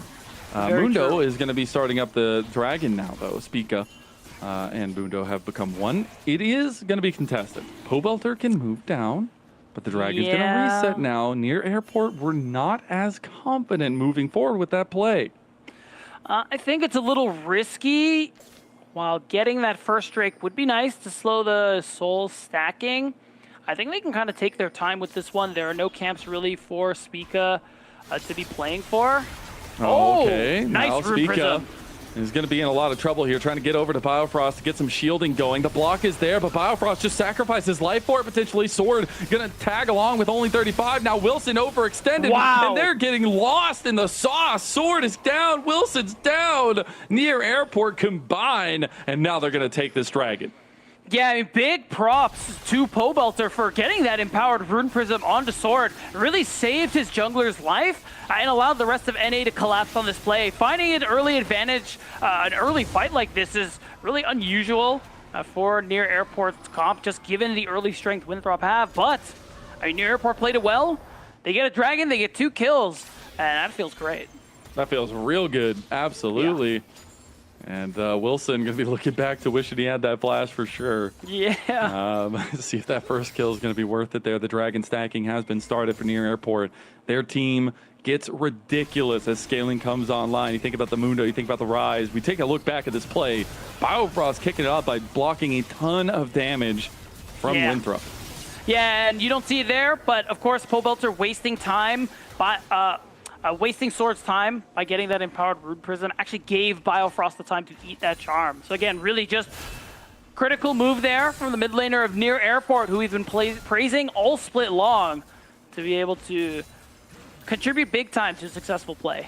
And the praise is deserved. I mean, we can talk about this team. You can talk about some of the problems that have happened, obviously, with the team, but throughout this whole split, they have been dominant. We have seen so many flashy plays. Spica was the best jungler in the entire league besides UG, and we see a lot of that consistency across the board with Pobelter, with Double Lift. And it's been really nice to see them back in form over these last at least couple days. There's obviously some changes to their roster yesterday, but here back in full force and trying to make a final push that matters for their entire season. That's right. And I think yesterday was part of a pretty big resurgence there for Near Airport, because of course sent to the lower bracket by Winthrop University, which was their second loss to this team. So now being able to get that revenge here and eliminate Winthrop on the second rematch It would be a really big deal, I think, for this team who believe so strongly in their chances to make a lower bracket run all the way to finals. Wilson, he's taking a phone call that he doesn't want. I think his family's calling. Yeah. Spica will just start up the grubs here. You see how much pressure this comp has. I really am starting to see the vision here from Near Airport as they continue to take early lead after early lead. They're going to take full grub. They had the early Dragon 2 and an over 1,000 gold lead developed so far by Near Airport. Yeah, honestly, it's a pretty big advantage considering that late game is going to be pretty good to them in some ways. Still have some vulnerable members who Wilson, I think, could take advantage of with the J4 kit. But it's going to come down to execution on how they play around these team fights. And, you know, usually, traditionally, what's worked best for Winthrop is when Wilson and only 35 have that engage contribution to these team fights. So now that it's all on Wilson, a lot of pressure on his shoulders, Mazel, to be able to fulfill that role as the Jarvan. There ain't no hot pot special tonight, but you still got a lot of setup. Funny enough, Rumble hasn't really even been a prio pick whatsoever tonight. Obviously, both top laners aren't big Rumble enthusiasts. But still, interesting power pick that has been there. Realm Morph going to be used to safety. A little bit of setup down on bot side was there for Winthrop. Oh, sword? No way. He knows they're here. No, he probably does it, but he has ults. So honestly, he's pretty safe. There's really nothing to worry about there. Unless he overextended, then it would have been less than ideal. But I think one thing we haven't really mentioned much yet is the Volibear, which we don't see very much of ever. It's usually a really good duelist when you put it in top lane. It's usually actually a pretty good answer to Camille, funny enough, and I'm sure no one knows that better than Denethor. It does give, I think, a unique opportunity to help set up dives too, because especially in this season when turrets are so powerful, Mazel, being able to shut them off with ults, that's pretty good. Indeed, as the dragon spawning here could mean a second dragon going the way of Near Airport and just start stacking that up. Again, last game, they were able to find some really good stacking with that kind of forced tempo onto Winthrop. As we are getting those first items, and the stacking nature is going to continue. As a Heartsteel for Spica, obviously, and the Rod of Ages has been completed for Pobelter, so that'll start buying some time for him. Wilson will check the bush and see Spica waiting there for him, and take the Scuttle Crab for Near Airport. And it's just more farm for this Mundo. We praise Spica for how well he's able to outpace other junglers, how well he's outpaced Wilson, despite Near Airport losing their last 2 times facing each other. And Spica is just going to continue to stack that gold. It's so valuable on him as the Mundo, being able to stack more health, being able to be that big, again, damage sponge for Near Airport. And the more items he's able to build. He already has the Heartsteel. He's going to be able to start stacking that up. And that Heartsteel is going to do some massive damage. As we get set up around this Dragon Pit, Winthrop want to put up a contest here, want to stop that early stacking. So Wilson and only 35, the only ones on this quarter of the map right now. They're going to start collapsing. Well, this is bold. I kind of like it. Sword finally gets over. 4,000 health. Near Airport here. They just got bluffed, man. Spica. He's going to be standing here just making sure the business is handled, taking those phone calls. But, so, you know, Winthrop get away with it there. Honestly, I like it. They ended up evening up the dragon, too. Truthfully, I think that's tough, though, to have Denethor walk down and then TP top like that, but it's necessary, which is why I think Near Airport are okay just watching the dragon go down. Just having that pressure, having that presence, force Denethor to have to show up to guarantee this dragon goes through. And Winthrop need these dragons more than NA do. So at the end of the day, it allowed TF Blade to knock down some turret plates and collect some extra gold, while Spica is able to steal away some jungle camps. And you'll take that, especially. He's already developed a pretty hefty lead in the jungle so far for himself. And that will not be any easier as Mundo's clear speed continues to ramp up there. Hasn't been much of a differential created in this topside matchup. Denethor isn't going to find promise just yet. You do have first items for both of them, so maybe getting a little bit closer to some action for them. But again, like we said, very reserved final game. We know that these teams realize the stress and the importance of the situation at hand. Yeah, and I think though the slow speed of this game is not ideal for Winthrop University. I mean, Wilson has a Cataclysm. There are flashes on the side of near airport, and I think that's just not acceptable. You need to start forcing these summoners out and then repeat ganking to try and take advantage of the fact. Because you can't just slowly farm this game away, Mazel. You will lose the series. You will be out of the NACL playoffs, and this is what I want to see.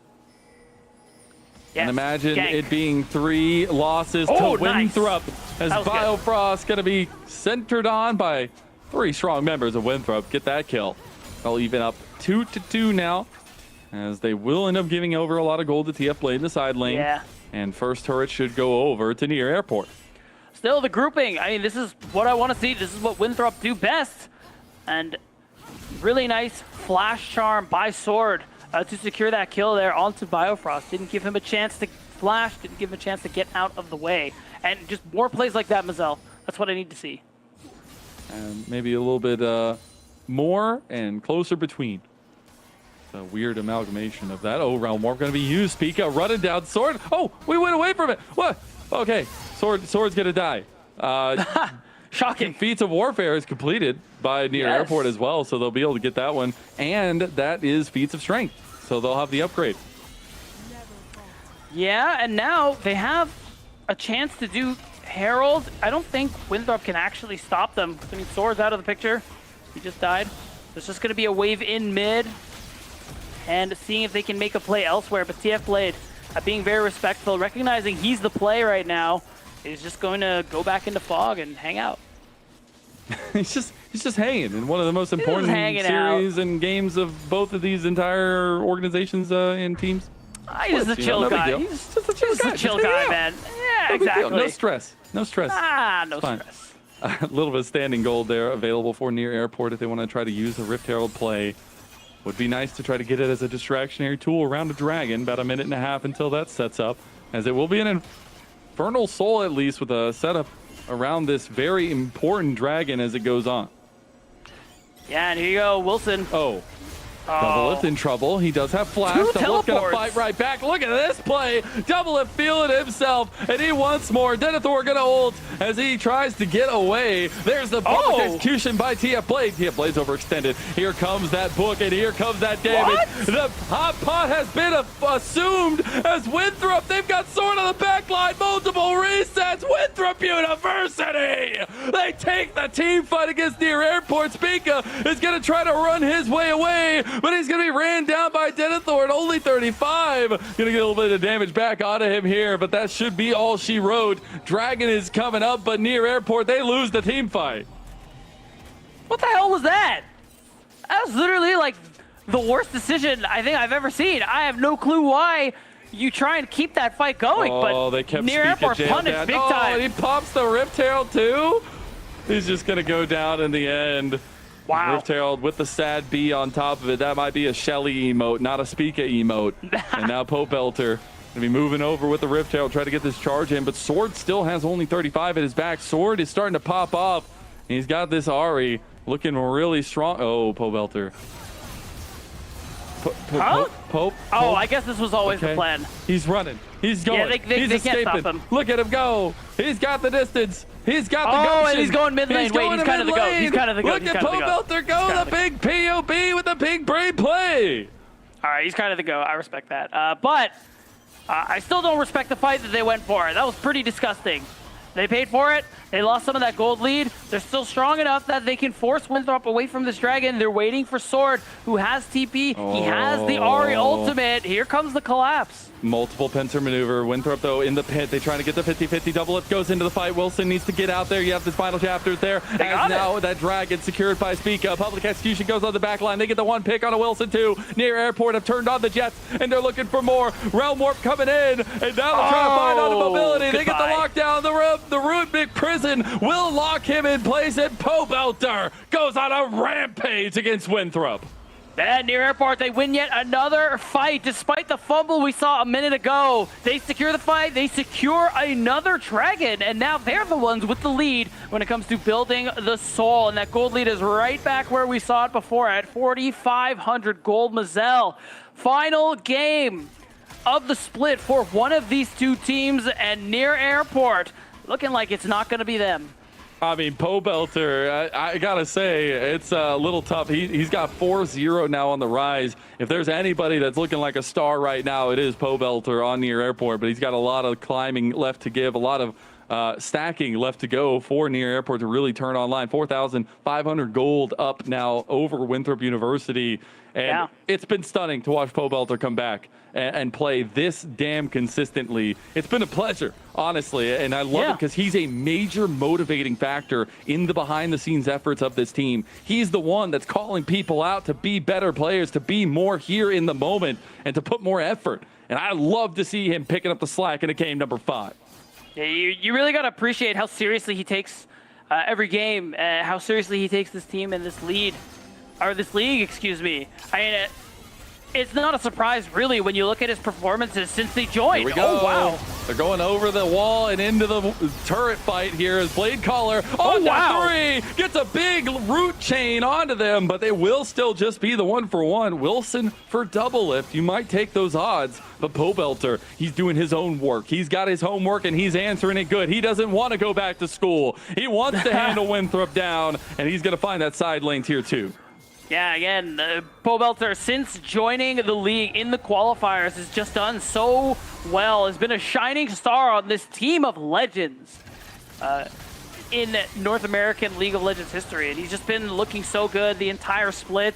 He's been, again, a big point of pressure for his opponents. Yesterday, I think, is just the latest in a long line of examples where he had a great series alongside Spica to be able to take down CCG, especially considering that they had subs as well.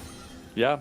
And the funniest thing, we mentioned earlier, it's been a while since we mentioned it at the beginning of the day, if he said himself that they lose to Winthrop University 3 times in a row since they faced them, he will go to school at Winthrop. So he doesn't want to go back to school. He wants to stay in LA. And I could see those efforts for sure. He's almost on 3 items now, has the Seeker's Arm Guard. The rest of his team is going to be right behind him in some of those scaling avenues. And we have to think, what is Winthrop's angle in here? 5,000 gold down in the ultimate series of your split. You know the answer? I don't know, Lennon.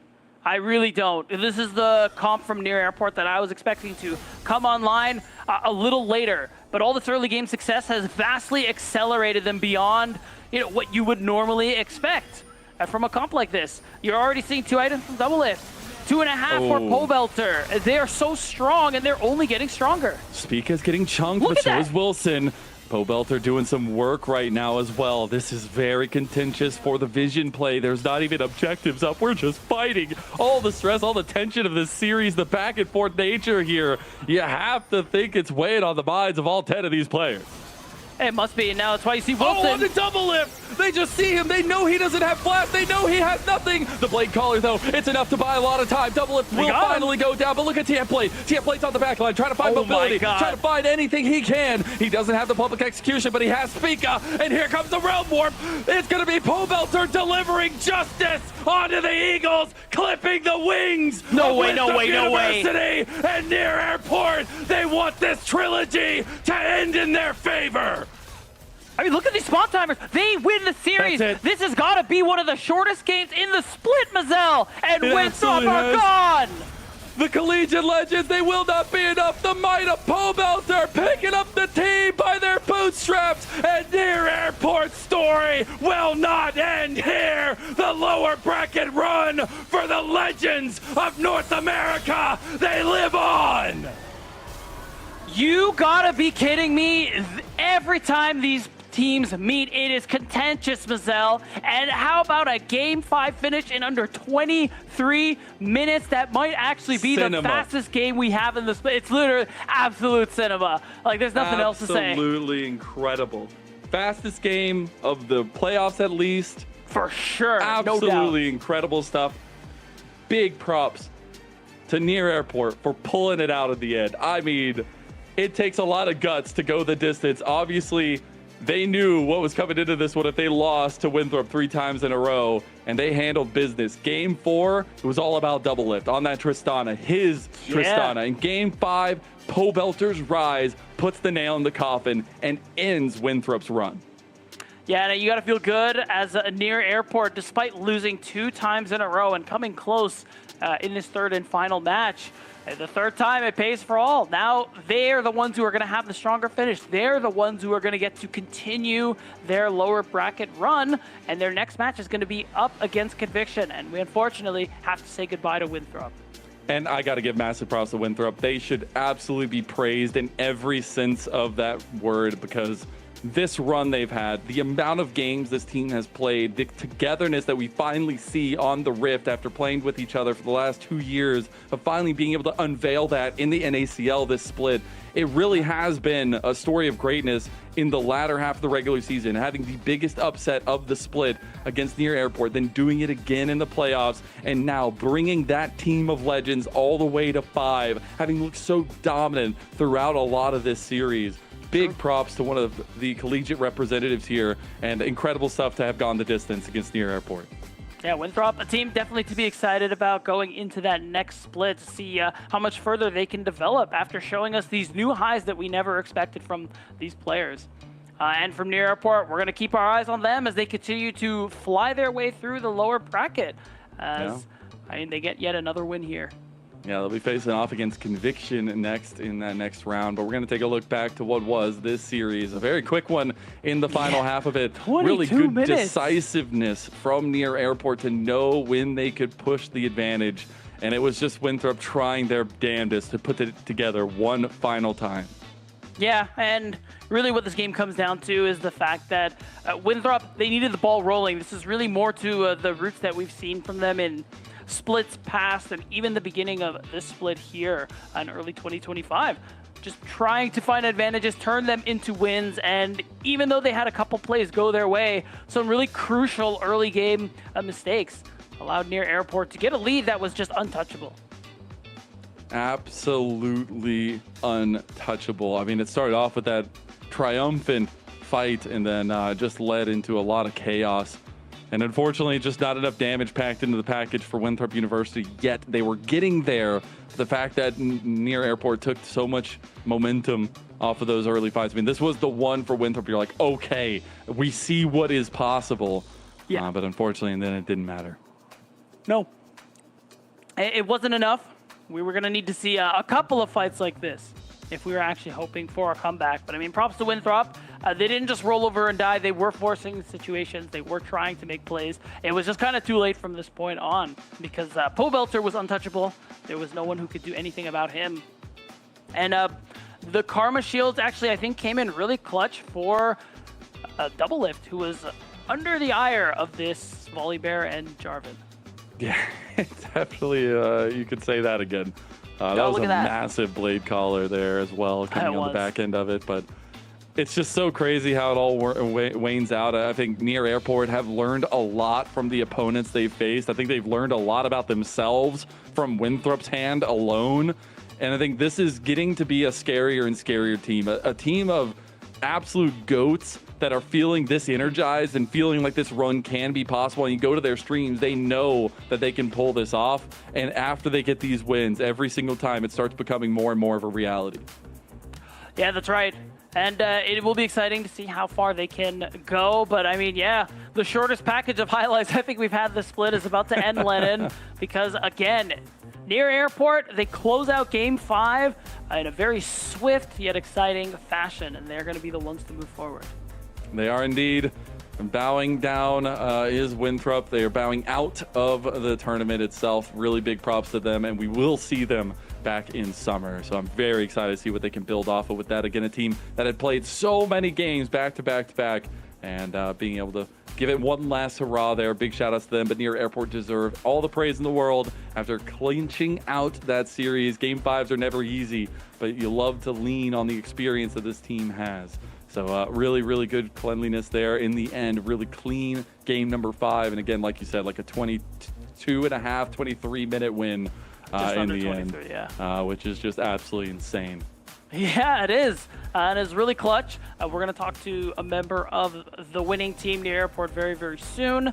And then kind of just get some thoughts from them about what the series was like from the inside. You know, we're watching from the outside with that Overlord God view.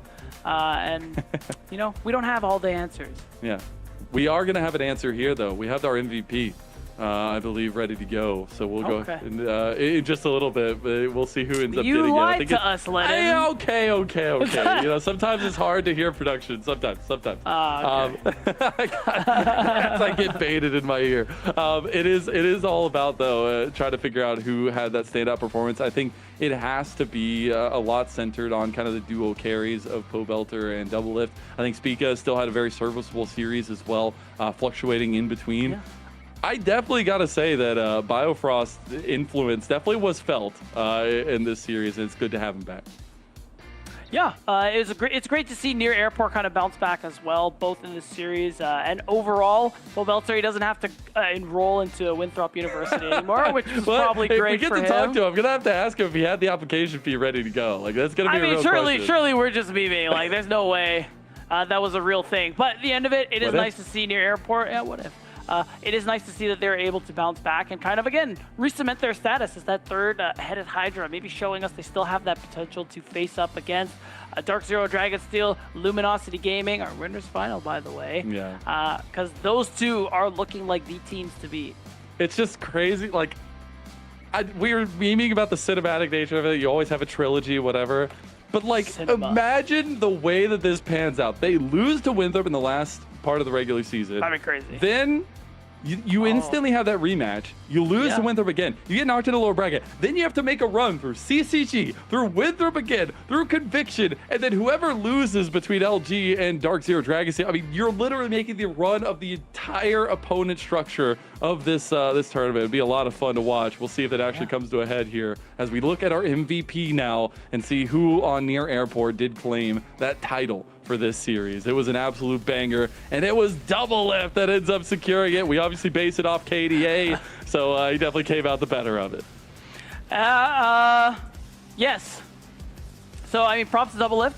He had a pretty good series overall, and I think, especially the Xayah game, he had a really difficult time, so honestly, yeah, you could say that again, that's for sure. I mean, like, Jarvan into Xayah, that's very playable, I think. But see, that's why he has the big POB. You know, he's got to have him right there with him. Yeah, unfortunately, he wasn't on the screen in this one, but still, congratulations to Double Lift for getting the MVP of that one. The Tristana definitely earned him some marks on that one with the KDA structure. Yeah, the Trist game was pretty good. That was pretty good. There you go. That's our MVP for our first best of 5 Fearless guys. It's over. It's crazy. I'm sad we got now. all 5. Let's go. We got all 5 games. We got Silver Scrapes for the first time, and it was us, Lennon. Not any of the other casters. It was us. We got to cast every version of the Near Airport. Oh, wait, how crazy is that? We got to watch the cinematic universe unfold. We were part of it. We were literally part of every time these matches, every time these two teams have faced off. So, you know, we were there firsthand at every match of this. Yeah, absolutely incredible. As though, I do think we have our interview ready to go. I think we get to talk to the big POP himself. Let's go ahead and bring him on. Pobelter, I think you're with us.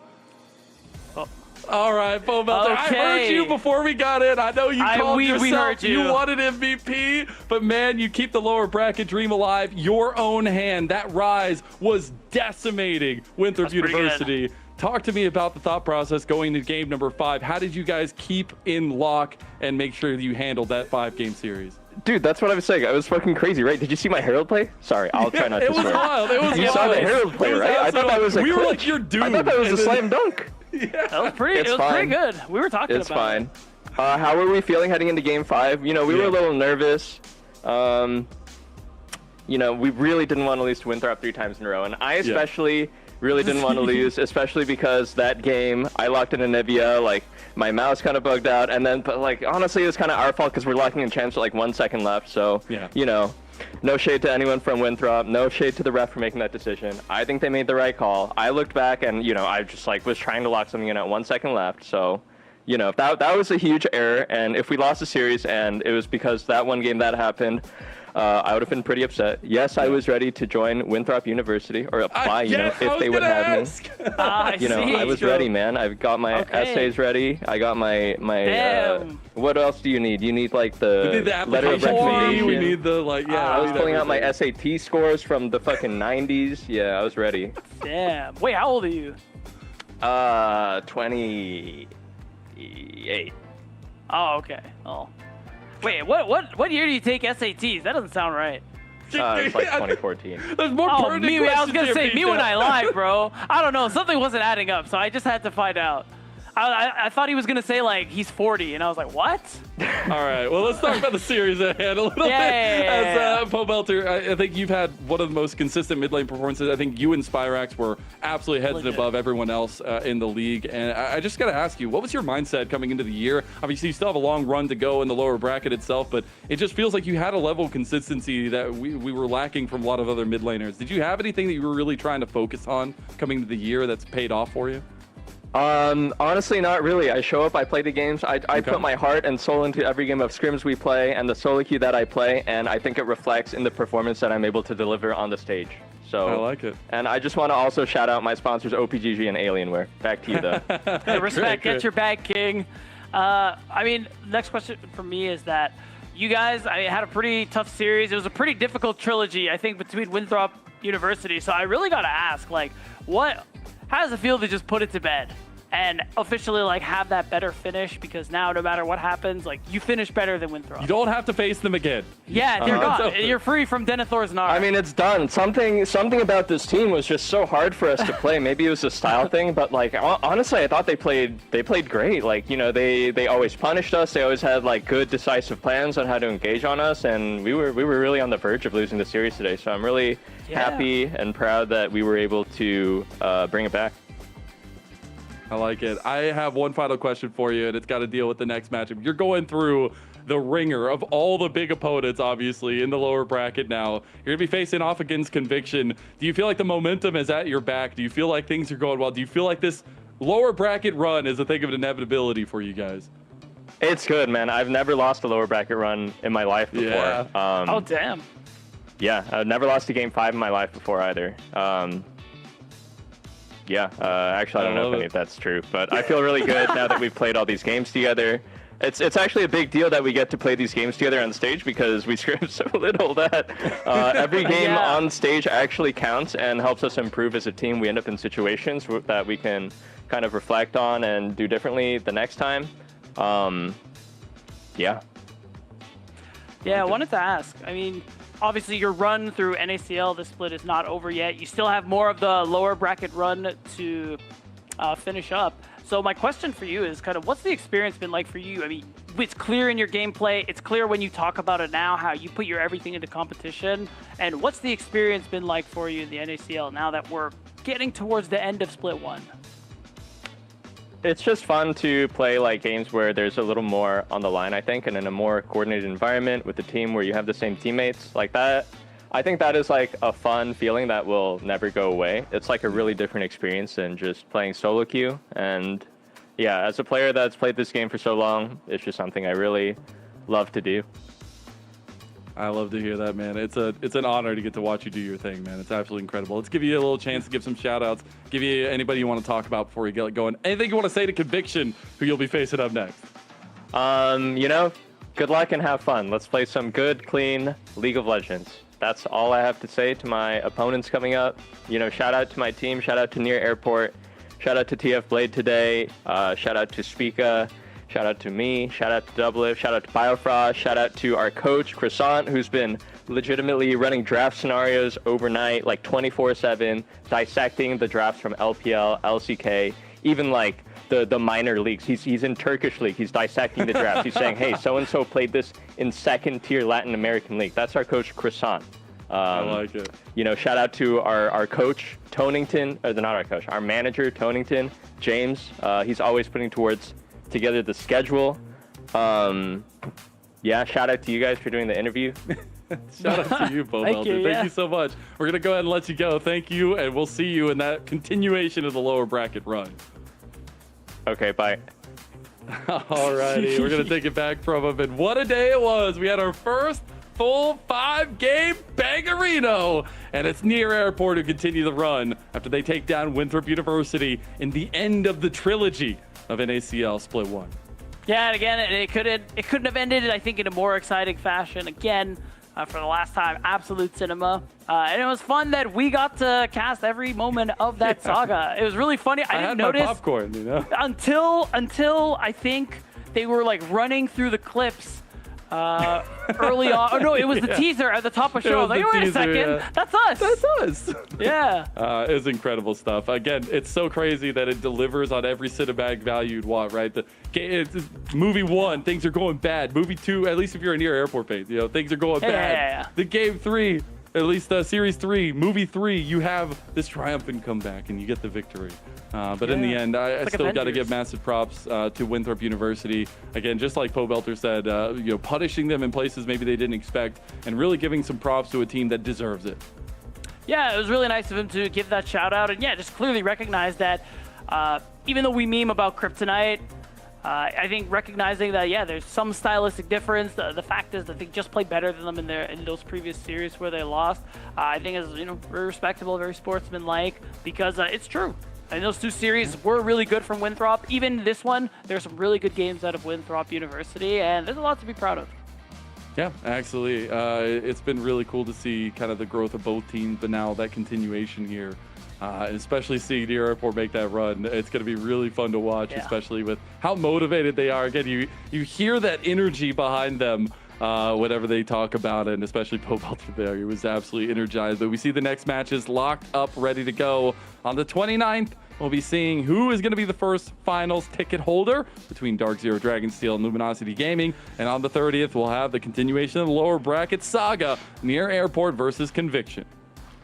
Yeah, that's right. I think mark your calendars, because May 29th is definitely going to be a super banger. I think the Near Airport versus Conviction will be really fun too. Of course, they're going to play for the right to make top 3, play for the chance to go into that grand finals and meet the winner of May 29th matchup.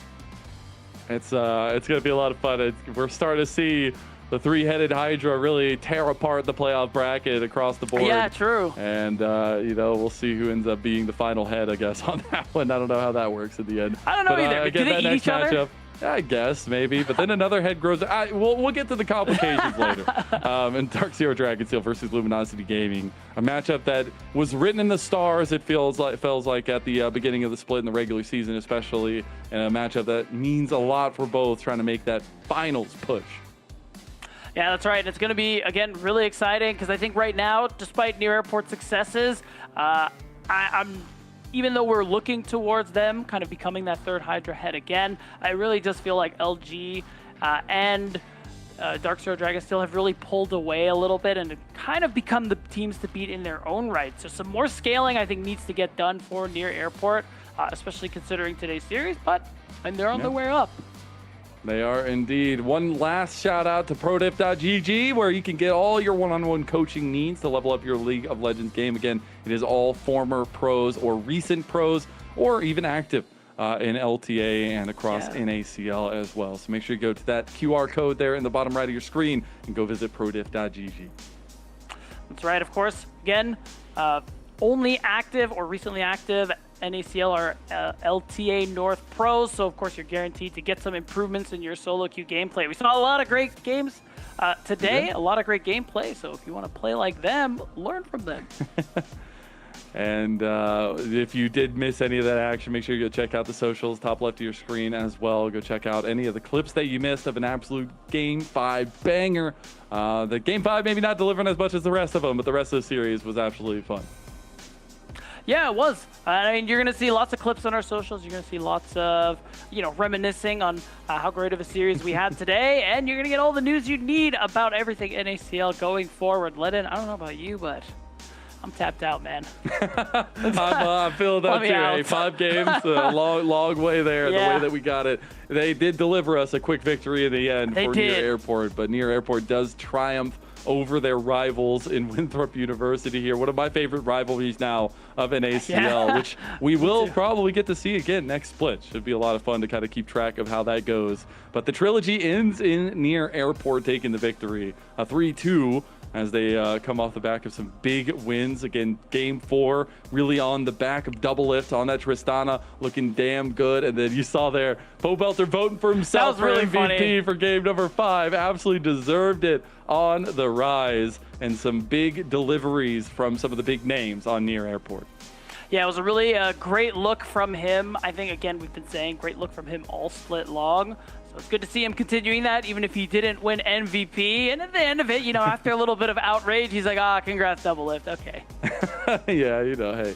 He, as he said himself, he puts his heart and soul in every game that he plays, and it's absolutely showing in this run that they have going for themselves. But yeah, I think this day delivered. I think this week absolutely delivered. I know we didn't get to go to 5 yesterday, but still 4 games nonetheless, and a banger as well. But trying to figure out what the possibility is of this Near Airport squad making the run all the way to the finish. Yeah, me too.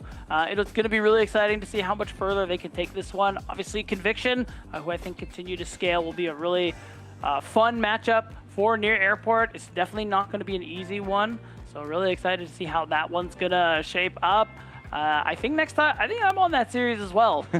Should be with Deserex this time around. Hopefully he's feeling better. Shout out to Deserex. And Absolutely, we'll see. shout out to Deserex.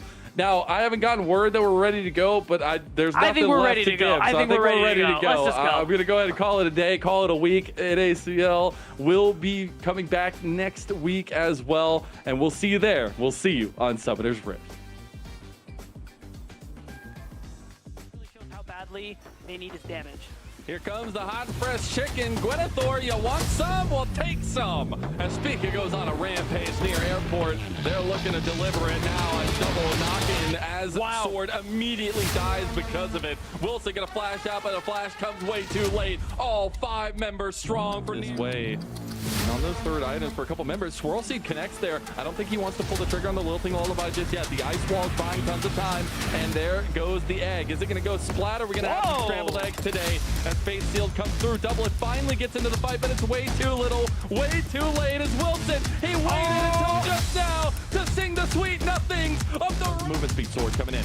Here comes the engage. Unstoppable onslaught there. Dragon already taken. Grand Starfall coming in. Double knockout with the side. Wow. They actually get the picks here on to Double It as well. They take down Biofrost, and now TF Blade is the Moken mobility. It's gunning them down, untouched, unwavering, and unfaltering. Winthrop University, ace Near Airport.